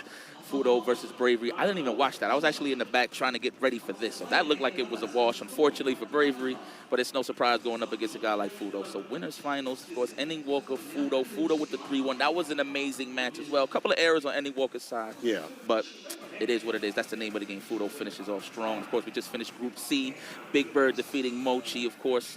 Dat Corgi falling to Mena RD. Then, of course, on the winners final side of things, who finishes the job and finishes his play is Big Bird, sending Mena RD, one of the favorites here in the building, to the loser side of Group C. Of course, we still have one more match coming up in Sahara. That's going to be our final one for Group D to initiate the top 16 and who has to fight out in losers. So, man, that's going to be a fire match, right? Great match, man. I mean, it's been great matches, mind you. This is early on during the day, and this is only day one. You know what I'm saying? I don't want to sound like a broken record, but if anybody's familiar when it comes to these great, amazing sets, you know what's going to happen at the end of the day. It's only the best of the best that can make it. We're going to throw over the stage for a quick はい、 announcement. 間もなくですね、14時46分となります。東日本大震災により犠牲となられた方々へ哀悼の意を表し、1分間の黙祷を行いたいと思います。 It will soon be 2:46 p.m. We will observe a minute of silence to express our condolences to those who lost their lives in the Great East Japan earthquake.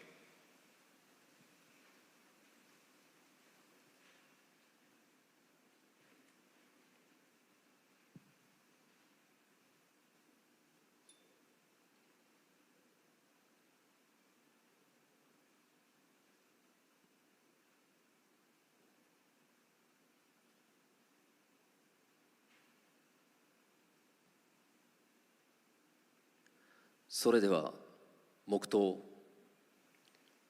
Now, a moment of silence.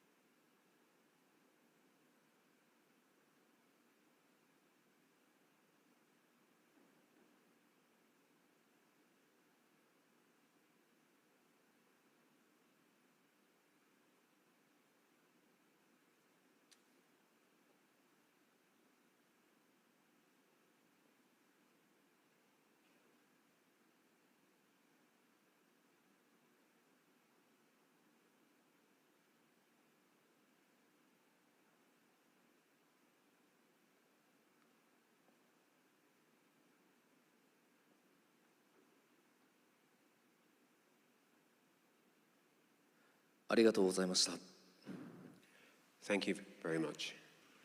それでは大会を再開したいと思います。実況解説席のお二人お願いいたします。 Everyone, please be seated. We will now review the tournament. Thank you for doing that, Thank you very much. everybody. Very much appreciated for taking that moment of silence with us.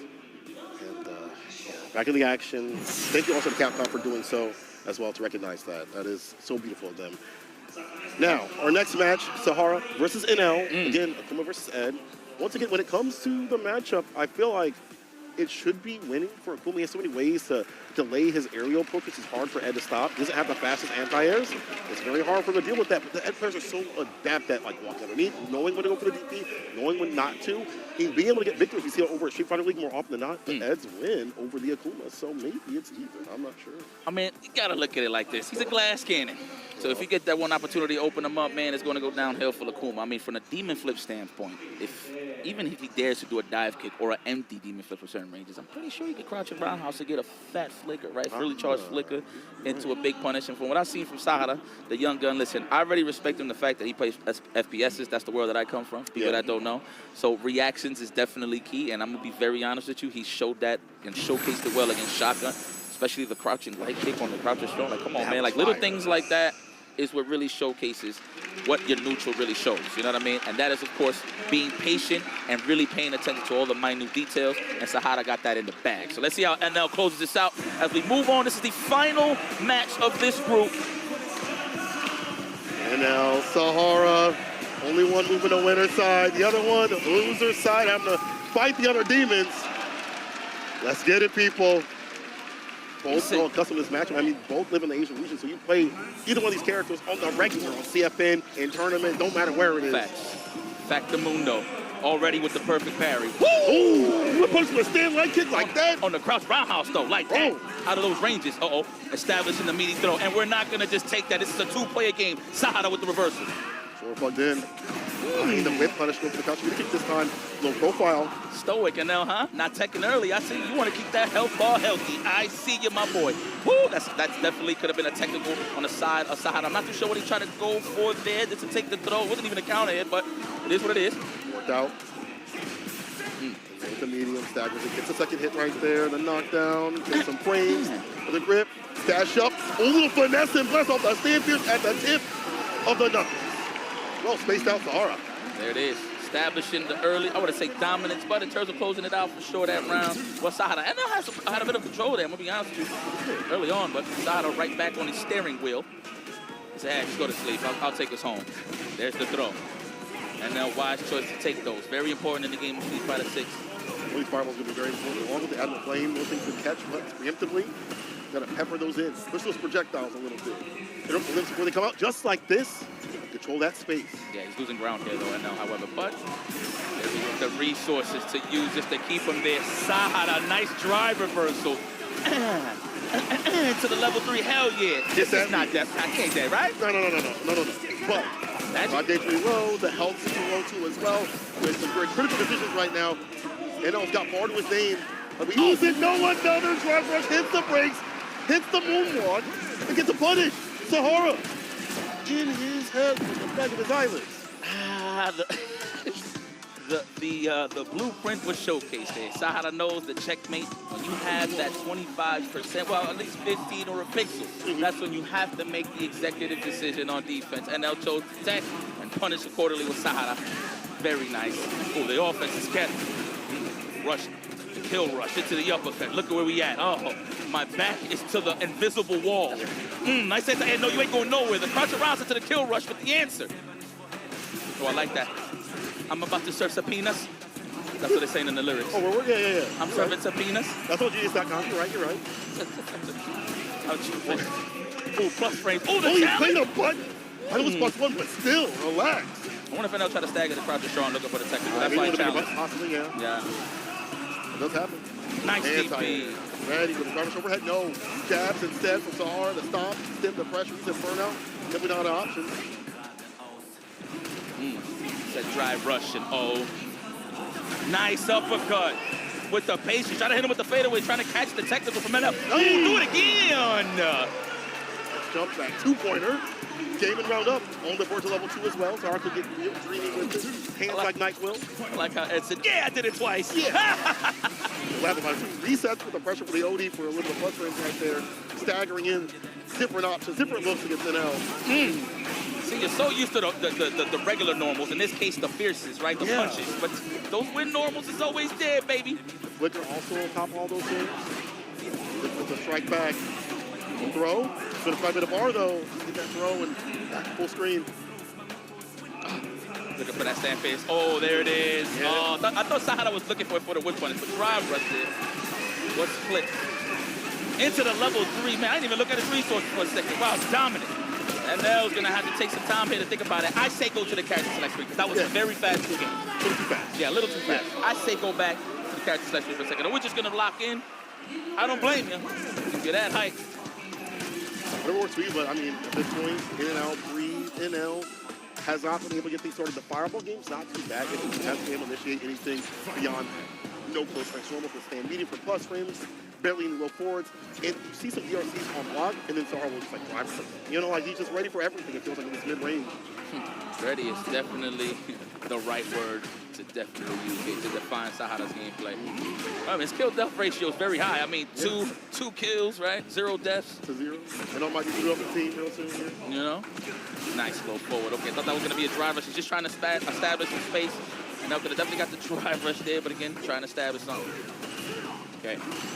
Perfect parry. The wall. Sahara. This is looking so annoying. I'm not going to... There it is. Snipe out. Big damage. Make it count. Ender. Drive rush. Let's throw this time. I haven't seen an overhead represented just yet, but NL. My man. Swing, and there we go. The ceiling fan. Akuma. Excuse me. Oh, no. Punish him. Once again, the heavy get started. Failed the reversals here from Sahara off the DRC cancels. Man, it happens. I understand. You know what I'm saying? You're up 2-0. Why not let him rip from time to time, huh? That time. Pressure. I'm loving the adjustment from NL. Being the aggressor this time. Normals matter, and when I say that, literally make every single hit, even on block, count. You don't want to whip at the highest level. And NL's trying to establish that range. He's like, you like win normals? Okay, I'm going to be right here with the win. I'm closing the window on this one. Oh, the delayed cross roundhouse. Ooh, EP, the bust out. Did a butt, that's why he punch counter. He actually caught him. Oh, the weight, he was close to the ground. Low altitudes, right? Yeah. Roundhouse, yep. You would think it would whiff, but that was good timing there from NL. No fireballs, don't do it. He's going to react. No fireballs. Yeah, you're right. Got that rib. Oh, trying to get the juggle up on a fireball. He thought the fireball was going to hit. There we go, and NL establishes a victory. Yeah, no donuts, no powdery donuts. I like breadsticks. Let me get one on the board, thank you. There we go. NL bringing it back to the brink. Stan Likely coming into play a little bit more often. You see that also with Buffer when he got closer. He's been able to get a lot more in the ground and approach. Besides his fireballs. Sahara now the one to take a second. my whole highlights. My heat up. I'm sorry, just every turn back. Yeah, I gotta let it rip for the one time. If Scott was here, he'd sing the entire song all the way through. I don't know. He's not my therapist. There you go. Yep. All right. NL, good stuff. Like I said, man, being the aggressor, I feel like those first 2 games, he was more on the defensive side, trying to read Sahara. Sahara, good reads to the reversals, right? That's something for later, as you mentioned. You can let those DPs rip because you have the lead in terms of games. So that could be in those brain now, when those options happen. You get knocked down, you might back off a little bit, you could read that, maybe a snipe out, a little forward or something like that. Depends on. Part of the plan, depending on what Sahara does. Sahara scheming. Who got the pressure on for sure right now is NL. Of course, he's down the game. However, though, NL, that was a great performance that last game. Definitely keep that pace against Sahara. Now, if you notice, he's kind of eliminated the fireball game a little bit. That's true. Sahara side, right? Things like that, you're right. Exactly. So let's see what we're going to see. Maybe a little more buttons on the side of NL. Oh, wow, the perfect parry into the snipe on the driver. So these guys are professionals. All these guys do it, which is kind of crazy. Ooh, get off of me. Still letting them rip. Why not? He committed. He used the heavy one. Knew that jump in was going to come through. Oh, no. Throws. Text, though. That looked like a punish indeed, but damn, he recovered in time. Of course, jab was the better option, but NL didn't know. I didn't know either, too. Brother Chaz, there's one option to open up to ramp the button preemptively. Forward Pierce doesn't connect. Nice 3 right there. So Sahara takes his turn properly. Woo, it's quiet. Bro, one step medium kick. One flicker to a fireball, it's over. Hit the roaches, hit the floor, some good neutral, boy. Oh. They like it just too short. Oh my God. Look at that. Oh, all right. Oh, hit the break just in case you but the medium right after to find the finish. Sahara set point. He's standing on business right now. He's not moving a dang inch. Good call out there on that drive rush where he hit the jab early on to see if he's going to get the DP. I think he's more worried, too, to add to that, the perfect parry fire on the fireball, right? Right. The space is kind of weird. You might whiff. Constant moving back and forth makes it really hard to know if that's going to be the right option or not. We're looking for the whip punish on those win normals. Mainly the crouch round hops and the standing medium kick. Oh, there it is, the big toe. Yes, there's no doubt there. Oh, that is 2 igloos. Double roundhouse. Overhead help parry, but the throw right after. You have to hold that S plus. Banes out the ODP. Hella starting to convert to either or other DP. That's enough to kill. No bars above necessary. No DP level 3. None of that. He's got bar to work with at the bottom. Good look. The rest of the control level 3 depending on what happens here. You got to get it towards the corner. Really maximize that. But how? How against Sahara? Like that. NL waited after the crouch on, but of course Sahara smart enough to walk back and hit him with the stand medium kick. But he finds the answer. NL, he is not steering away from that reversal. I like that. This man afraid of your wake up. Toes, walks up a stand line kick as well. Walks up a low forward, takes a throw, defense well, give for Sahara. It would be a bad idea to throw a fireball from beyond the standing medium kick range, but NL's definitely looking for the whip punish. Sahara knows this, so he's not trying to play. Oh my God, speaking of whip punishes, that is big damage. Level 3 incoming for the closeout. Sahara moves on from Group D, from the winners finals, defeating the likes of Never Lose. But today you're gonna have to hold this L, my friend. Moving on, the KD ratio 3-1 on the side of Sahara, and the combatants shake hands, but respectfully, the dominant one here was Sahara. And I like saying his name, it just rolls off the tongue, right? Am I saying it right? Is it Sahara or Sahara? I don't know, but now. But it, I'm gonna tell you right they now. Both good. They both is good, that maybe but the way he's playing right now, he is on form and on fire. To walk a character that's throwing a lot of fireballs, a lot of jump ins, has an aerial approach so confidently, to realign yourself and to never back down.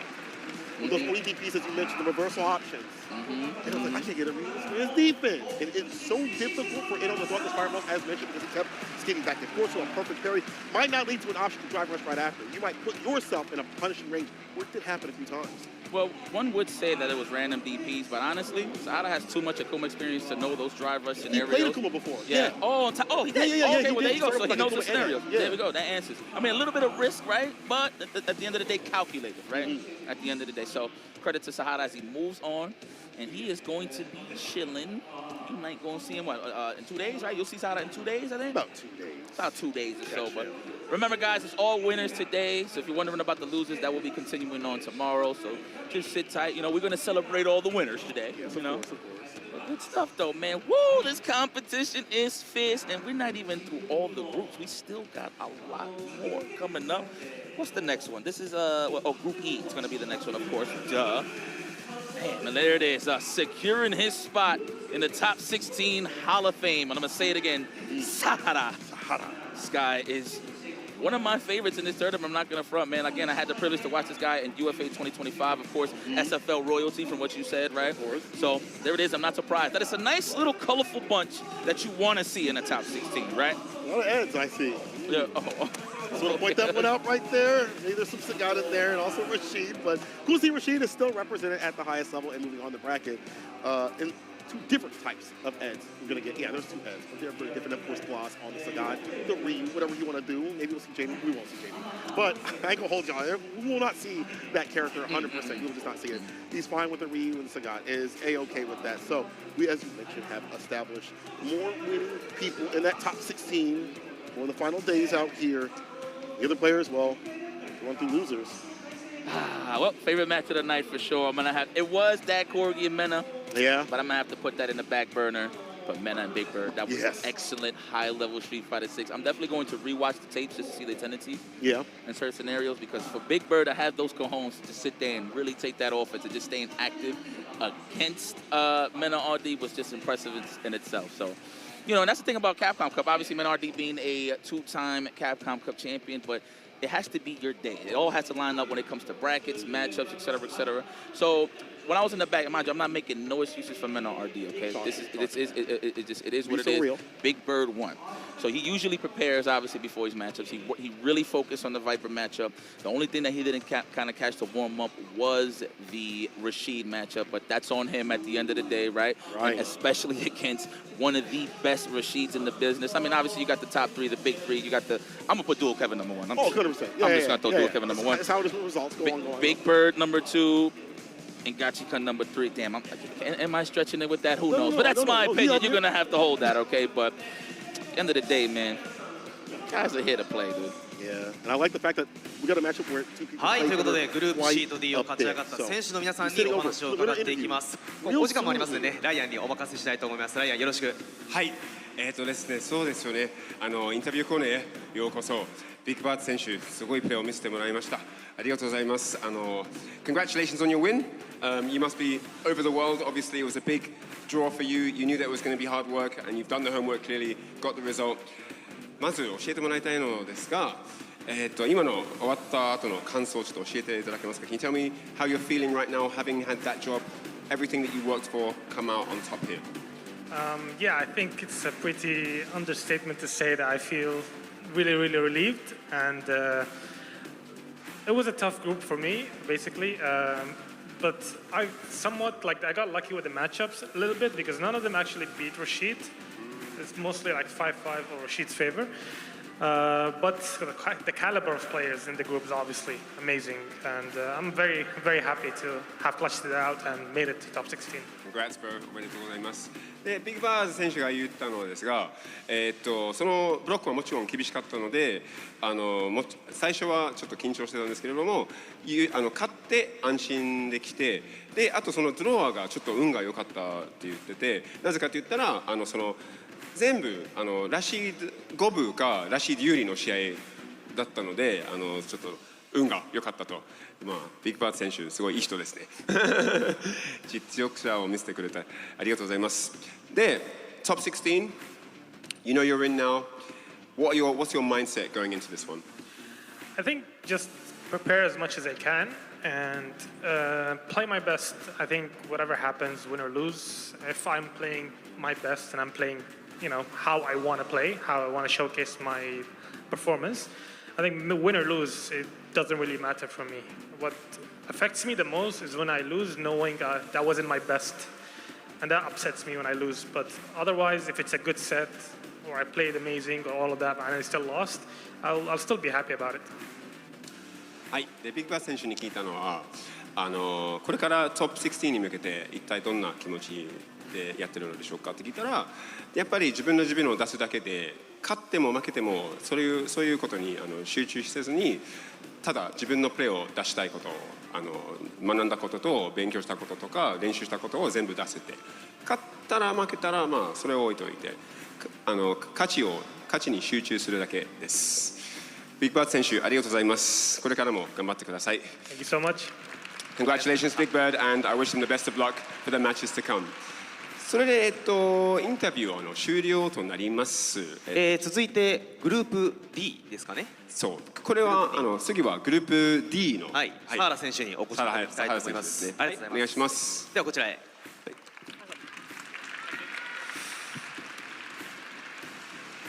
佐原選手、おめでとうございます。ありがとうございます。震えてます。Congratulations, Sahara. 今ちょっと気分はどうですか？今はもうなんか嬉しいというよりもほっとしてますね。あ、そうですよね。So I asked him, how he's feeling after the win, and more than happiness, he's just relieved. He's just really relieved now. で、トップシングスに向けてビッグバーと同じ質問で、一体どうやって2日間休めるっていうことはどうやって休むか練習するか動画を見るかどうやるんですか？そうですね。とりあえず一旦今回目標でもうトップ16抜けることだけ考えてやってて、でそこに向けてもう本当にアデリーだったりいろんなもう若手プレイヤーがすごい手伝ってくれて、でなんて言うんだろう、目標は一旦達成したんで次の目標はもう本当に優勝をめがけてやる感じで、2日間もうみっちり練習やろうかなと思ってます。はい、頑張ってください。So I asked him, he's going to have 2 days off now. I asked him how he's going to spend those 2 days, if he's going to rest his body up, is he going to train, is he going to watch videos, watch his VODs back. And he basically said that, well, last year he wanted to get top 16 to better his performance last year. He's happy to have done that. And he's just going to be, what did he say? He said, yeah, he's just going to be, he's been playing with a lot of the players here, players that have been training him for the tournament, and he's really excited. And yeah, he doesn't really, it's not that he doesn't care, but he's already happy with the result, and so whatever happens from now is kind of just a bonus for him, and that's basically his feeling right now. 佐原選手、ありがとうございます。これからも頑張ってください。ありがとうございます。頑張ります。で、それはどうでしょうか？すごいですね。いやアデリー選手もねやっぱりそのライバルの、佐原選手もこのライバルのアデリー選手とコーチを組んでやってるっていうのもあって素晴らしい結果につながりましたし、ビッグバード選手も盛り上がりましたよね。盛り上がりましたね。はい、皆様そう今一旦インタビューコーナーは終了となります。これからもCapcom Cup 12をお楽しみください。ありがとうございます。では実況席にお返しします。Okay, man. All right. Well, shout outs to the interviews right there. Ryan Hart doing an excellent job, of course, just holding down the fort. Everybody, really. Adu, everybody just holding it down. So, but yeah, let's go show some love to some of our sponsors here. I think we're going to start off with Regza, I believe. Okay, shout out to Regza. Listen, that monitor is fire because we was playing it in the back in the green room. This is the Regza Gaming Monitor RM G278R, officially certifies the official monitor of Capcom Cup 12. On this global stage where the world's top players compete, the RMG 278R was selected to accurately display the critical moments that decide victory or defeat. That's bars. With its fast response, performance, and Regza's advanced display technology, it minimizes motion blur and display lag even during the intense gameplay. They're not lying on that. The RMG 278R is a gaming monitor chosen for top-level competition designed to support players at the highest level. So shout out to Regza Gaming Monitors. Like I said, we was playing over in the background. That's what all the players are playing on in the green room, and they had no complaints. They have been just chilling and just playing their gameplay as much as possible. Storm Collectibles is a figure designer and production company from Hong Kong, which makes high-quality, officially licensed collectible action figures and specializes in fighting games. They bring classic and iconic gaming characters back to life. Also, keeping up to date with blockbuster games like Street Fighter from the Capcom series. Storm Collectibles product quality at a standard meant for true collectors with high likenesses to the finest details from head sculpt to the body, articulation, accessories. Check out the Street Fighter character figures on their website right now. See that QR code? Go do that or hit the website right there, URL right underneath. They've got Rolento, they've got all your favorite characters on that screen, including more. I got a couple of them in my living room, so I respectfully got to hang these up. And of course, finally, tickets are now on sale for the Capcom Cup 12, Capcom's official tournament to crown the world's strongest players and to Street Fighter League World Championships 2025. Both venue viewing tickets and live streaming tickets are available now. This is your chance to experience the pinnacle of competition, so be sure to purchase your tickets. Each ticket type comes with exclusive bonuses. Oh, fire. Rashid Outfit 1 Color EX1, okay. And Aki's Outfit 1 Color EX2. Okay. For details on tickets, bonuses, and the tournament, please visit the official websites. Man, okay, well, still have a chance for the people, of course, that's local to come in and enjoy some of this Street Fighter 6 action. Day one has been amazing so far. I actually have no complaints. Of course, the results that I was looking for, because I am a little bit biased, and I am not afraid to say it. Menardi and the losers. I'm a little salty about that, but Big Bird did his damn thing, and I can't even get mad at him because that guy is one of the best in the business. So shout out to my Habibi. While I didn't think he was going to win that matchup, bro. But you got it. Good stuff. That guy, clean as hell for him to make it through. Kind of expected. But against NL, supposed to be a little bit closer. But when it comes to be on the day, these players out here know what it takes. And we're going to have more in terms of the action. We'll show you some of that schedule, okay? You feel me? Group E and F coming up next. G and H, where me and Bishop will return for that one. I and J and K and L, you see the score, not score, the time on the left-hand side right there. So mark it right down right now so you know exactly when to come through and which ones you want to come through with. Early day one, let me tell you something. But yeah, guys, look, just kick it back and relax. And look, before we leave, I just want to say thank you guys for sitting back and watching and just enjoying the action. Of course, Jammers and Vicious kicking it off. And of course, me and Say Cola have been holding it down. Cola, it's always good to see you, my boy. And we're going to continue on to this action. Of course, next up, we got some Group E and F coming at you hot. So this is going to be some spectacular action moving forward. So please, stick around. Don't go anywhere because we got some of the most prestigious Street Fighter 6 matches coming up your way in Capcom Cup 12 and counting when we return. But again, my brother, it's been an honor. This ain't going to be the last of us. But please, continue on. Let the people know Capcom 12 is live. Capcom Cup 12 is live. We return.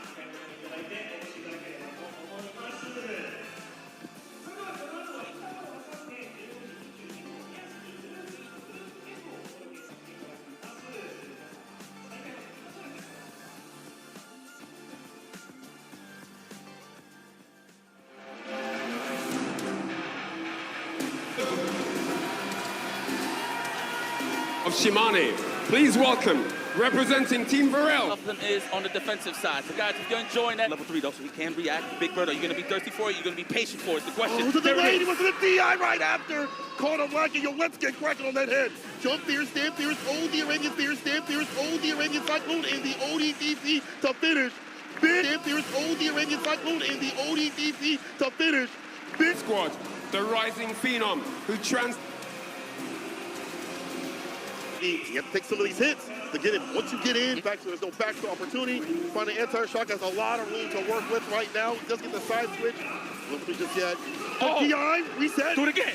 Oh! Wasn't meaty enough to challenge. Reset. Do it again. Oh! Wasn't meaty enough to challenge. Again.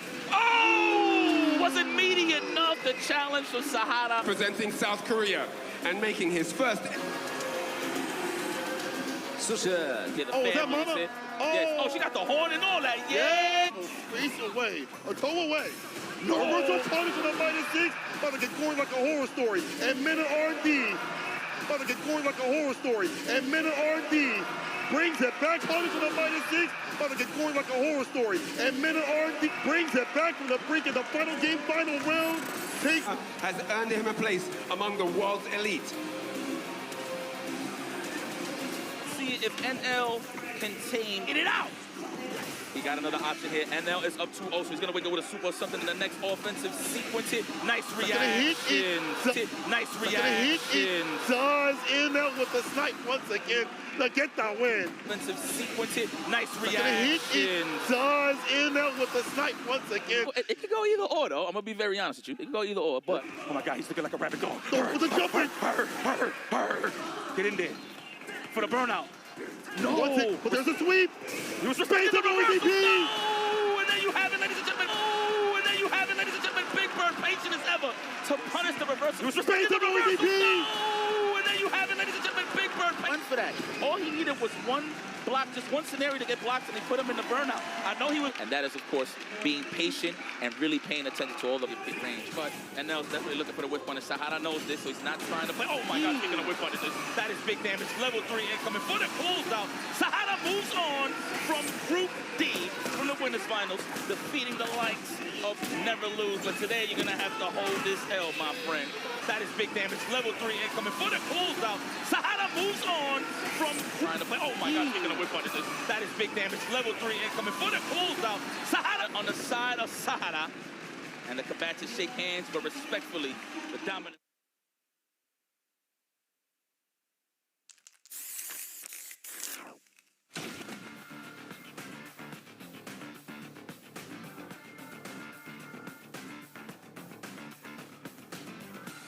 Besides, I'm used to being hated.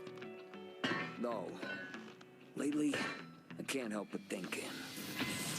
It seemed like a lifetime ago that I was spending my time fighting in the streets. All right, you're on. Round 1. Fight.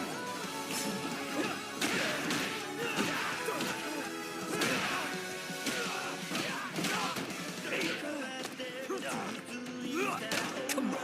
I can hear the fans snoring. Nap time.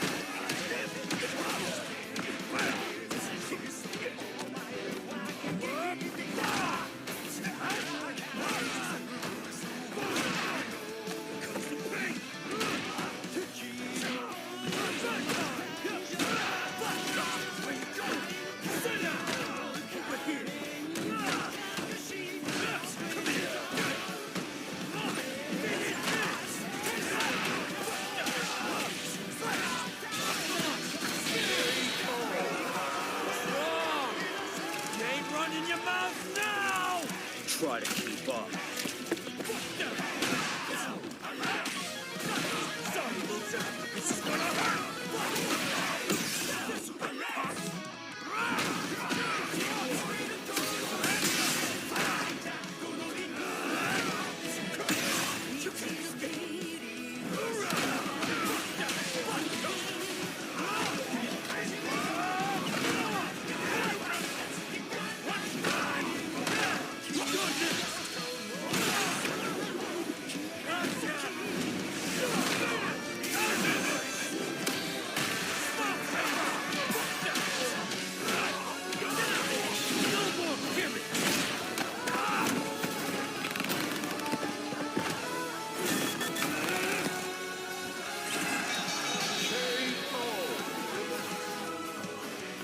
This is my job.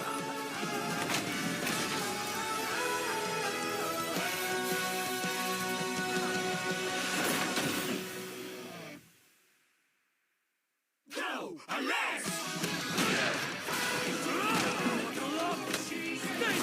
Over the limit! Say your prayers!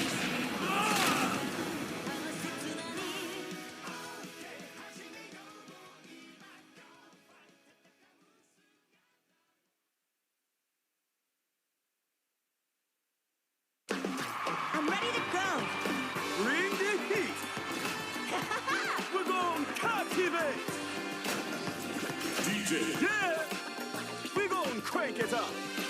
Get back, baby! Yeah, smash shot! Factual and magical! Sunrise! Elena.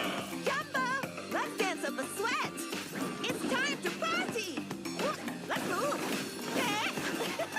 That was no sweat at all. You ready? We're gonna do this? One, yeah! Uh-oh! Good night! And go!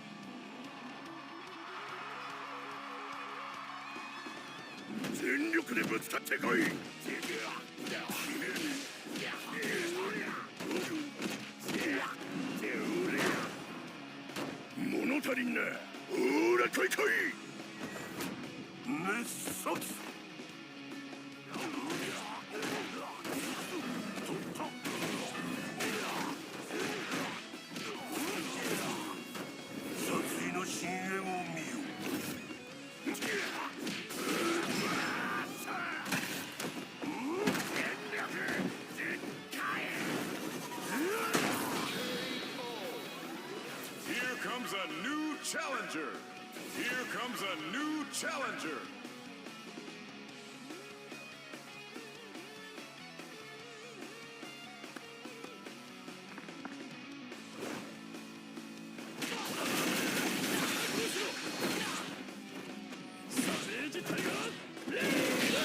Oh!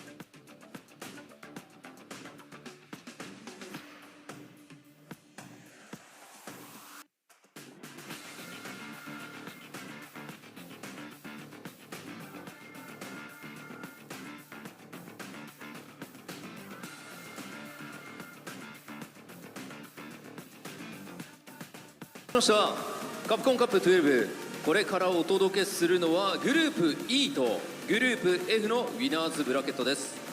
Welcome back, everyone. We're about to present the winners bracket for groups E and F.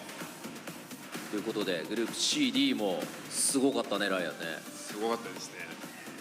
なんかもう誰が勝ってもおかしくない。おかしくなかったですよね。3試合選手とはいえね。はい。ビッグバードはすごい大活躍してましたね。はい。恐ろしいことです。さあ、この後グループ E、そしてグループ F ではどんなドラマが紡がれるのか。それでは参りましょう。選手入場です。 Time to bring out the players for groups E and F. Let's get them out here onto the stage and welcome all the competitors.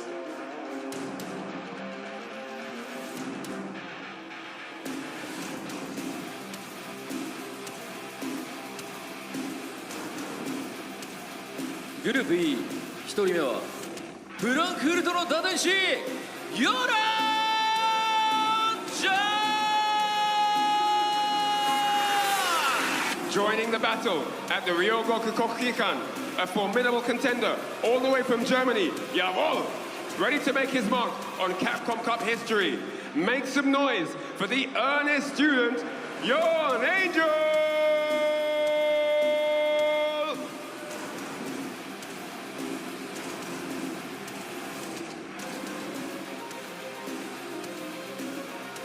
続いて2人目はドミニカの移動要塞、カバー Representing the Dominican Republic and Bandits Gaming, please welcome the Caribbean king of the sonic boom, the legendary guile specialist, El Androida, Kaba!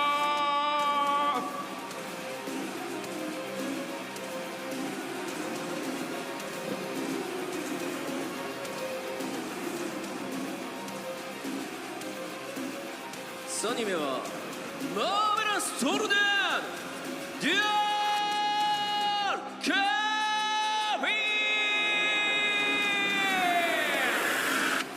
ー。 Representing the Midwest and now making history as the first North American player signed by Japan's elite, Crazy Raccoon. The Stormcaller himself is here. Let's welcome the world's #1 ranked Rashid, Jewel Cyclone. It's Jewel Kevin!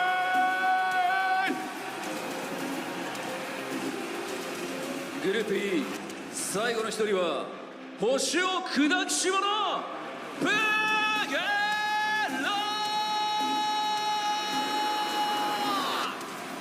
From the heart of Japan's elite Grade A squad, stepping onto the historic stage of the Ryogoku Kokugikan to represent the host nation, the World Warrior champion who plays with technical brilliance, Japan's own cosmic buster, Pugera!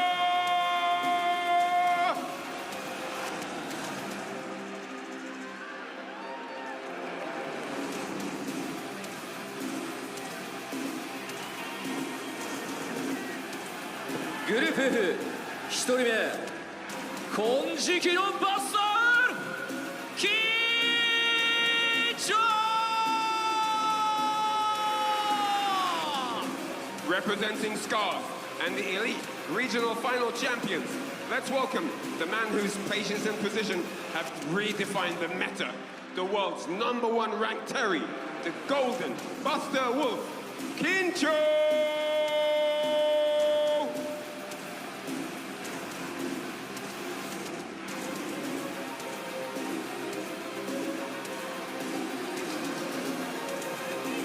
続いてグループ F2 人目はアラビアンストリートファイターマシーンアングリーバー Making his way to the stage, the man who made history as the first ever Street Fighter 6 Evo champion and a titan of the MENA region. Give it up for Reject's own, the angriest bird, Angry Bird!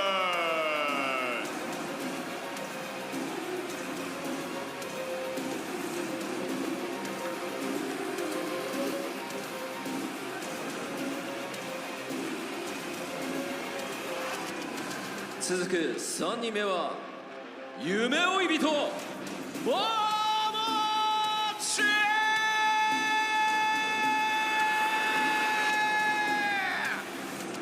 Representing Zeta Division, the pop-up is going wild. Representing Zeta Division with a psycho-powered edge that strikes like lightning, unleash the storm for the legendary strategist Dream Ninja Momochi!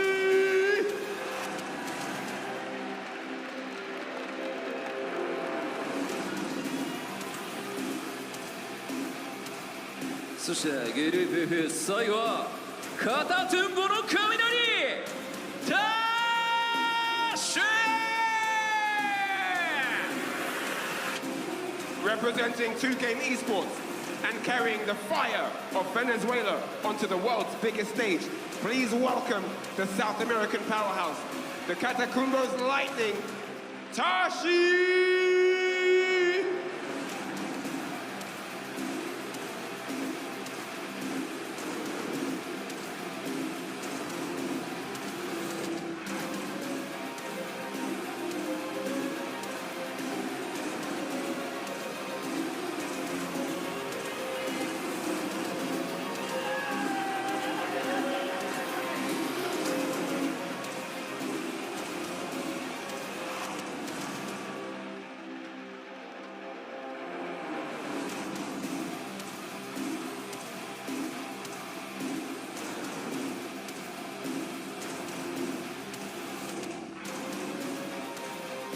以上選手入場でした。果たして誰がトップ16に進むのか、選手たちに今一度盛大な拍手をお願いいたします。 So these are all the competitors for groups E and F. Please give them a huge, warm and hearty round of applause. それでは選手の皆さんはスタンバイをお願いいたします。 Please all players get ready and be prepared on standby. Thank you. さあここからは試合を熱く盛り上げてくれる実況席にお渡ししたいと思います。お願いします。 Welcome back to Capcom Cup live from the Ryogoku Kokugikan in Tokyo, Japan. It is time to move forward with more exciting matches. We've had a banger start, and now I am joined by none other than Sherry for two more exciting groups. Sherry, how are you feeling? Man, we have been sitting in the back room just watching all of these matches so far, and we have all agreed that all the finals that have been winners were probably like grand final worthy of Capcom Cup. So the fact that we've seen Mena in losers, totally unexpected, right? Xiaohai in losers, just these matches are so incredible, and I'm so happy that we get to commentate these next two groups because, you know, I might be a little biased. There's a little dual Kevin North America action going on in the pool, so very excited that we're going to have a chance to commentate that. You know how it goes. If you're not biased, it means you have no passion, right? That's true. There is passion into the game. We love this game. We play this game. We watch this game. We commentate this game all the time. And we're here for more. And first time paired up with you.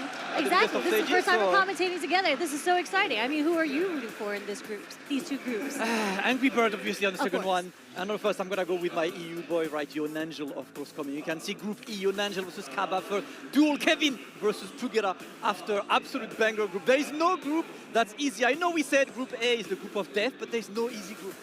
No, there really isn't. And you already seen all the upsets that we've had so far, right? I mean, if you made it this far, there's no such thing as an easy group. You're talking about the best of the best from all over the world. There are 48 contestants that have been handpicked and chosen to qualify from all over the world.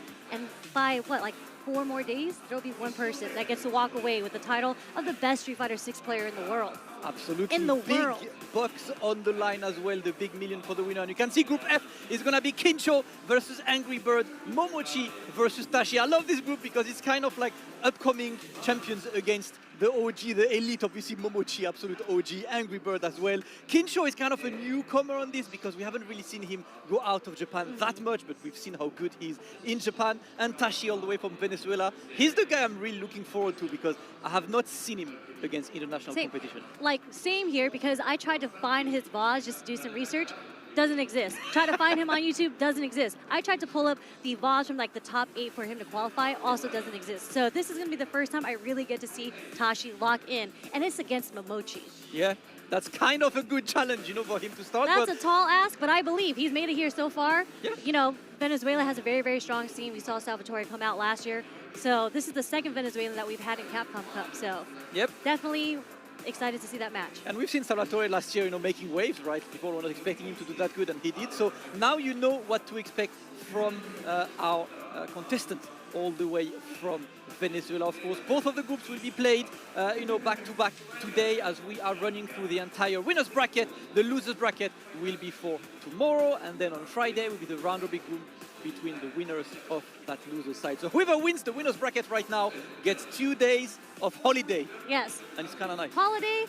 I mean, it is kind of nice, though, that they don't have to play. They don't have to stress about playing, right? Like, they get to crack down for the next 2 days until they play in the top 16 final. So if you want to do it, today is the day to bust out. There is literally no better day to feel good about your game than today. And of course, shout out to all of you in chat for joining us today. I hope you've had fun with Capcom Cup so far, because for us it was incredible on the backstage. Let us know in the chat where you are watching us from, as we are in Japan, and it's what, like 3:30 p.m. in Japan. So I want to know what time is it for you, because I know the true warriors, you know, the people who are watching when it's like 1 a.m., whatever. Yeah. Sleeping, we don't care, we watch Street Fighter. I know, and it's a Wednesday, so I'm sure people are going to lose a lot of sleep. Some people, you know, they have work tomorrow, but who cares, right? Because Street Fighter 6 is happening right now. The best Street Fighter 6 you're going to see for this entire, at least for this part of the year. Absolutely, and right after that we get Alex a couple of days after. So that's pretty much what we want. See, I see my EU boys in chat, 8:33 a.m. They're here before work, putting in the shifts on Capcom Cup, and that's what I like. It's all about being a world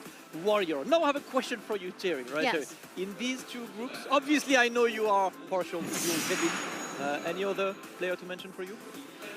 I mean, so one, we're going to see this Kaba versus Yon Angel, right? I think what's really, really cool is I was at Frosty's and Kaba actually had to play another JP player named Stealth. Yeah. And then the neutral that he plays against JP in general is very, very strong. A lot of drive rushing. I can only predict that we're going to see that against Yon Angel as well. A lot of drive rush, bazooka knee just to close the gap. Yeah. And actually a lot of usage of the upside down kick. So I'm excited to see how Yon Angel is going to adapt to how Kaba plays in neutral. Because Kaba is usually pretty dominant in the offense. Yeah, Kaba is a very offensive guy. I was talking to Yon Angel earlier. He was telling me that he's been training a lot with Akainu, with Lex in Europe as well. So he's been like obviously running the gauntlet of guys. Thankfully, we got good amount of guys in Europe. So he tells me he does feel confident in this matchup. But obviously, Kaba is, you know, someone that he has never faced in a tournament before. So it's a first for him. But I think the thing for Yon Angel compared to Kaba is how comfortable will he feel on stage? That's his first time on such a big stage, and he was telling me he's excited, obviously. He was a bit worried, to be nervous. Of But you course. know, It's it's normal. the same game you play at home, whether you're at home in your boxers playing ranked or right here on the big stage at the Ryogoku Kokugikan. It's the same game, it's the same opponents. Play your game. Exactly. Maybe he should get in his boxes right now just to feel a little bit more Hey, don't, comfortable. bro. Turn the camera off. I don't want this. But a really cool fun fact is the fact that Yon Angel is actually half Dominican as well. exactly. So we gotta say Kalo K to all the Dominicans out there because it is a time to represent. We have Germany versus Dominican Republic. Yon Angel versus Kaba. Let's go first match of this Group E. Yon Angel versus Kaba. JP versus Guile. It is time to kick it off with the third European representative today. Let's go. Start off with the dry rush. Starting out strong, coming from Kaba. Yon Angel ready with the check already. It's one of the things you need to do, right? And you said it, right? These drive rush into Bazooka knee, they're going to be mighty important to close the gap. Yon Angel being sent closer to the corner, he's happy to chill and block. Yeah. There again, the knee doesn't get the perfect parry. Yon Angel kind of stuck in the corner right now. He's going to have to fight his way out. He does put you out, get the portals in. More departures, yes, that's how you beat the Stunning Boom game, and that's all right. These are trades I can take all day. I'm the one with the life lead. That was a very delayed one. Looking if Kaba would press the button there. You have to be too patient for that. Nice conversion, and that should be the round for Kaba. Nice and easy, jumping all that dry bar. Didn't need to spend the level 1. Excellent round for Kaba to open this one. Let's see what Yon Angel has in the tank right now. Couple drive rush to fake out as well for Kaba, and Yon Angel trying to keep him away. Frames right now. Feeling each other on the neutral, and a jump from Kaba. What a jump over the ghost. Yeah, he's getting the solid read on his opponent right now, but the back throw sending Kaba back to the corner. We're playing again, trying to clutter the screen with everything that could stop Guile, but the big overhead straight into the level 3. My man wants the big damage. He wants to pick Yon Angel under pressure. How's going to follow up right now? We're going to stay with the neutral, throw a couple projectiles. Kaba with a huge life lead, so Yon Angel's going to have to find his way in. Yep, but that's going to be hard because now, ooh, that's exactly what you needed to potentially flip the table. Big CA as well, big damage, reclaim the drive gauge, a big change for Yon Angel to stay in. Kaba still with life lead, but we do have the OD portals out. They can't really trade projectiles at this point. Yeah, you can see parrying and just waiting for the departure to be activated. He's not going to teleport just yet because Kaba is just there holding down back. Try to teleport, the flash kick is coming out. And we're getting out of drive on Yon Angel's side. Excellent drive rush. Kaba's management of this matchup has been incredible so far, Sherry. Yeah, so much patience. Just Kaba knowing that he has a life lead. He doesn't have to risk much, but that very, very last decision to jump over the departure into a drive rush was able to steal the first game. All right, 1-0 for Kaba. Back to the drawing board on Yon Angel's side. On the receiving end right now, the pressure. Amazing, perfect parry again. Kaba showing his experience. Beautiful pressure again. Yon Angel's back into the corner. Pushing him back again. All Yon Angel wants is to get some space back. He gets some at least. Kaba on the lookout. Again, nothing. Yon Angel, he spent a lot of time in that corner, and Kaba is happy to just wait right. You're in the corner. You're the one who's going to have to initiate. Let's keep you in there. There's Yon Angel finally able to escape the corner. Good block on Kaba. Challenging this time. We block, but not the biggest punish on earth on this one. Yon Angel, regardless, gets another one, activates the portal, and he's trying to put Kaba under pressure. He's getting low on drive on Kaba's side, but again, he's waiting for that teleport. Flash kick on points. So much patience with Yon Angel. Does sit on the 2 bars. Level 1 a little too far. Does get the punish. Nice pickup. Ooh. And the excellent timing as well with the portal there. Yon Angel got the perfect situation to take his first round. And move forward, trying to even it up. Beautiful stuff, but we do see that Kaba is able to represent that he's willing to level 1 on reaction to projectiles now, so something that Yon Angel might need to look out for in the future. Absolutely great check this time on the drive rush. Yon Angel has seen Kaba is eager to get in, so I might as well use one of the best buttons in the game to check these drive rushes. There we go. Stay away again. And Kaba finally gets in. Perfect parries all over the place. Straight into the level 2 here, Lavushka. Boom. You're gonna eat out at your drive. You're gonna burn you out.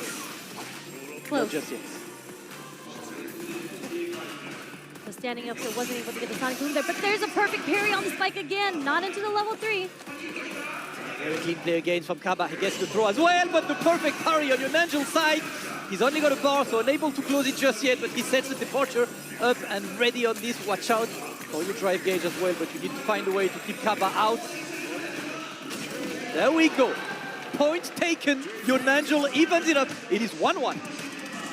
Beautiful drive rush from Yon Angel. Able to clip Kaba, trying to escape from the pressure after the drive rush medium punch.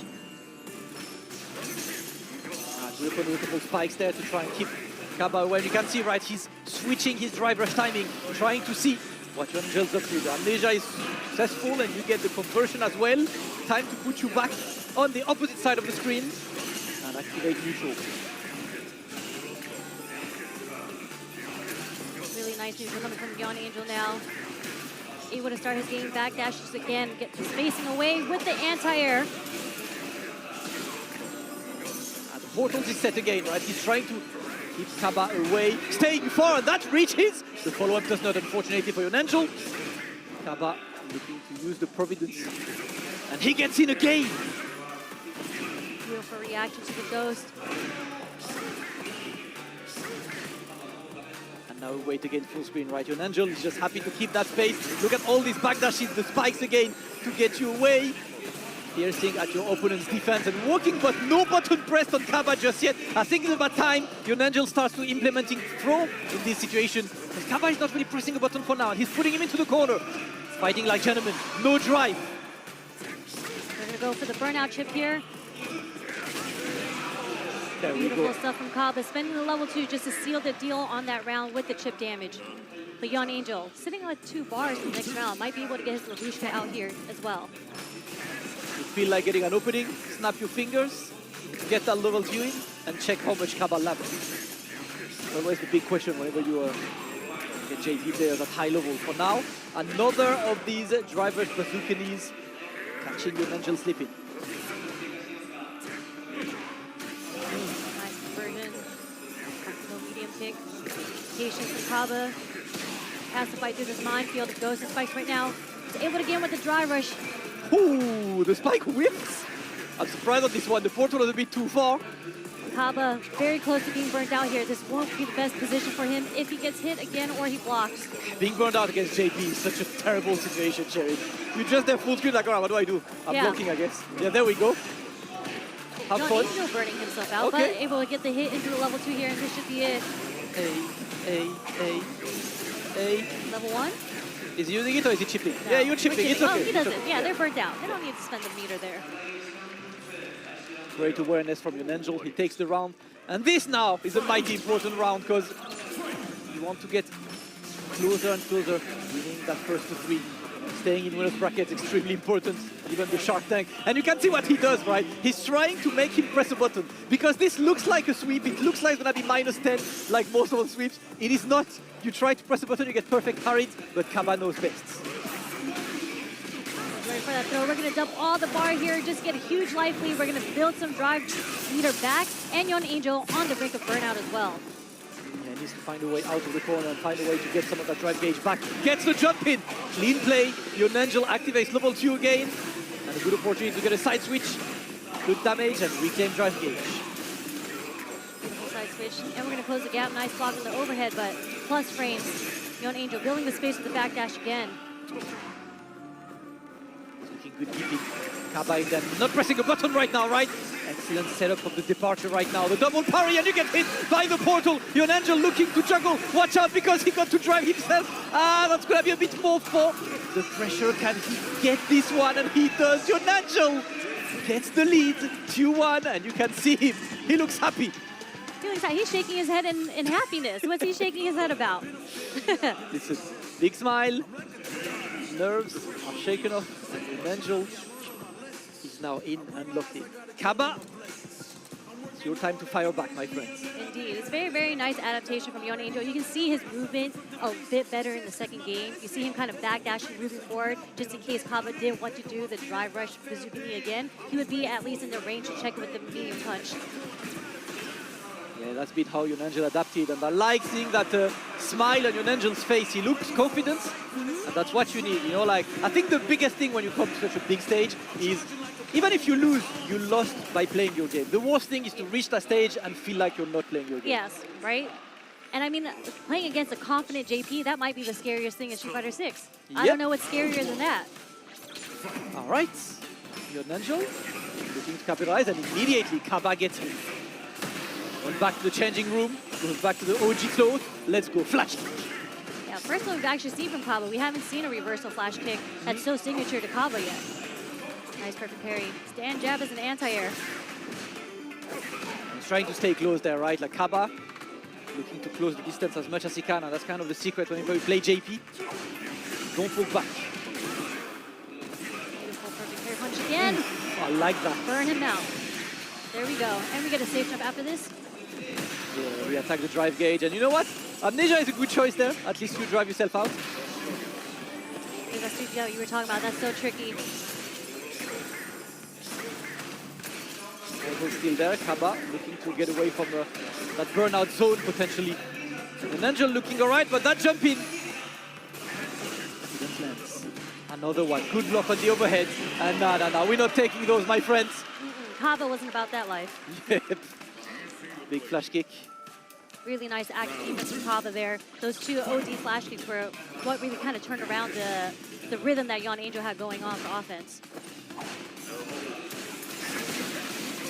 All right, Yon Angel takes the first interaction.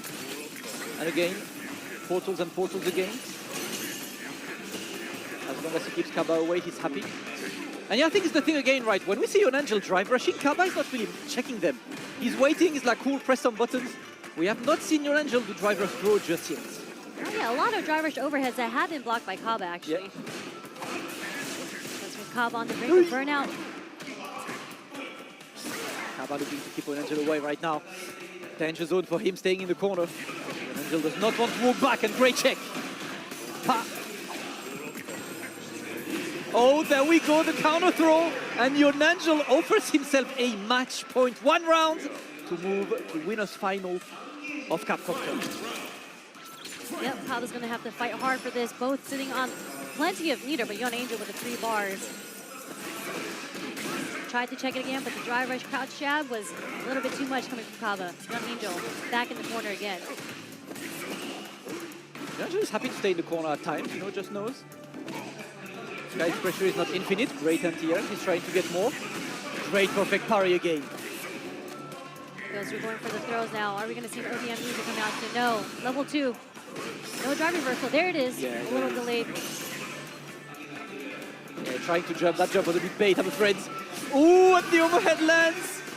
Ah, that was a potential kill for Kaba. Regardless, watch out. Yon Angel going now for the CA. He's most likely going to recover from burnout. Winnable. But we'll see. Let's see how Yon Angel plays a neutral here, because it's going to be very important keeping Kaba out. I mean, Kaba does have a life lead. Yep, but he does not have the drive lead.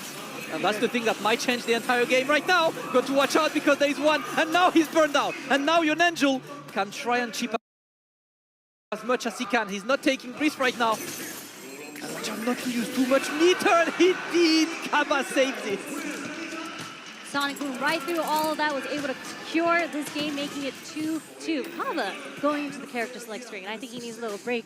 That was very, very intense, because it was very, very close to Yon Angel making the comeback there. Yeah, it was a weird moment as well, because when Yon Angel got Kaba in burnout, it looks like he took a moment to be like, all right, what's my plan now? Yeah. He did not have a plan ready for motion, and I think that's what betrayed him there, because from the moment you finally burn your opponent out, your JP, he's far away.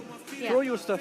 What can he do? He's gonna walk and block. I mean, it is a little scary, because I mentioned earlier in the first game, Kaba was willing to throw out the level 1 as an answer to the projectile, right? So maybe I feel... He was scared. Yeah, he was scared because he did have that bar. We've seen Kaba willing to let it rip. Yep. So maybe that's what had him hesitant, kind of doubting himself, and now we are at the very last game. It is time for game number 5. Great way to start this Group E, Yonangel versus Kaba. One match to move on to winners final. Let's go.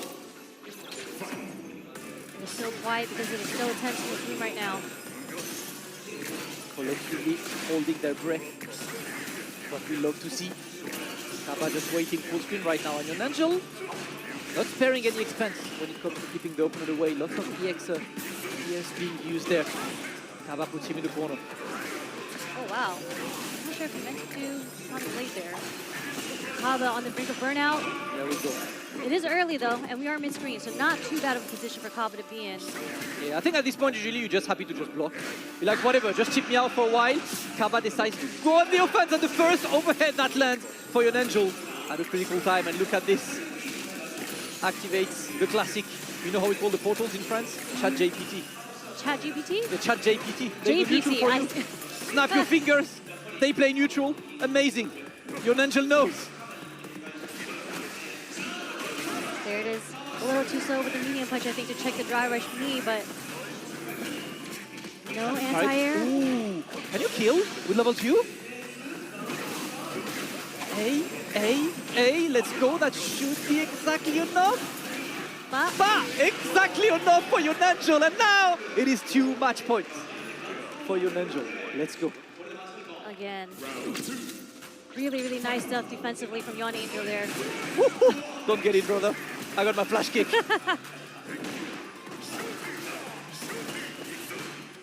We're seeing Kaba be way more aggro in this round. He's not giving Yonangel a chance to breathe. Unfortunate time on upside down kick. There's the anti. Oh, the trade! Excellent juggle again. Oh, Yonangel is getting restless on this one. And listen, you know what? His first match point, he decided to go on the offensive. It did not work. Last game, last round. It is time. I wonder if this is how Kaba's going to treat this very last round, just play completely aggressive. That was just 11 seconds of pure offense coming from Kaba. Yeah, and now you know what? We try to keep him away. Throw the fireballs, little drive rush. Kaba is waiting right now. Mighty important, amazing, perfect parry. And Yonangel under pressure. Parries that drive impact and gets the back throw. That's an amazing situation for him. Chat GPT time. And there's a punish counter roundhouse. This is not good for Kaba. We're going to see the PI. Look at that drive gauge, Sherry. This is long for Kaba. Oh! What the hell was that double dash? And he drops, but regardless, that is going to be the match. Yonangel clutches this and secures winners final of Group A. Isori in emphatic fashion. And look at the smile. This is what it is about, Sherry. This is the big stage. And funny enough, even with all those drops, he still came in with the drive rush, dropped the combo, still went into the overhead. Either way, he was able to close it out with all those counter hits against Kaba. And man, what a turn of events. Another, I would say this is kind of an upset. Right? Actually, like, in the grand scheme of things, it is, right? Kaba is the more experienced player. Yonangel is the guy who is, upcoming right now. So an amazing start for him. And I love that end, right? Like that dash on this. I think it's one of the dashes that you do to just kill the charge for Guile, right? You go there, you just dash, the charge is not there anymore. You want it to go for a super, you can't, you don't have charge anymore. You're forced to block. Yonangel catching Kaba off guard. Excellent play. And sends Germany into winners final, but it's time already to switch into Group F. And what a banger match, Sherry. We're going to see Kincho versus Angry Bird. Again, as you mentioned earlier, we're seeing like the battle of the kind of the new blood versus the old blood, right? Angry Bird has been doing this for so long. As Ryan Hart mentioned earlier, this is the first Street Fighter 6 EVO champion here, and Angry Bird has been so consistent in every single tournament that he's gone to. Top 8s all over the place at all the EVOs. And Kincho, kind of the new blood, #1 ranked Harry. They call him the Golden Buster Wolf, right? So I've actually had a chance to speak to Angry Bird earlier just to see how what his mentality going into this matchup. And Angry Bird actually said he doesn't feel comfortable playing Akuma versus Terry. Yeah, he's gonna go Ryu. I was telling you earlier, yeah, Ryu is the one, like, at SFL, I remember he played against Jabi M, who was Terry, but he played Akuma this time. But he told me I mainly played Akuma because Jabi M did not look comfortable in this matchup. Regardless, he likes Ryu for bringing a bit more stability, and by all means, right, Terry is such a good character at doing whatever you want, that playing Akuma with less life is making it harder for you. Exactly. It's going to be the way that they both play, I think this is going to be a very volatile match. I do think Angry Bird has an on-off switch, so I would love to see if he kind of forces Kincho to slow it down. But to me, both of these players are very, very aggressive. Yeah. Like, they're going to be in there. So it's really who gets the first hit. And I think it is a smart play to go Ryu, mainly because of the health. If it was Akuma, Terry gets the first hit. That's a lot of damage that's coming your way and the corner carry. Of course. Well, let's see. It is time for the first match of Group F. And of course, for you guys who might not know Kincho, he only won the regional finals at World Warrior Japan. You know that World Warrior with like over 1,000 entrants at every World Warrior? Yeah, that's the guy who won. So he's kind of nice. Insane performance. Winning Japan. You can put that on a resume. That's like a major right there. That is a major. How many tournaments are over 1,000 entrants outside of EVO? That's it. That's your answer. It is time. The entire crowd gets hyped. Kincho versus Angry Birds. Beautiful. The very first Capcom Cup for Kincho. Yep. 6th Capcom Cup for Angry Bird. Another day at the office. Another day at the office. Kincho plays a lot with around the standing light kick into dry rush. Yep. That is one of the buttons he likes pressing a lot. Angry Bird actually likes doing a lot of raw overheads just to sneak in some damage. And right as you say this, another one goes in. Gets the Denjin charge, and Angry Bird is looking to walk Kincho into the corner. Does not want to be on the receiving end of the power waves. Beautiful with punish from Angry Bird.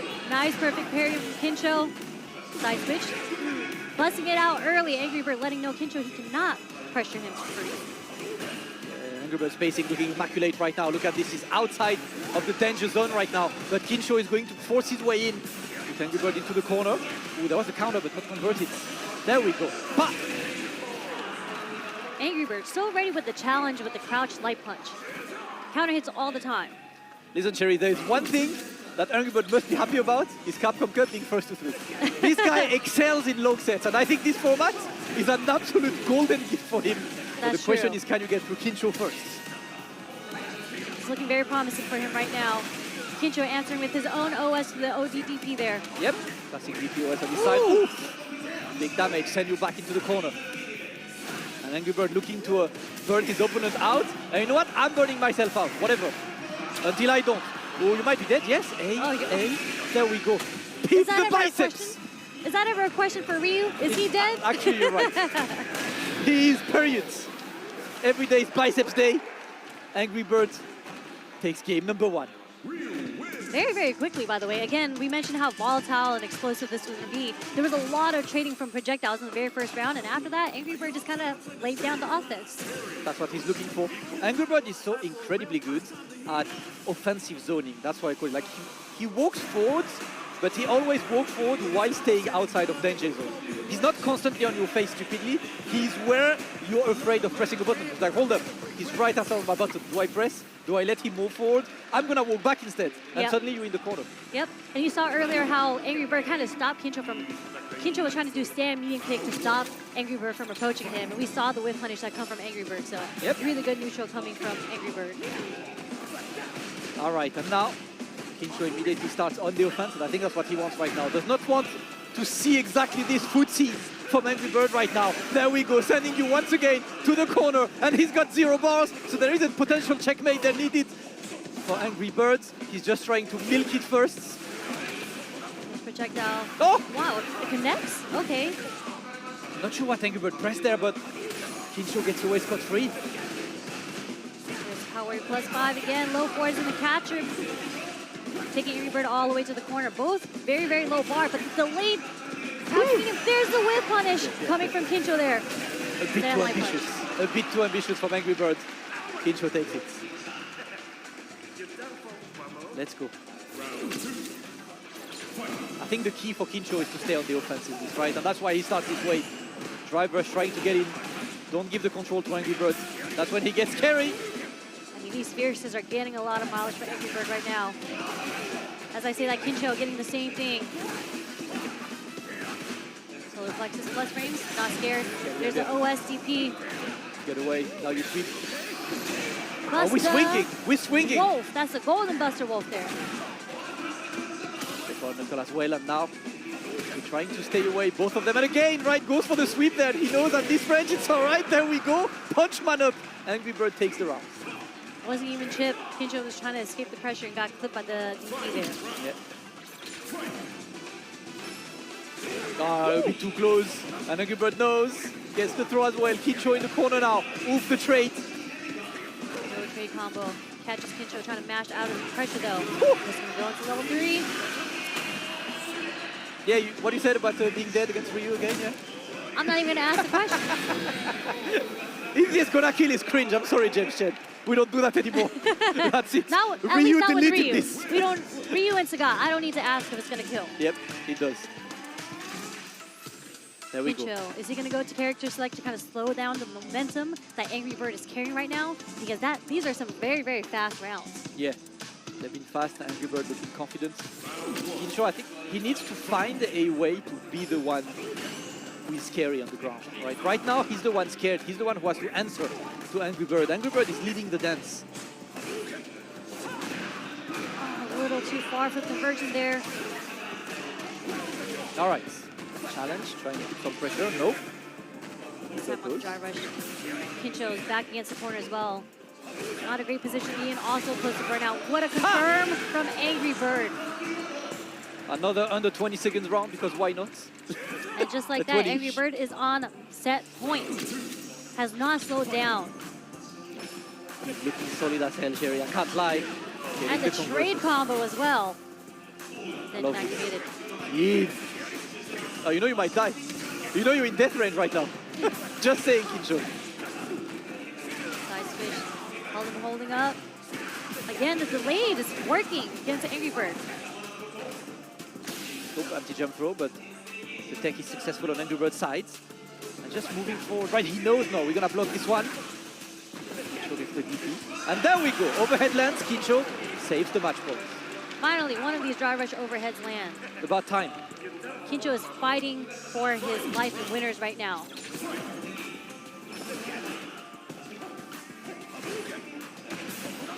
All right, we block those. Time to play the Hashogeki game now. Nope, you can't walk back. Oh, decides to burn himself out. Interesting. Yeah. He does have the life lead here. You see the crashes come out. Tech coming from Angry Bird. He does have plenty of health there. Kincho also being close to being burnt out here. Yep. Oh, and you can't! And there we go. Angry Bird was way too ready for this one. This should be still alive, but you're in burnout. Kincho, good luck. Good luck. You're gonna need he it. got all his bar back. Yeah, strength to you, my friends.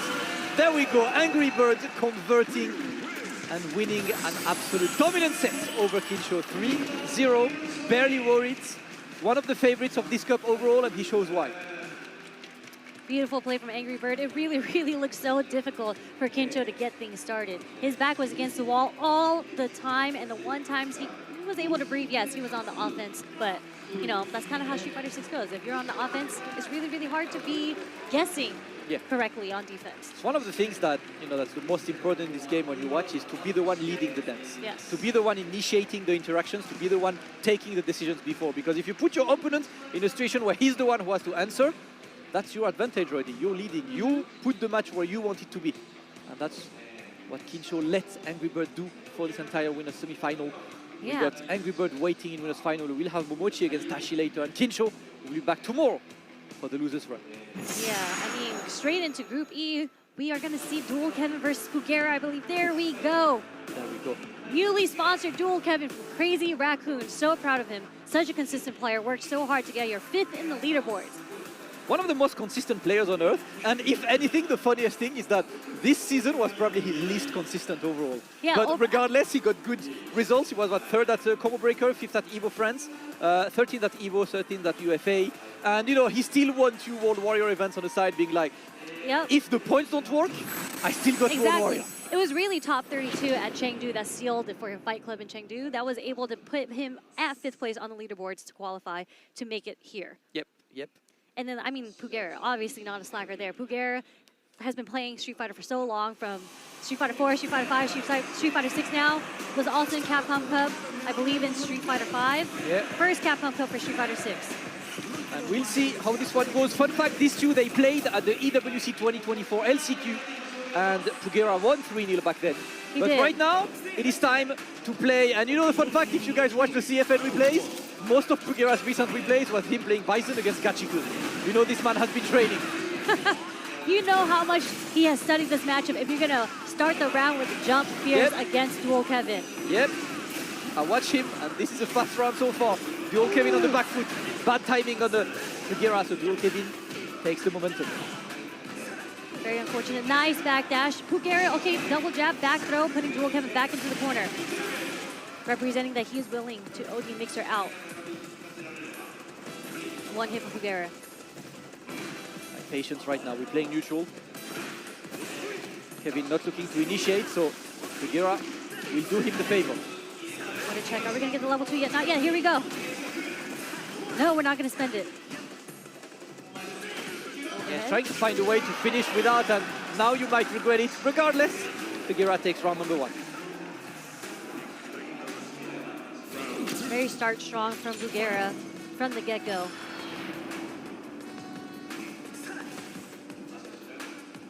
All right, still on the neutral, and you know that's how Dual Kevin likes to play.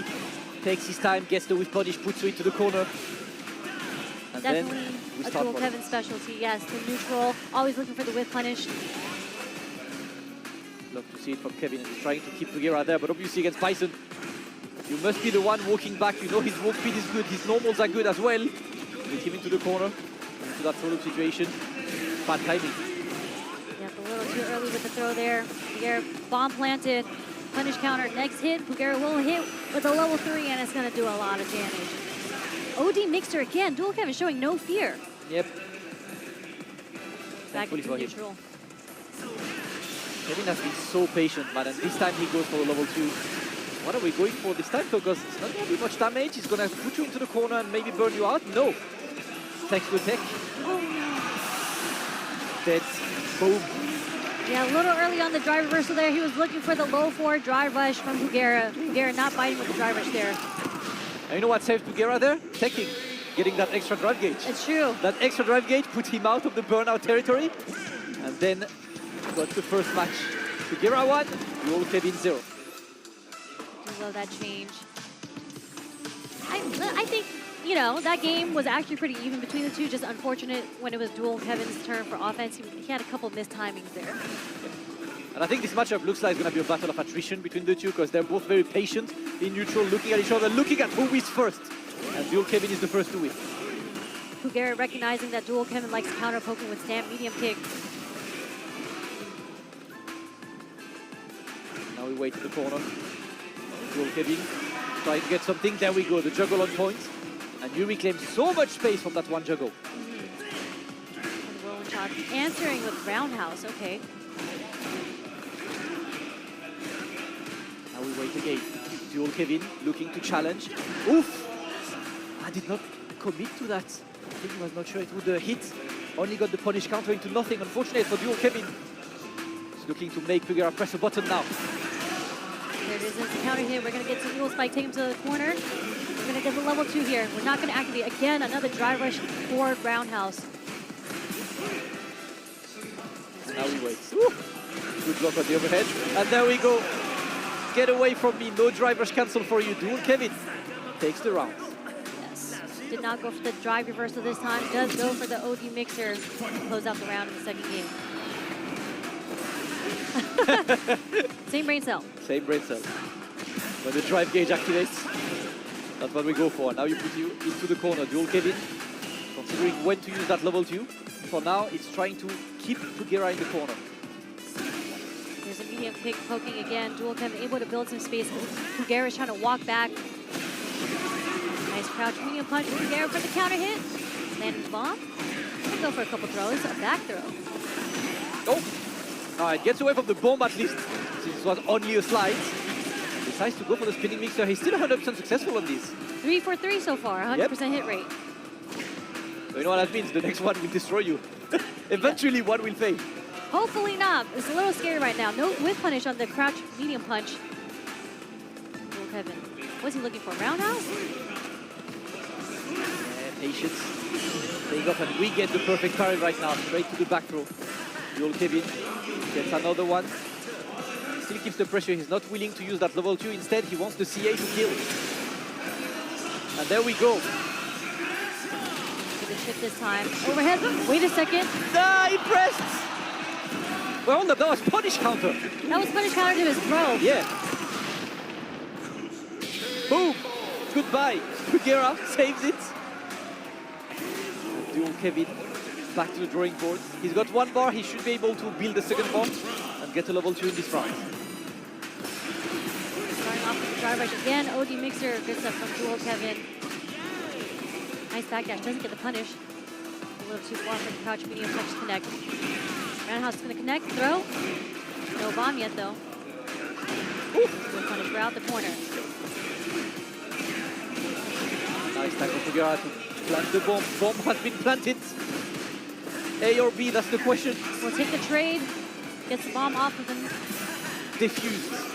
Very scary position. A lot of bar that Dual Kevin just spent there. And again, right, I love that patient cherry. A little too slow, a little too short of a sweep though. Very, very scary for Dual Kevin because he's in the yellow. There it is again. 100%. 100%. And now burn you out. Yep. Drive reversal, okay. That's the smart one. I'm burned out, but you away. Did he press it again? It's okay. Bulgaria doesn't have another one. Yeah, yeah. If you can get him close to the corner, no! Can I get him close enough to the corner with this? No, he's got the bar, but regardless, that's going to be the kill. Dual Kevin clutches this one. 1-1. Sigh of relief. Amazing patience from Dual Kevin because Bulgaria has represented that he's willing to do the stop to bait out any sort of anti-air because Dual Kevin is so good at anti-airs. Kevin was able to recognize that he drive rush punish the next one. Yep. Really, really good adaptation from Dual Kevin there. Let's go 1-1. We got a match. The trade of medium kicks. First roundhouse, whiffed. I'm a simple man. I see a whiff punish, I'm happy. Oh, it's time. There we go. Bomb has been planted again. Brush B. It works. Dual Kevin struggling. Has to go for the drive reversal. Nice confirm off the stand medium punch from Kevin. Huge life lead from Bulgaria though. Dual Kevin's gonna have to land a couple of clean punches here. Great challenge. Great challenge. Driver throw as well. Bulgaria with points.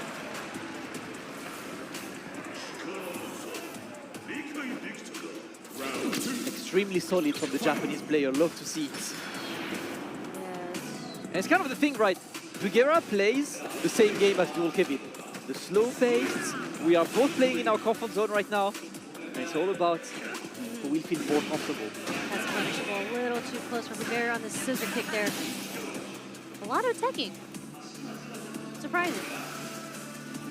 And just stand medium to get Dual Kevin to block. A bit harder to whiff punish this one. You need to really be far. You can see the sweep attempt not going to work. Figueroa changing the buttons he presses. Dual Kevin trying to find a way out of the corner right now. Bulgaria kind of just sprinkling in some damage with the roundhouse, going straight into the lower three, but this is off too light. Massive scaling. It's not big damage, but the thing is it puts you close to burnout. And it's a one touch. Huge life lead again for Kevin. Close to burnout. One more block, yeah. Not yet. No. There we go. Round taken, game taken, and man, that game number 3 was completely Bulgaria favorites.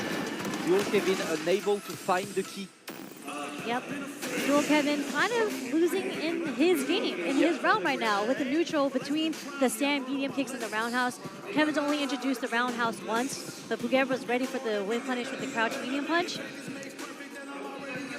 I'm actually not seeing a lot of whirlwind shots come out from Kevin. I feel like when he starts getting into the range of where people like to press mediums, he usually throws out a lot of whirlwind shots to stop people from pushing buttons on him. I mean, first thing, obviously, he saw that Figueroa is happy to jump. But also, whenever he got charged, just waiting for it because the X-Spiral Crusher might come out at some point. Dual Kevin is playing very risk-averse. But sometimes when both players play this way, one of them needs to take the risk. Exactly. It might be Dual Kevin's next plan. I mean, I feel like Bulgaria's up one game. He might be the one who kind of changes how he plays now and be a little bit more aggressive on the offense, right? Yep. Let's go. Dual Kevin versus Bulgaria for a prized spot in that winners final, joining Yon Angels.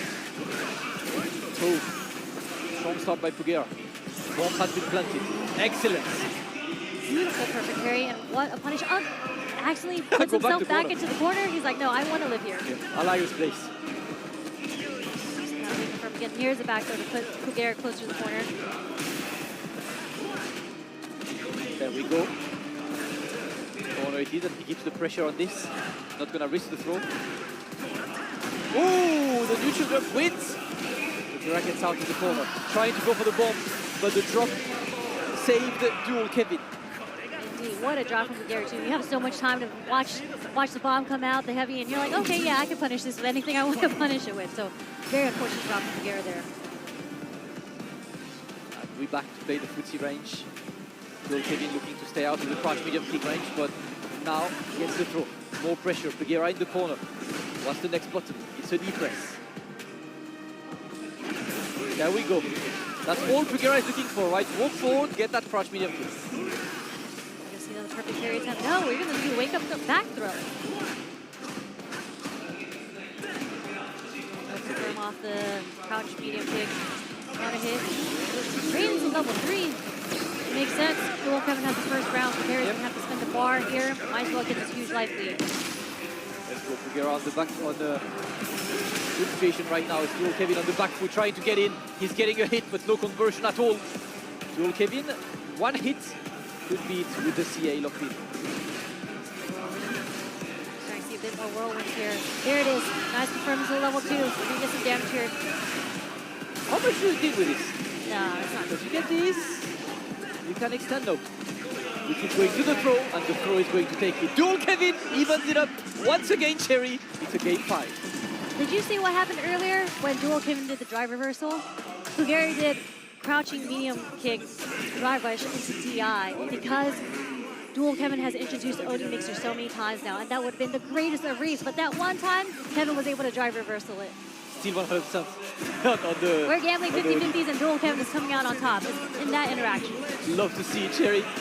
Dual Kevin versus Pugera. We are going to the final game. All these sets are going to the final game. I love me some Street Fighter. I want to see more Street Fighter matches. Hey, we're here for that. We want games. Give us games. This time it's been a very enjoyable match to watch between these two. Of the ground-based game right now, and it's Dual Kevin opening fire. Another count hit. Dual Kevin's been able to sneak around these overheads quite a bit now, especially in that medium kick range. Makes sense with Pugera holding down back as a charge character as well, right? Yep. Challenging with stand roundhouse was surely a challenge. But it works. Now Dual Kevin is just looking to be managing his life lead. There we go. Charge medium kick. Put you into the corner. What are we going for? No punish. Might see another drive reversal. There's that overhead again. That was a clean perfect. Very clean. 38 seconds long. I'm taking my time. You're not hitting me. Dual Kevin able to recognize the rhythm of when Pugera wants to press buttons. There were a lot of counter hits in that round. Nice backdash, no punish.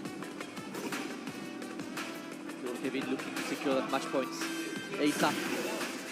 Little trades. Pugera goes for the back throw. He was just blocking and throwing the classic. But now, Cloudy with a chance of mix. It is time for Kevin to put the pressure on. We're going to take the 2 throws. Best scenario you can walk away with. We're going to take 3 throws. Okay. Forward roundhouse. The counter hit is going to be it. There we go. We continue. We go for the low combo. And Dual Kevin will be the one to secure that win. 3-2. The newly picked up by Crazy Raccoon, and shows his team why they made the right pick. Again, so consistent. And Dual Kevin kind of changed the way that he approached the neutral, but it wasn't like he got more aggressive or even slowed it down. He just kind of switched up the tools that he was using in neutral. Way more overheads. When you get hit by the overhead, he like lands right next to you as well. So it's a mix-up between the strike or the throw, right? So really good usage of the overhead from Dual Kevin, because we weren't seeing that earlier. And coming from the clutches, because Pugera was looking strong there. I was very, very concerned. Yep, but great composure once again by Dual Kevin. This is what he does best. He's composed, he's calm, and he plays his game. And that will set our winners final to Yonanjol versus Dual Kevin. On the loser side tomorrow, you will have Kaba versus Pugera, which means one of these